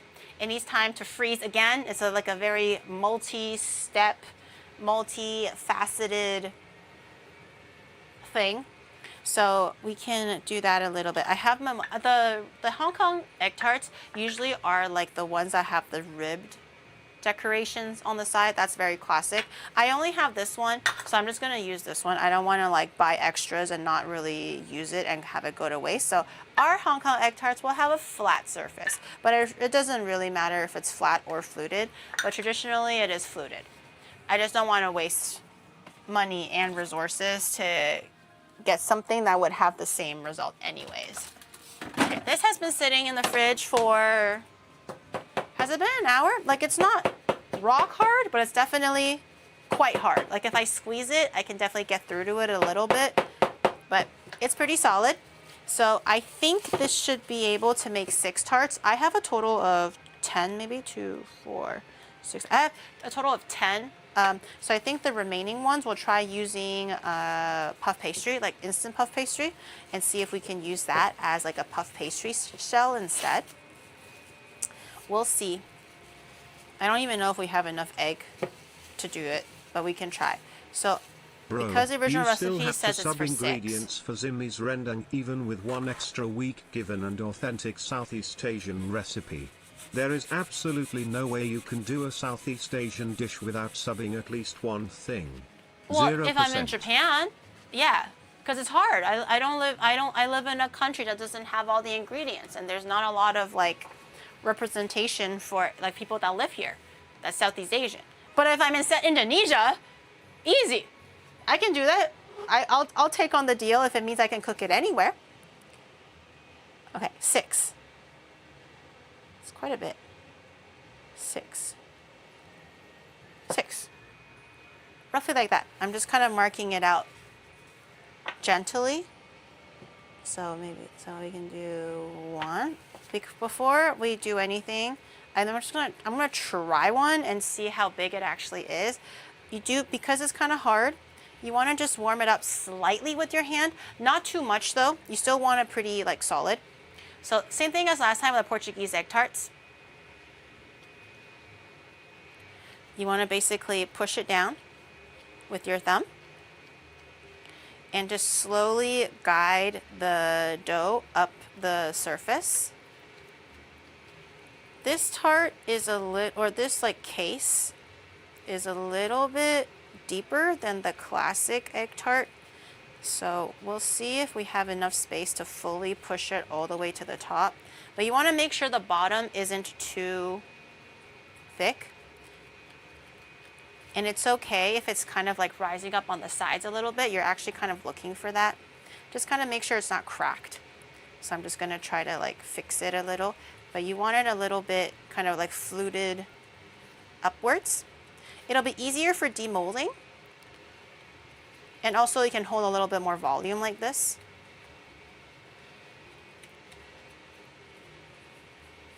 Okay, so hopefully that's pretty good. But you're kind of looking for something like this. All the way to the top and kind of like sticking out a little. Okay, and then we're gonna rinse and repeat and we're gonna do the rest of them. These are gonna be really deep egg tarts. And then we'll put another one. Just press. In this case, the direction doesn't really matter anymore, not like the Portuguese egg tarts, because it's just a cookie dough. There's no layers involved. There's nothing like really fancy with it. It's just a simple cookie, like a short crust cookie recipe. So you can just put it in whichever way you seem fit. If the dough is a little bit cold, like just now, it tends to crack a little bit because, you know, it's a little bit more solid. So I would recommend massaging it with your hands a little bit, like earlier. I was a little bit lazy seeing if it'll work, but it'll be a little bit better if you had the dough just slightly warmed up so it won't crack. I'm just trying to fix the edges a little bit so it's not as crinkly.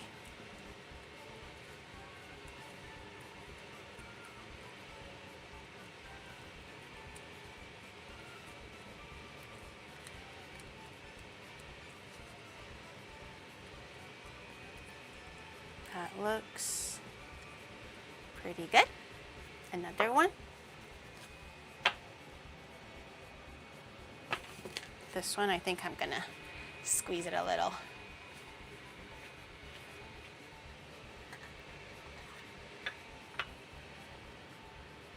use my thumb and push it in, and then push it up. And if you notice it kind of cracking, I'm just going to try to simultaneously try to seal it up a little bit so it doesn't crack as much. It just makes pushing it up on the final ends a little bit easier. And you can also just take a bit off and put it wherever it's a little bit thinner if you kind of pushed it unevenly.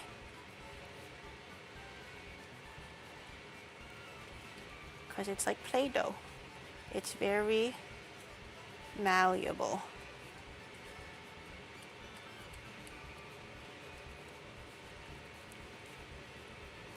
I think this one just has too much crust. It'll be extra tall. Is there a fan running in the background? Yes, I have my kitchen fan running. I usually always have my kitchen fan running though. Is it too loud? It got a little bit smoky, so I have my kitchen fan on. Okay. She's not the most even, but she'll do. It sounds like a jet engine. I can put it on to medium. Maybe it won't be as loud. Apologies, chat.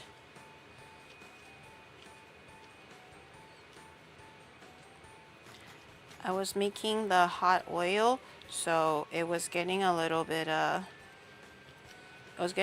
smoky. Dude, my whole house, I had to open every single window and like fan and dehumidifier, air purifier, everything, because the whole house smells like yakitori. Like after I took my shower, I came out of the shower, it still smells like yakitori. Everything is just embedded with yakitori smell.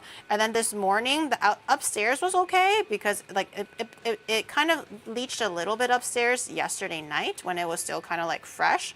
But the next day it was okay. But downstairs was still like just full yakitori.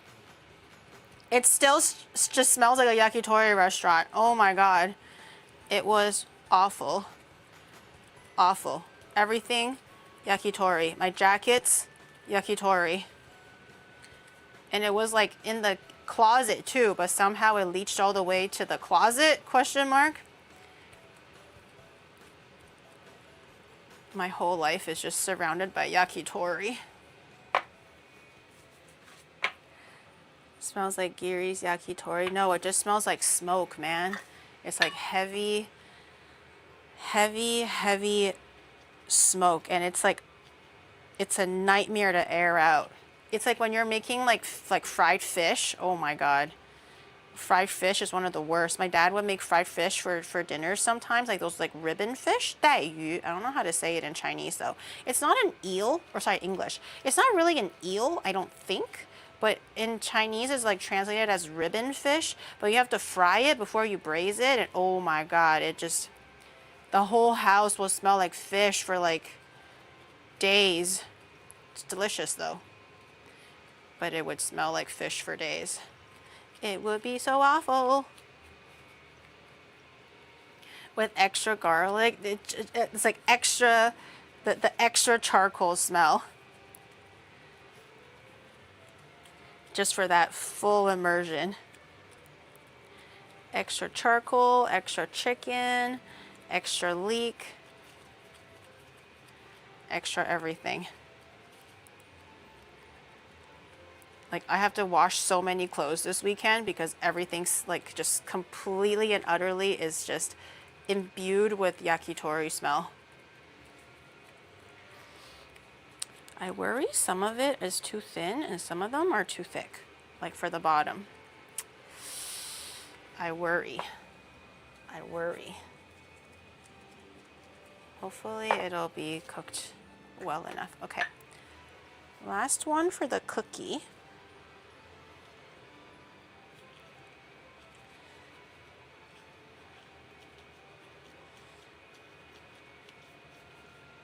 Oh no. It ripped. It ripped.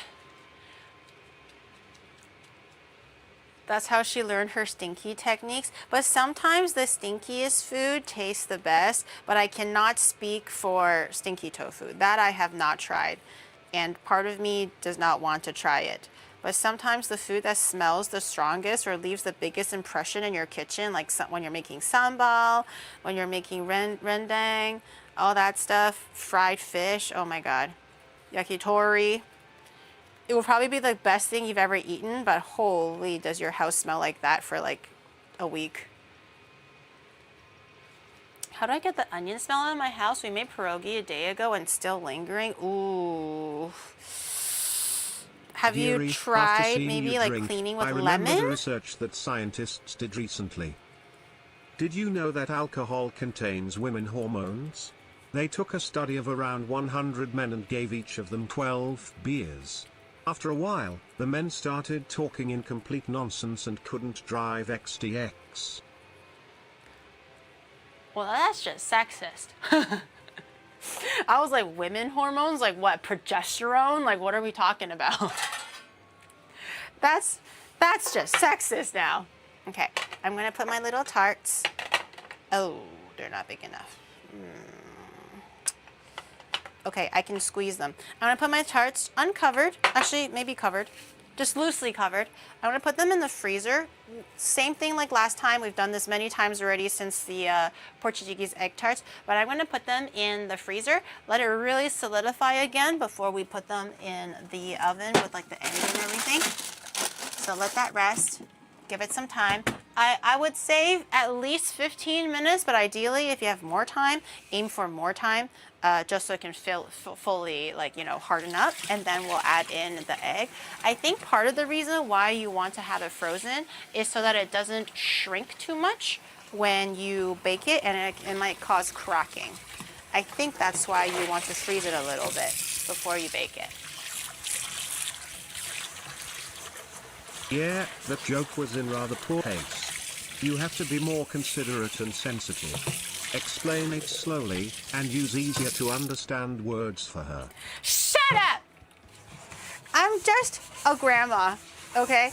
Oh, and English isn't my first language. I understand things slowly. Is it my fault? Huh? Your mom likes it slowly too when I do it to her. Huh? Huh? Yeah. Yeah, no laughing matter once I bring your mom into the equation, huh?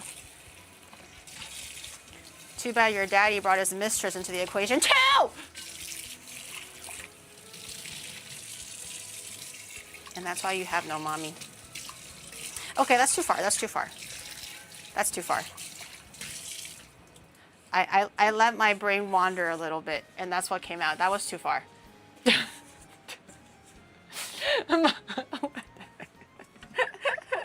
My bad, Chad. Don't cry. Don't cry. I take it back. I take it back. Don't be sad. I didn't mean it like that, okay?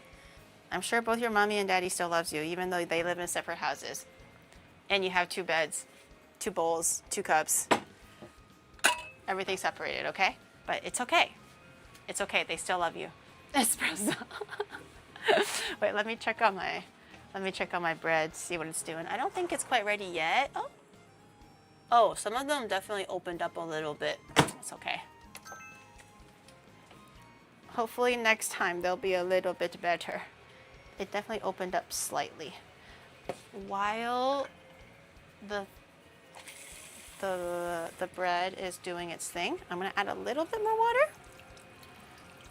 So by the time the bread is ready, it'll be ready to steam. I'm gonna try a little bit. I wanna test for taste and also for texture to see where we're sitting with the texture. Wow, that was too far, dude. I'm gonna make sure that you receive corn from Domsey for your Chinese New Year Ed packets smash. No, anything but that, please. Anything but that. I have a little bit of pork. I'm just testing for flavor and also for texture. Oh, wow, that's really good. Oh, that's a fatty piece. Oh, that's really good. You know what? Just for quality assurance, let me try one more. Just for quality assurance. Just I just want to make sure. I want to make doubly sure that it's good. You know, I have to like test the flavors and everything. Yeah. Yeah. Yeah. But.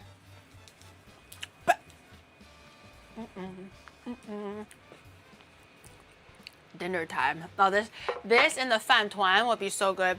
The fan tuan is actually really easy. If you want like the classic filling with like youtiao and everything, you can definitely do that. But it's just carbs on carbs.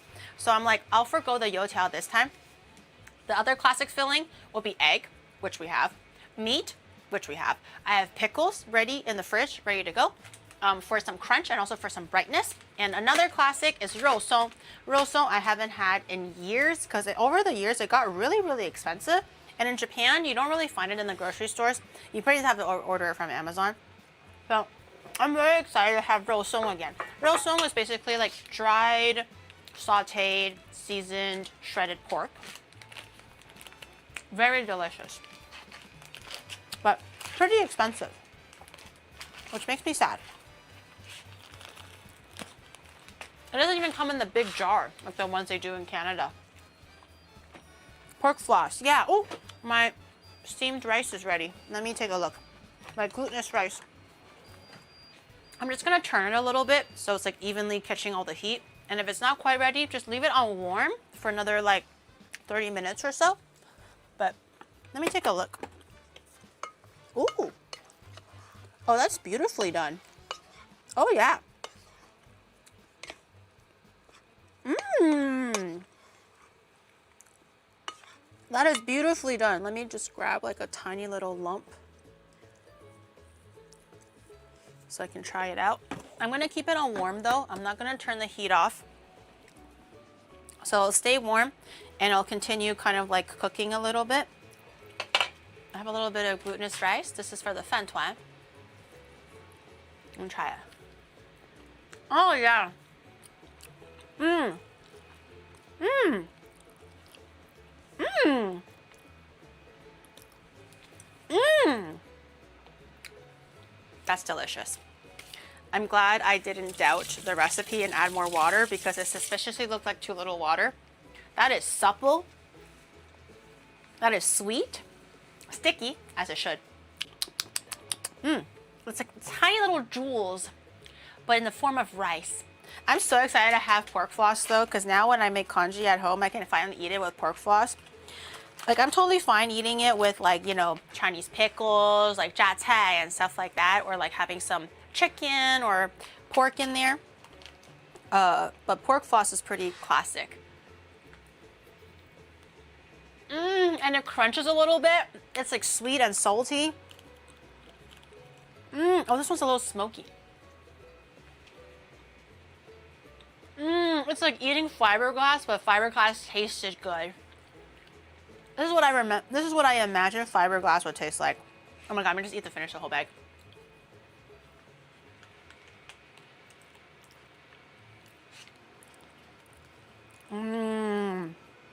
Someone stop me. But don't stop me. I really need this. This is what I would imagine. Smoking a cigarette after quitting for like 2 years and you're under like extreme pressure and you're like, I'm gonna do it. And then you smoke your first cig after quitting for 2 years and that like sense of elation hits you. That's like me with pork floss right now because I haven't had it in so long. All the memories and flavors are rushing back.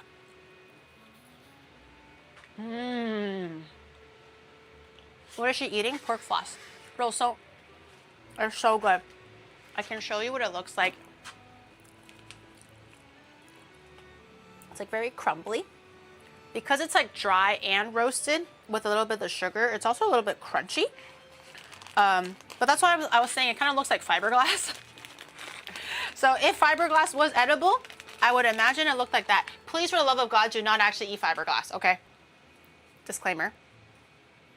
I'm just saying, I would imagine this is what fiberglass tastes like. Crunchy, sweet, and salty. But don't actually eat fiberglass to try it. You'll die. No joke. Not even in Minecraft. Like literally. You'll die. If you don't want to die, don't eat fiberglass. I already had 2 scoops. The pink one. Did it taste like also? Tell the class, you're the sacrificial lamb now. Since you ate it before, I can say the disclaimer. It's on you. It's like the scientist that's brave enough to test on themselves, and we're all just like watching him, see what happens. And he's like, well, I'm documenting severe shivers and headaches and as trembling in my lower limb, and everyone's like, and the guy's like literally like dying. Rat poison is basically an anticoagulant and fiberglass to cut the insides. Oh my god. Don't eat fiberglass. Don't eat rat poison. Just don't eat any of that. Where did I put my pickles? I have jiaotai, which I went to double check to make sure I had, but maybe I misplaced it. Where's my jiaotai? Oh, I have jiaotai. Jiaotai is a classic. I also have this, which is just some Japanese like pickled cucumbers for a little bit of saltiness, a little bit of sourness, and a little bit of freshness. Also some crunch. I put it into a little baggie because it was kind of like low-key like leaking a little bit. I'm gonna take it out and drain it a little. I don't want it to leak all the way through my, oh, it has a rip. I don't want it to like leak a little bit in my fridge. I'm gonna drain the liquid so I can keep the cucumber, and then I can eat it for a different day. But usually with these Japanese pickles, it's just like rice vinegar, salt. That's pretty much it. It's just a lot of rice vinegar and salt, and maybe a little bit of dashi for that like savory flavor. I'm gonna cut these into batons, so they're a little bit easier to sandwich into the fan tuan. Because these are like whole cucumbers, which are delicious in the summertime. So refreshing. Grab these. We don't need all of that, but I'm just taking it all out now so I can transfer it to a different container. And we have jiaotai, which is very classic. It's like the mustard root or the mustard stem or something. It doesn't taste like mustard at all, but it's very crunchy. It's salty, a little bit spicy for this one. It's my absolute favorite. This is my guilty pleasure every time I go back to China. And then like my mom isn't watching because she won't let me eat it in Canada because it's not as healthy for you. Also very high in salt. So when I go to my grandma's house in China for the summertime, she goes like, oh, what do you want with your congee? And I'm like, I want jiaotai. And then my grandma gives it to me, but she gives me the whole fucking bag. And I'm like, oh yeah. And then she doesn't know that my mom doesn't let me eat it. So my grandma was like, oh, how much do you usually eat? And I'm like, all of it. All of it. And she was like, oh, really? And I was like, yes.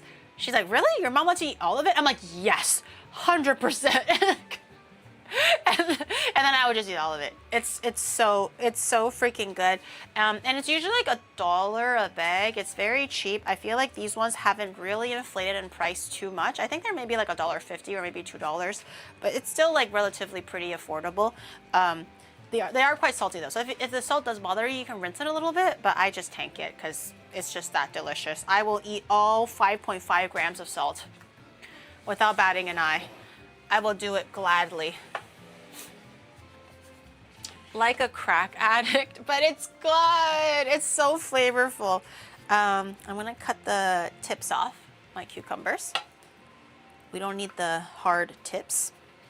And I'm gonna cut them into spears just so they're a little bit, wow, this knife is not very sharp. I'm just gonna cut them into spears. Maybe like 1/3 spears so they fit into the rice a little bit better. Like that. Let me try one. Yes. That tastes like summer in a cucumber. Delicious. That's not even that salty. I think that's more than enough. We don't have to cut all of them. I'll just package the rest of them and I'll eat them with like my rice or something tomorrow. That's really good. Do you know to watch your sodium? Do you know that you need to watch how far your hairline is moving back to the back of your head to your neck when you get older too? Oh, never mind. You're not even old. You probably had that since you were 18.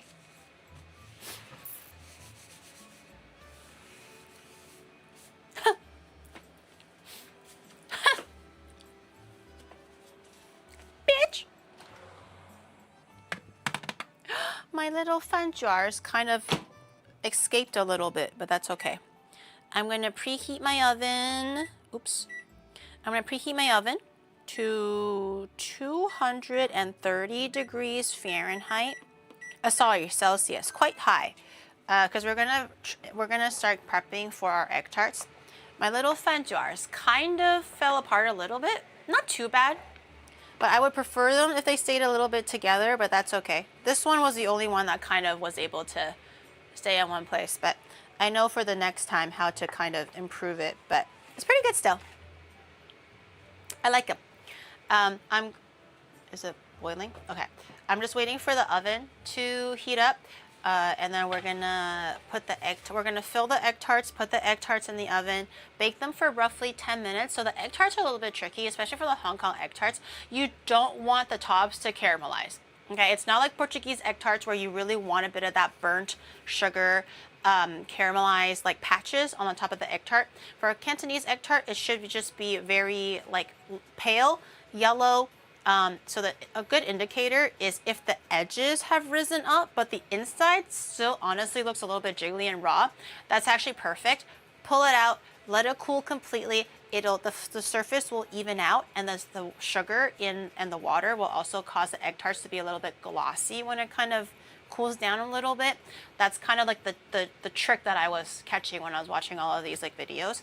So you only kind of like cheesecake. You want it still a little bit jiggly in the middle. You don't want it to be fully set, or else it'll dry really uneven and it won't give you that glossy look. And the Cantonese egg tarts should always be glossy, like a little mirror. That's the goal. I'm just gonna eat some more cucumbers.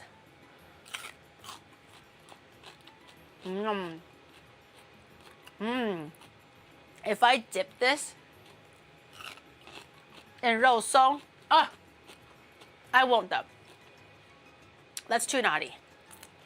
I won't do that. Jiggly in the middle, just like me. Exactly. A little jiggly, a little wobbly, but it's gonna give a really nice, soft, tender, like custard in the middle. She's fueled by salt. I don't actually eat that much salt. I eat a little bit more than Shadow, I guess, since he's a little bit more cautious with his salt intake. I don't eat that much. Guys, what if I did like a quality check on an egg? Like, I want to make sure that the egg is cooked right. What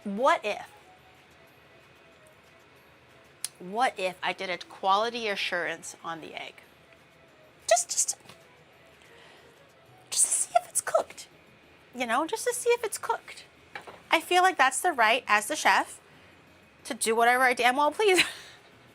And if that means snacking on bibs and bobs of what I'm making, I think I should be able to do that.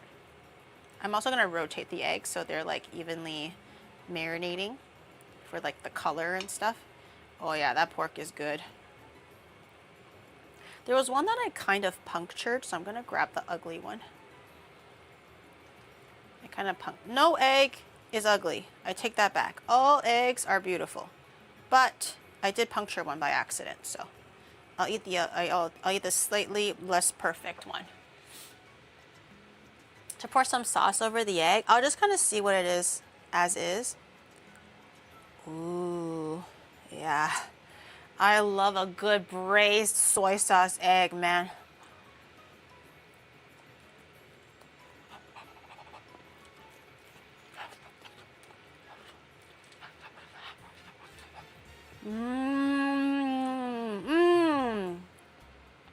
Dare I say, my Hong Shao Rou is getting better, if not better, than my mom's. Dare I say? I'm gonna say it. I think my Hong Shao Rou is really damn good. The flavors are really, really good. It will not lose out to my mom's honshao man. And my mom's honshao is my grandpa's recipe. It's not even hers. I dropped it.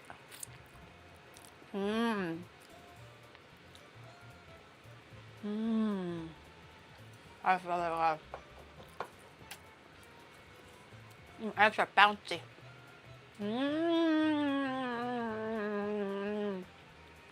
Call her? No, I'm just spitballing here. We're gonna get see Oni Cat soon. I did mention that chat really missed Oni Meow to 20 because 20's back now. She just laughed and didn't answer me. So guys, I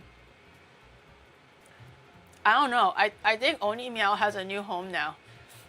I was kind of like, okay, I'll let Oni Meow sleep over. I can let you borrow it. And Tony's like, yay. And then she went on a vacation, came back, and I'm like, so like, how's the sleepover? You know, chat's missing them. They would love to see Oni Meow. And 20 is like, really? That was it.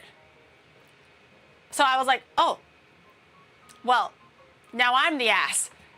If I ask for it back, you know, so I was just kind of like, oh, well, I was kind of opening up that topic so you can like catch the hint, you know, but she clearly, either she caught it and she just completely drove right past it, or she did not catch the hint at all and just missed, you know, or she purposely dodged it like this. So, guys, I don't know, man. I don't know. I don't know if Oni Meow's coming home. Oni Meow has a new home now. It's like the orphan that got adopted. But they weren't even an orphan. It was stolen from me. Costco part 2. I don't even know if they'll have another Oni Meow because I don't think it's like a regular item. I think it's like a temporary thing that they have. The egg is so good. Tomorrow, all the flavor is going to be into the middle. It just needs time to penetrate. It's going to be even more delicious tomorrow. Like evenly seasoned throughout and not just the outside. Because right now it's still fresh.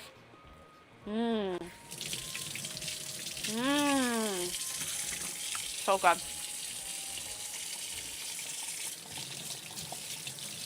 Limited, you better head over right now. Dude, Costco's so far. It's so far. Okay, I think I heard the oven say it's almost ready. I'm gonna take the tarts out. I don't actually know if it was in there for a long time or not, or if it was enough time or not, but we're gonna roll with the punches.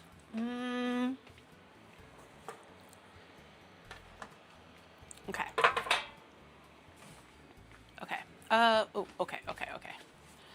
This is what I'm gonna do. I'm gonna place it all on this pan because I'm gonna be baking it on this pan, not the little pan. The little pan's a bit too small. Okay, they're quite cold, which is perfect. I'm gonna grab my little whisk, one little stir just to make sure if any like residual sugar that wasn't fully dissolved or anything is now fully dissolved. And we can just toss that away. And then you want it basically about 90% full. And that's why you kind of want a pouring spout. It's a little bit easier to pour if you have a pouring spout. Okay, and these will puff up and rise a little bit, so that's why you don't want it fully all the way, but you want it to be nice and filled in. Last thing you want is your egg tarts to look stingy. Oh, that one's too full. That one's a little too full, I think. I think that's pretty good. I don't wanna fuck with it. Okay. Actually, that one's a bit too full. I don't want it to like spill out and have the sugar kind of cause the egg tart to stick. I'm gonna pull out just a little. Okay. Putting it in the oven. I have my oven at 230 degrees Celsius, so quite hot, but I'm gonna put it at a lower rack, not at the top rack. And 10 minutes to start. We'll see what it looks like, and if it's not fully cooked yet, then, okay, yes.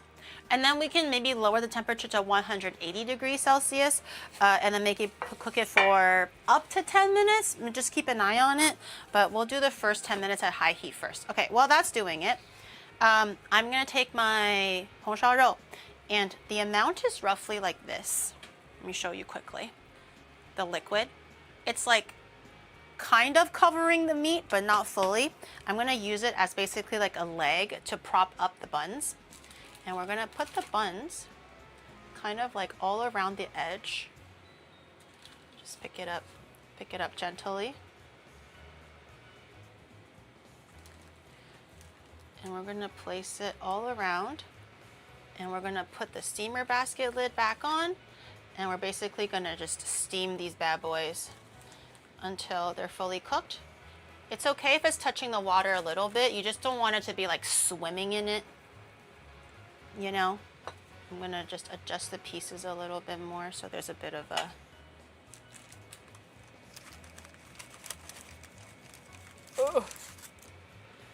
okay. One last one somewhere. I'll put it maybe here. Okay, so it kind of looks like this. Okay, I'll put the lid back on. Turn it up a little bit higher now. 15 minutes. Let me lower the temperature. And basically only, basically only start doing this.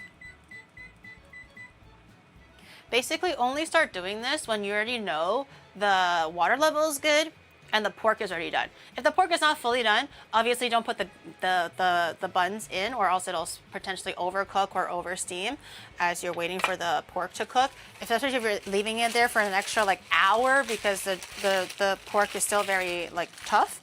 So my pork is already really good. That's why I decided to put the buns in, but just make sure you're timing it so the pork is delicious and not too raw. Medium heat, yeah. I have the heat cranked up a little bit. I wanted to make sure there was enough like water volume left in the pan, so if I was medium heat, it won't all just like steam away and dry out. But the flavors are really, really delicious too. I didn't even put MSG into the soup, and I think it's really good already, so I might actually just skip the MSG this time. I think the soup is very full-bodied already. I don't think it needs it. I'll put the rest of the custard away.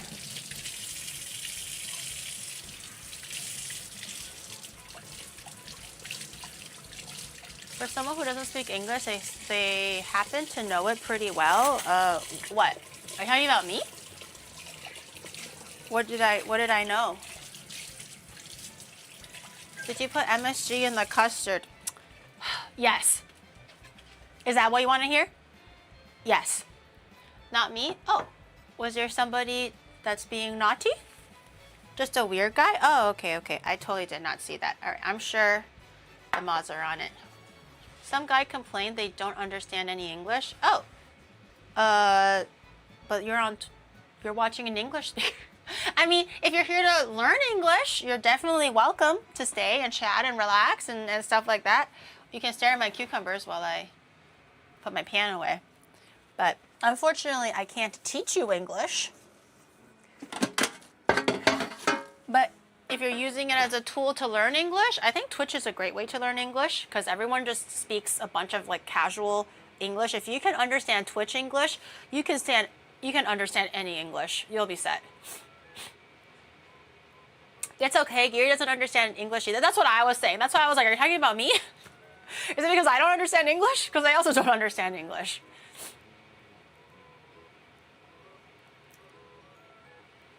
They are using Twitch as a medium to complain about not knowing English and telling you to speak Spanish. Oh, they were asking. Oh, then I can't. Girl, I can't do that. Hablo No Espanol. I do not hablo the Espanol. I'm just looking at my egg tarts. I'm thinking it's gonna need more than the initial 10 minutes. I'm thinking. Should I just keep gnawing on cucumbers, chat? Damn, it's like that last spurt where things are cooking and it's delicious and you want to eat the thing but you can't because it's not ready, and then now you're just getting like your hands are getting super itchy because you're just like, I want to eat.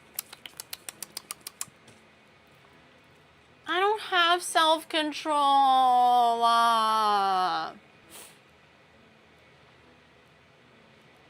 Are you from poutine part of Canada or cowboy part? Cowboy part? Oh, like not Alaska, Alberta. I am the poutine part of Canada. What's the Vancouver part of Canada? So I take it poutine is Toronto, maybe, and cowboy is the maritime like the prairie provinces. So like Alberta, Saskatchewan, Manitoba, maybe. I think it's more Alberta though. And then the maritime is like, what are you from? The lobster part of Canada? So what would Vancouver be? Vancouver is the rich part? Really? Vancouver is rich? I think Toronto is rich. Or suburban Toronto? Like uptown? That's hella rich. Maybe both. Maybe equally rich. Alberta is just Florida, but Maple Leafs. I don't think the people in Alberta are crazy. Not that I think people in Florida are crazy. That came out really wrong. I'm just saying from what I heard of the Florida man and stuff like that. I'm just saying it seems pretty wild over there in Florida. I had a great time in Florida when I went to Disneyland or Disney World when I was a kid, okay?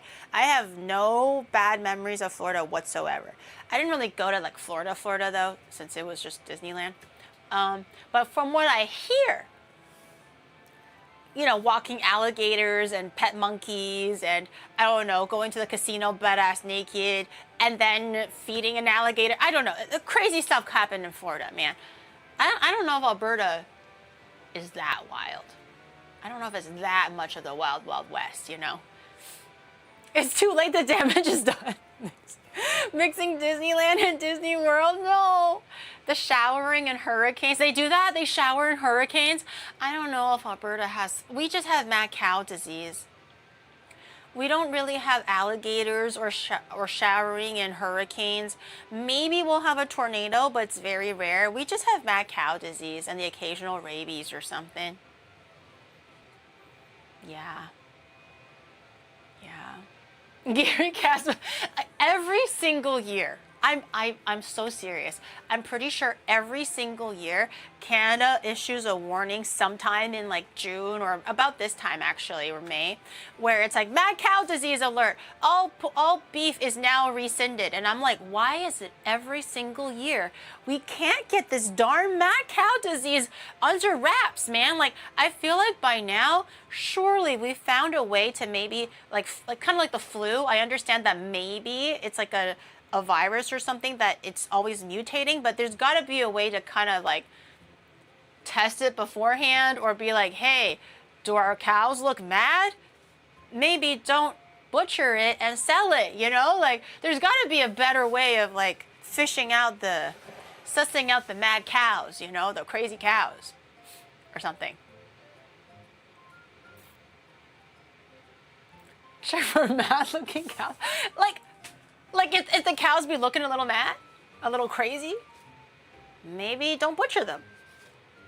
Maybe just give them a good life. And if it's like, if they're uncomfortable because they're mad or crazy, then we can like, you know, humanely kind of like put them down. You know, like you don't want them to suffer, but also don't sell the meat either. Like there's got to be a way to like, the magic cows, they're mad as like Mad Hatter mad, okay? Not like, not like mad, but like, ha ha ha, mad.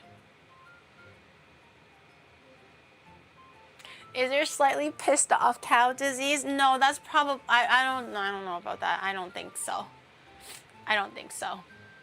we should just let the cows mad cows eat each other. I don't know if they actually eat each other though. The prions are literally unable to be detected until it's too late. Literally one present in the meat after. There's no, like, can we just not shoot the cows all with like anti-prion or something, you know? We can't do that.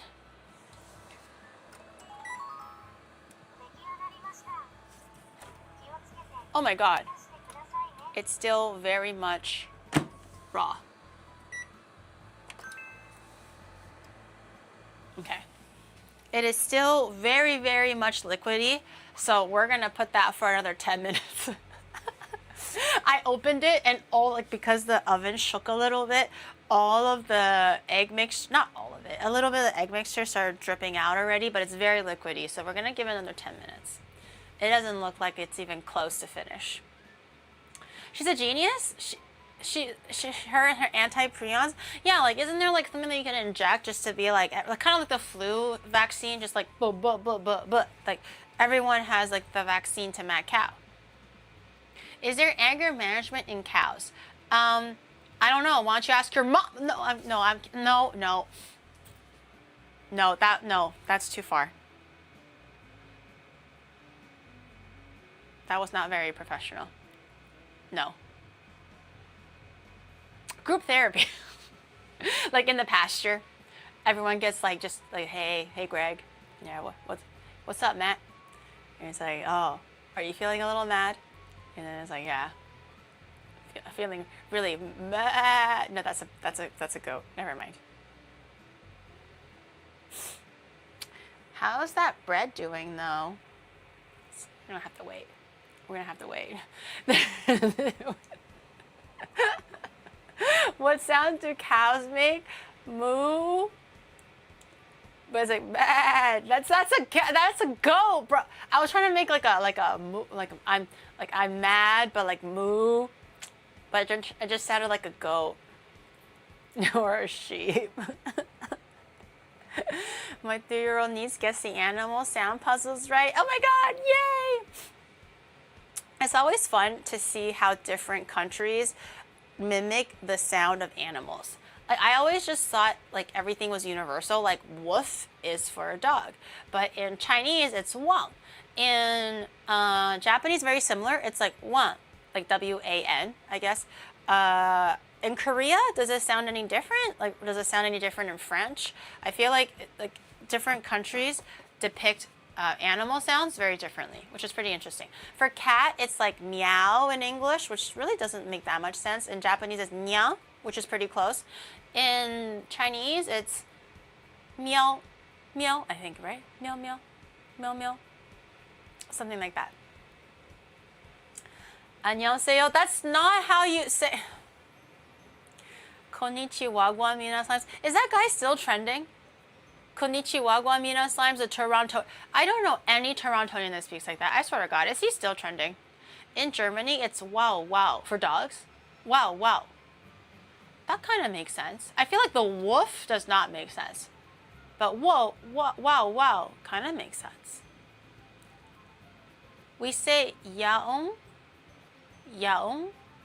Yaong for what? Giri, For will which you only animal? do a meet and greet in Dokomi or also virtually explore it too? I will only be doing a meet and greet. I don't think I have anybody in Germany or any like tech set up so that I can actually do exploration for Dokomi, like on an iPad. But in the future, I like to just do IRL. I think it'll be fun to just explore it in person instead of seeing it through an iPad. But for this upcoming Dokomi, it'll be just for the meet and greet because I don't have any people there that I can rely on to do it or to ask to do it. And I don't really have the tech set up for it either. I am not going to TwitchCon EU. I think that's very soon, right? Is it still in Amsterdam or Notre Dame or is it somewhere different? But no, long distance hauls, flights, I'm kind of over with. I would like to not do long distance flights. Grandma's tired. Hi, Mr. Bite. She's gonna do a meet and greet with your mom to all her just collecting all the moms. The mom meet and greet.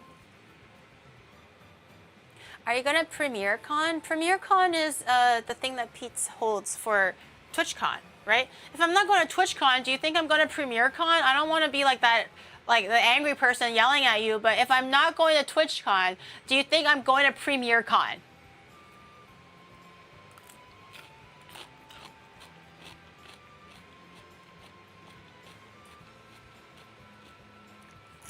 He forgot the Blazers in Germany. I don't want to bother him. I stand by. My mods are their own people.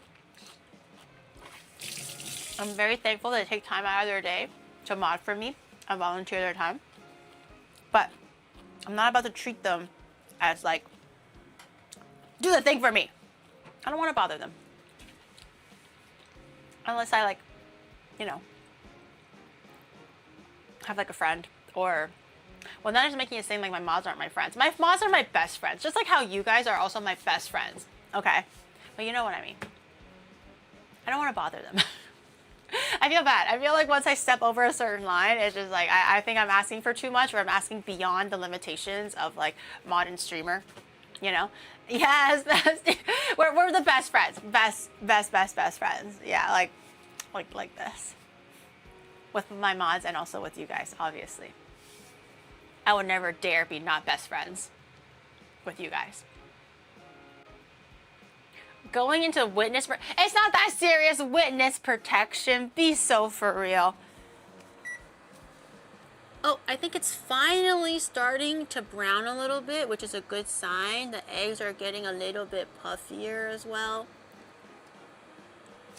I have 4 more minutes left on the timer, but dare I say, I want to heat it up for a little bit more. I want it a little bit more puffy. Oh! Oh! Are my buns? My buns ready? Okay. For buns, it won't matter as much right now for this kind of thing because it's already like soaking into like the Hongxiao liquid and everything like that. So color and presentation won't be as serious. But if you are making just steamed buns, like if you're not putting it over the stewing liquid, if you're just using a steamer rack or whatever, and you're just making the huajiao or the bun or whatever you're making, and you want to make sure that the buns are nice and white and supple and like clean looking, do not lift the lid up as soon as the buns are done. Never do that. The buns will taste exactly the same. It will not ruin the taste, but it will ruin the aesthetics because if you lift up the steam right away, it'll cause a lot of shrinkage in the buns. It's gonna get wrinkly. It also turns a little bit yellow for some reason. So although it tastes good, it's gonna look ugly as fuck. So you wanna leave the lid on for another 10 minutes or so. Let the steam slowly settle and dissipate. And then it'll preserve its nice white supple kind of like exterior. So I'll do that. I'll do the same too. But in this case, because everything is like braced together, it doesn't matter too much. But we'll do the same thing anyways. The buns are white and supple. Yes. What are your best friends? We are your best friends. Okay, Giri. Which one of us is your bestest friend? We're like equal. There's no bestest of friends. We're all really good friends. Like, I can't put anybody over the other because 1, it wouldn't be fair, and 2, it wouldn't be the truth anyways because I love everybody equally. Just like how a mother loves all their children equally. You know? Best means best. Giri, no, you guys are all the best. Everybody is the best to me. My mom used to tell me I wasn't her son.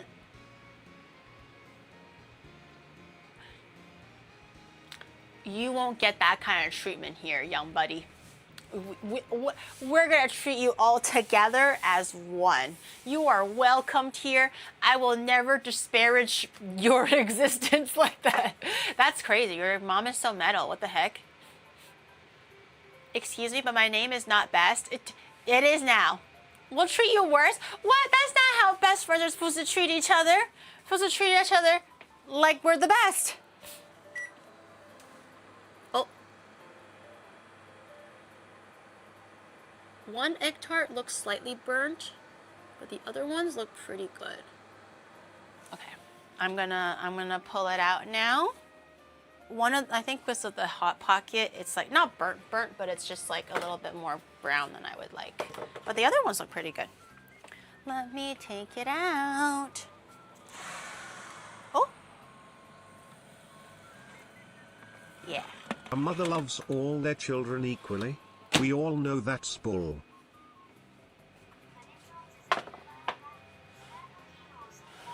See, this one, I don't know if the camera can see it. These ones, although it's not like burnt, but it's like not ideal. I was hoping for not having it be too cooked on the top. We're kind of aiming for something like these three, where they're a little bit like this side of the oven was a lot harder than this side of the oven. So ideally we're looking for something like this, where it's like even color. This is still perfectly fine and edible. It's just not like, you can't really sell it. We're not selling it though. It'll just be very good. So I think we'll be okay.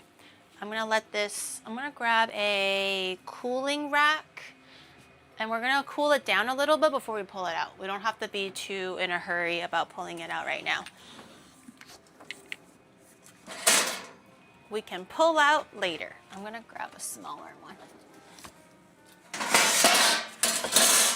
So Geary, you cooking those buns in the oven? Are you trying to subtly tell us that you have, in other words, you're pregnant? No weighing. Not every time I bake something means I have it's a tart in the oven. It's not even a bun in the oven. I don't recommend that you touch this raw dog, okay? But I'm gonna I'll do it quickly. I am a professional after all. But please don't do this raw dog, okay? If you're not good at handling heat or don't know how to handle it.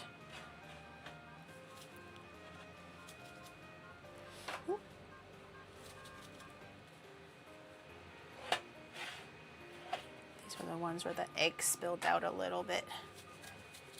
Hopefully I can pull these out okay though. I'm a little bit worried because they're quite tall.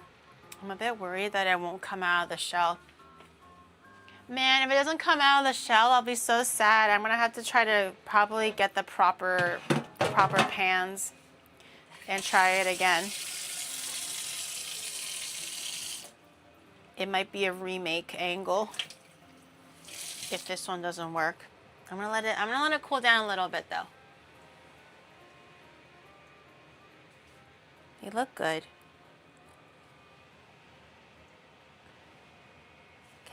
I'm gonna be patient. I'm gonna be patient. Okay. In the meantime, I'm gonna take a peek. Should we take a peek? I don't actually know if it's fully cooked. We might have to pop it back on the steamer for a little bit. Okay. 3, 2. Oh, they're so big and luscious. Oh my god. Yay! And then the honsharo is on the bottom and it's like sucking up all the juices. Wait, let me show you. That's the stuff, man. It's just like sucking up all the liquid. Ugh. Oh, that's so tender. Oh, that's so good. Okay. That is amazing. Amazing. Yeah. Okay. I don't have a little bowl. I would like to have a little bowl Geary, in the middle you are here. my best friend? I never had one before. I always dream of watching my best friend playing and finishing horror games. Yes, multiple games SSSS. Wait, where are you going, I'm bestie? specifically not your best friend. I'm not best friends with you anymore. You know what? I said I don't have a best friend. Everybody is my best friend, but you're specifically not the best friend. You went down to friend tier, not best friend tier. I'm gonna save this bowl for the honsharo, and I'm gonna put the buns kind of like around it like this, just so that I can grab a bit of the meat out. Oh my god, look at that. Look at that. Oh my god. My mom would be so proud of me. I'm so proud of me. Ooh, it's quite hot. Oh my god. Oh, this is the best part of eating mantou, when it's just like soaking up all the fucking juices. Oh, this one has a bit of meat stuck in its ass crack. It's okay. A little surprise. Ooh. Okay, we don't have to take all of it out. I want to take a little bit of the meat out so we can use it for the fan tuan. So I'm gonna get an egg. And I'm gonna get some meat. And we'll make the fan tuan while we let everything else kind of like keep warm. Grab a bit of meat. I don't know if that's gonna be enough, but we'll do that for now. I'll put the lid back on because I don't want it to get too cold.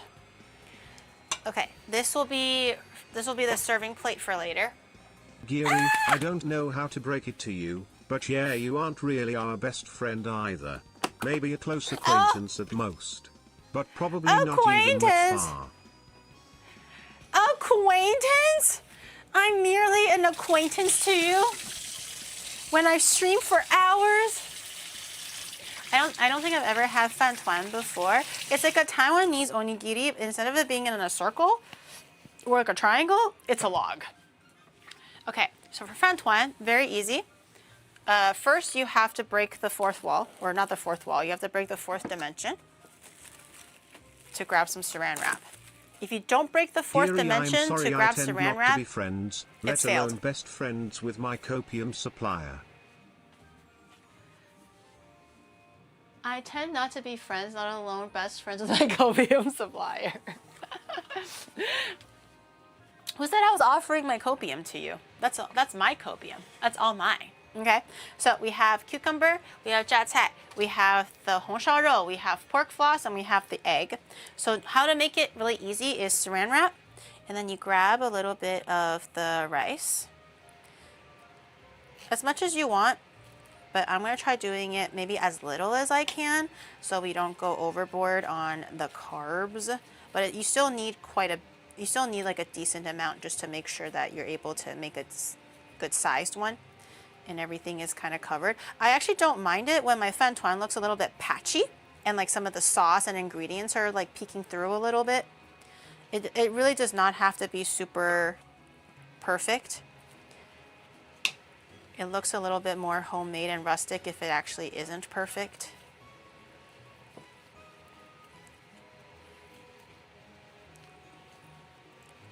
Maybe wet your fingers so they don't stick. Let me do that while I eat some of the rice off. The glutinous rice is so good. Wet your fingers a little bit so it doesn't stick to the rice. It makes the folding process a lot easier. You would do this for regular onigiri as well, for like regular rice. A little bit of water just makes it a little bit easier to manipulate. And then you can, look at that, much better. And you can press it like quite thinly. There we go. That's way better. Okay. This is my first time making it. So Taiwanese moms, please don't judge me. I'm just a little guy. I'm gonna put in pork.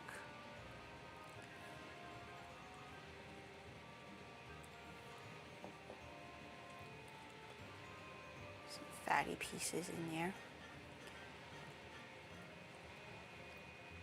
Okay, and then for the egg,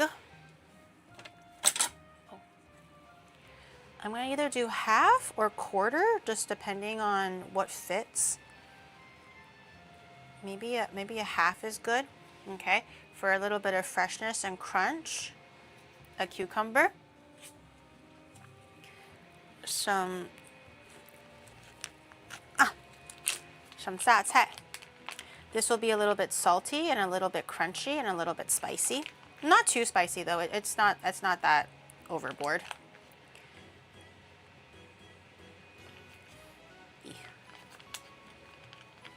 Okay.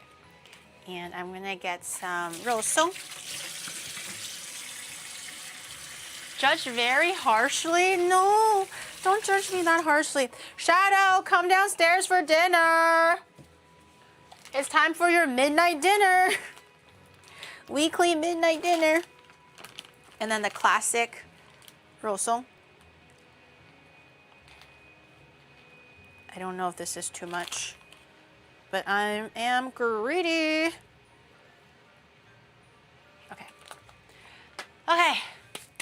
Say a prayer, boys. Say a prayer. And then you should be able to just use the saran wrap and kind of just like, oh my God, I'm doing it. Mom. Mom, grab the camera.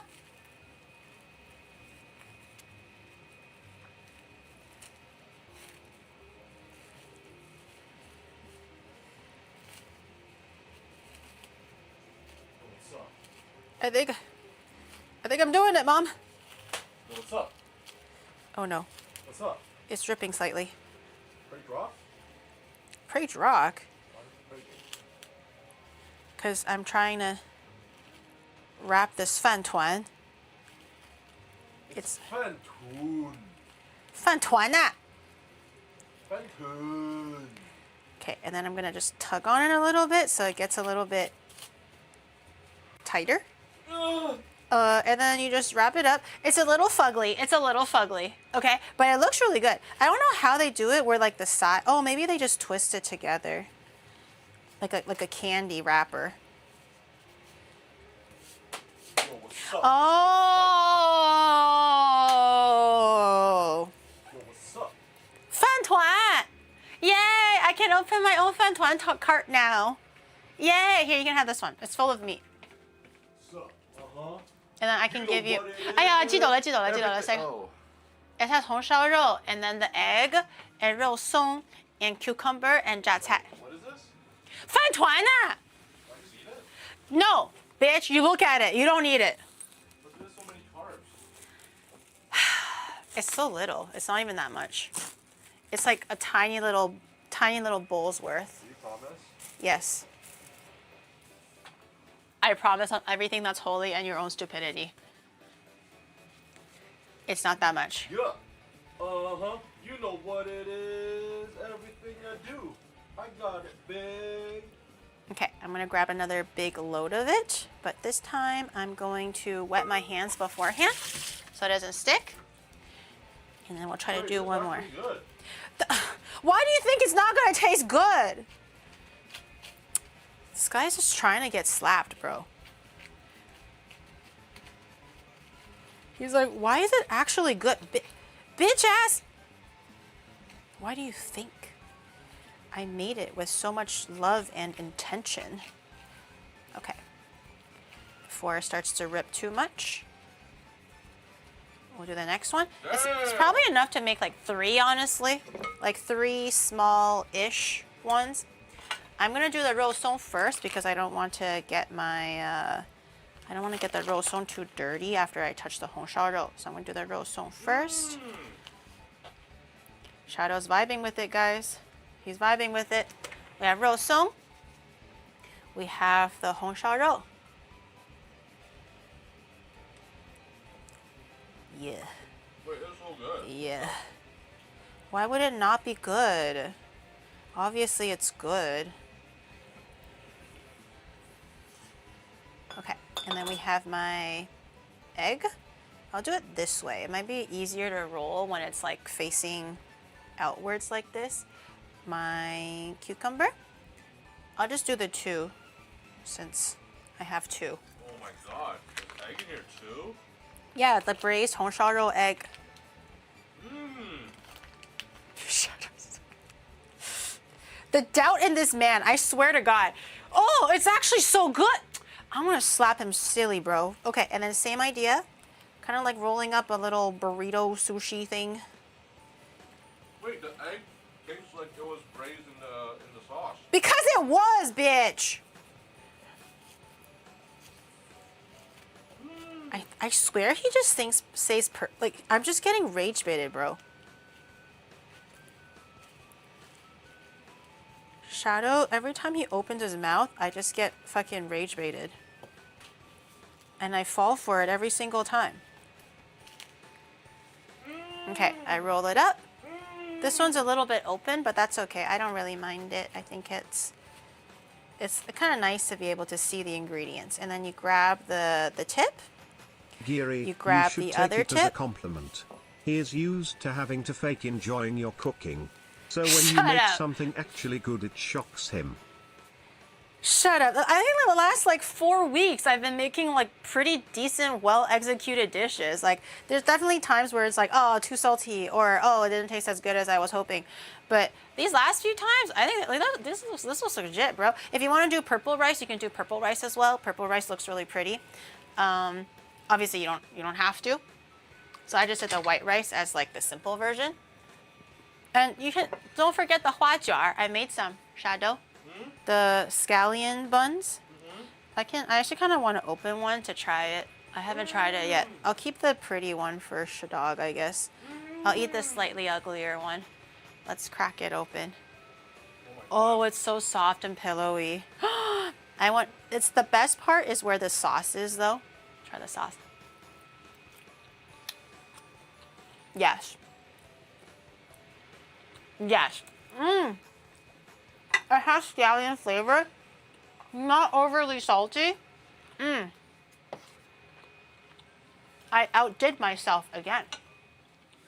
I'm gonna get the green, the leeks out because we don't need those. Grab a bit. This time you do want a bit of the juice, so you can dip it in the bread. And that's what makes it really good. So don't get just the meat.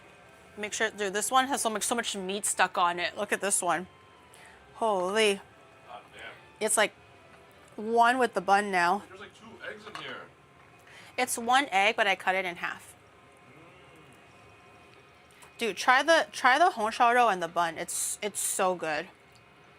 Wait, I'm already full from this. No, you have to try this too. I mean, you don't have to eat all of it, but you can just try some.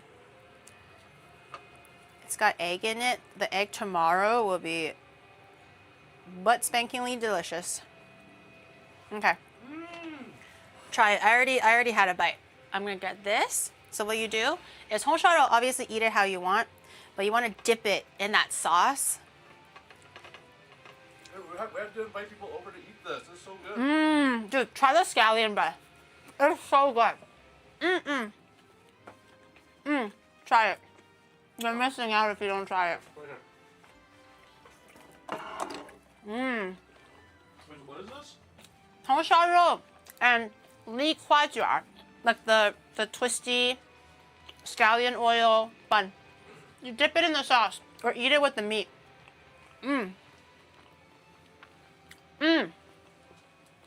No notes. Delicious. Can I have some? No, that's my lunch. Shadow's like, he's dancing around. What the heck? But spankily delicious. That's just a saying she made up, right? Yeah. No, it doesn't exist. She didn't make enough for the class. Guys, we're best friends, but you should bring your own lunch. Is what I'm saying. Okay, let's see if we can demold this.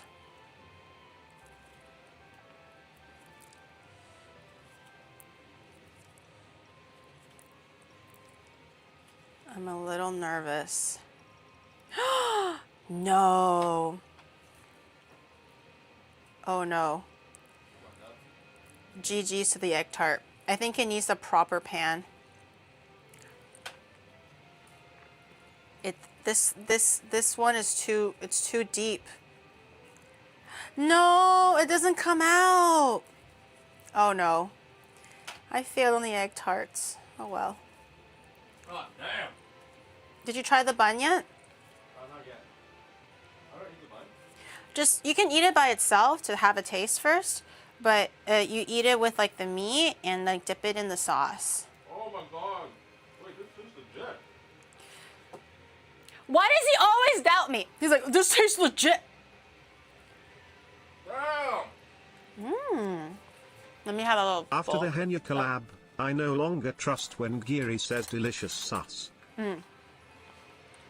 Well, if you don't trust me, trust Shadow.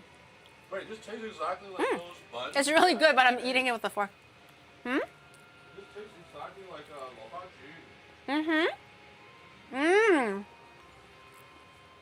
The taste, immaculate. But did it get stuck to the pan? Yes, it did. You're just gonna have to take my word for it, and you gotta eat it like a spoon. Eat it like a cake. Mmm. Mmm. Yeah, that's really good. Here, try the egg tart. Huh? Unfortunately, it doesn't come out of the mold because I don't have the right mold. Yeah. But you can just eat it with the fork. It's really good. Okay. Toast it, that. It's good. This is not bad. Behind the scene, this guy's like, mmm. Mmm. Mmm. And then I went over there and I was like, it's good, huh? And he's like, it's okay. It's all right. It's fine. It's whatever. I didn't try the Tuan yet. Let me try it. I'll do a cross section for you guys so you guys can see what it looks like in the middle.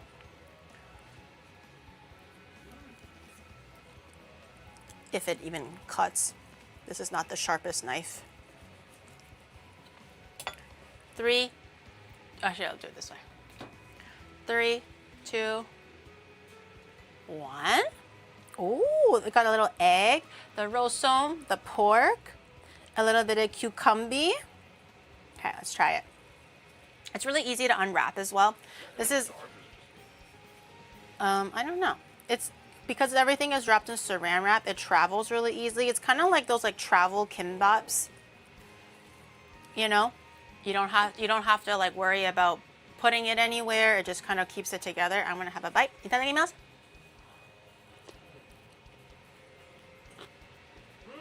Mmm. Mmm. Crunchy, meaty. Mmm. It's juicy. The cucumber actually makes it a bit juicy. But the meat is so good. The rosome is really good. Is it hot good? It's quite good, right? Mmm. Mmm. That is 10 out of 10. Could you eat this cold the next day? I wouldn't say don't put it in the fridge because the rice will get really hard if you put it into the fridge. Just leave it at room temperature. Oh my god. So good. It's like onigiri, like the Japanese ones. It's not ideal if you eat them the next day, but you can.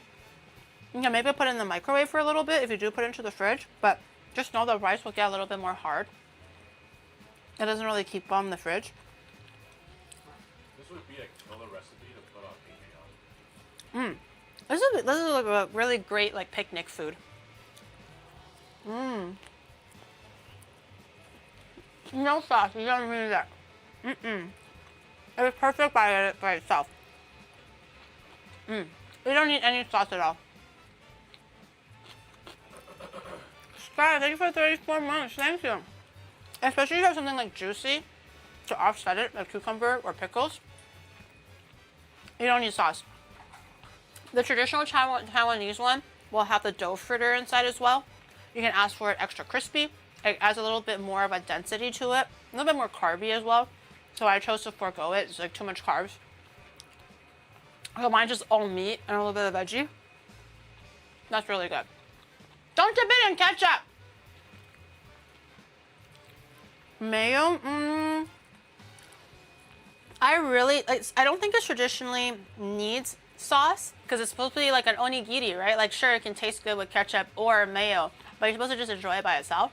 It's like that kind of a concept. How do you deep fry it? What are you, American?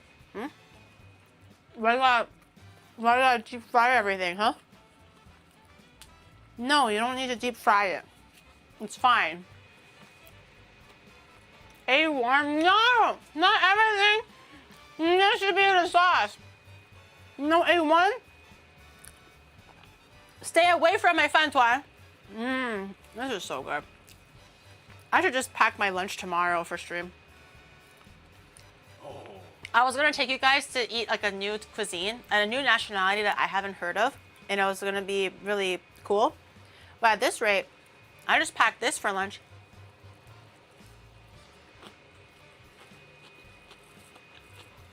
Just have a little picnic in the rain. Not a new nationality. It's a country I haven't heard of. And cuisine I haven't tried. So we're gonna be trying some new things tomorrow, and I was pretty excited for it. Tomorrow, it's gonna be a little bit rainy, so bring an umbrella, okay? Bring some galoshes, waterproof socks, whatever you need, okay? It's gonna be a little bit of a gloomy day tomorrow, but we're gonna go visit 2 flower festivals that are really famous in Japan, especially for this time of year. The Azalea, it's beautiful. I've been there before. It's like basically a whole hill, like small hill, where there's beautiful flowers of all different colors. And also Wisteria, which is the flower from Demon Slayer, the purple one. We're gonna go visit it at night. It's gonna have a light illumination for the wisteria, which is supposed to be extra pretty. So we're gonna try to hit 2 flower festivals tomorrow, which is really iconic for April time. Like end of April is the perfect time for azalea and wisteria. And if we miss any later, it's probably gonna start like dissipating and falling down. So now is the perfect time. So we're going to be doing that tomorrow for IRL stream. So I'm very excited, but it is going to be a little bit rainy, so it's probably going to be more train rides and more walkies. We're not going to do the bikies because the rain will kind of make it really awful. Wisteria to keep the demons away. No, the sakuras are all gone. There's no more sakuras anymore. It's like basically sakura, early blossoming sakura, regular sakura, azalea, wisteria, and then it's just gonna be like hydrangea, like in the summertime. That's kind of the progression of the flowers here. So right now the 2 famous ones is azalea and wisteria. No, the sakuras are gone. No more sakuras. We'll have to wait until next year. I lied to you again. No sakuras. We saw nothing. I suck. We'll just have to wait until next year, and hopefully I suck less next year and finally bring you guys to see sakura, I guess. You know, yeah. But I'm excited for tomorrow. Also Friday, I think we're gonna do overtime. I was thinking of maybe doing it at 11 a.m. But we have a little surprise overtime on Friday at 11 a.m. But tomorrow it's just our usual time. But I'm excited. I'll see you guys tomorrow. Maybe we can start a raid so I can eat dinner. But I'll see you guys tomorrow. Make sure you wear your rain boots. Pack lightly. We're gonna try a new cuisine that I haven't heard of. We're gonna try that. Very excited. Oh, and then the Gusto Pokemon collab is tomorrow too. Maybe we'll try some Pokemon food. Take care, everyone. Have a great rest of your day. I think we're rating Rain. Go say hi to Rain for me. I think someone said that she's baking with Siren, so go say hi to Siren for me too. Hope you guys have fun over there. Be good, and I'll see you guys in like, I don't know, 12 hours, I guess, maybe less than that, for IRL stream. Bye, everybody. See you guys tomorrow in the rain. Bye bye.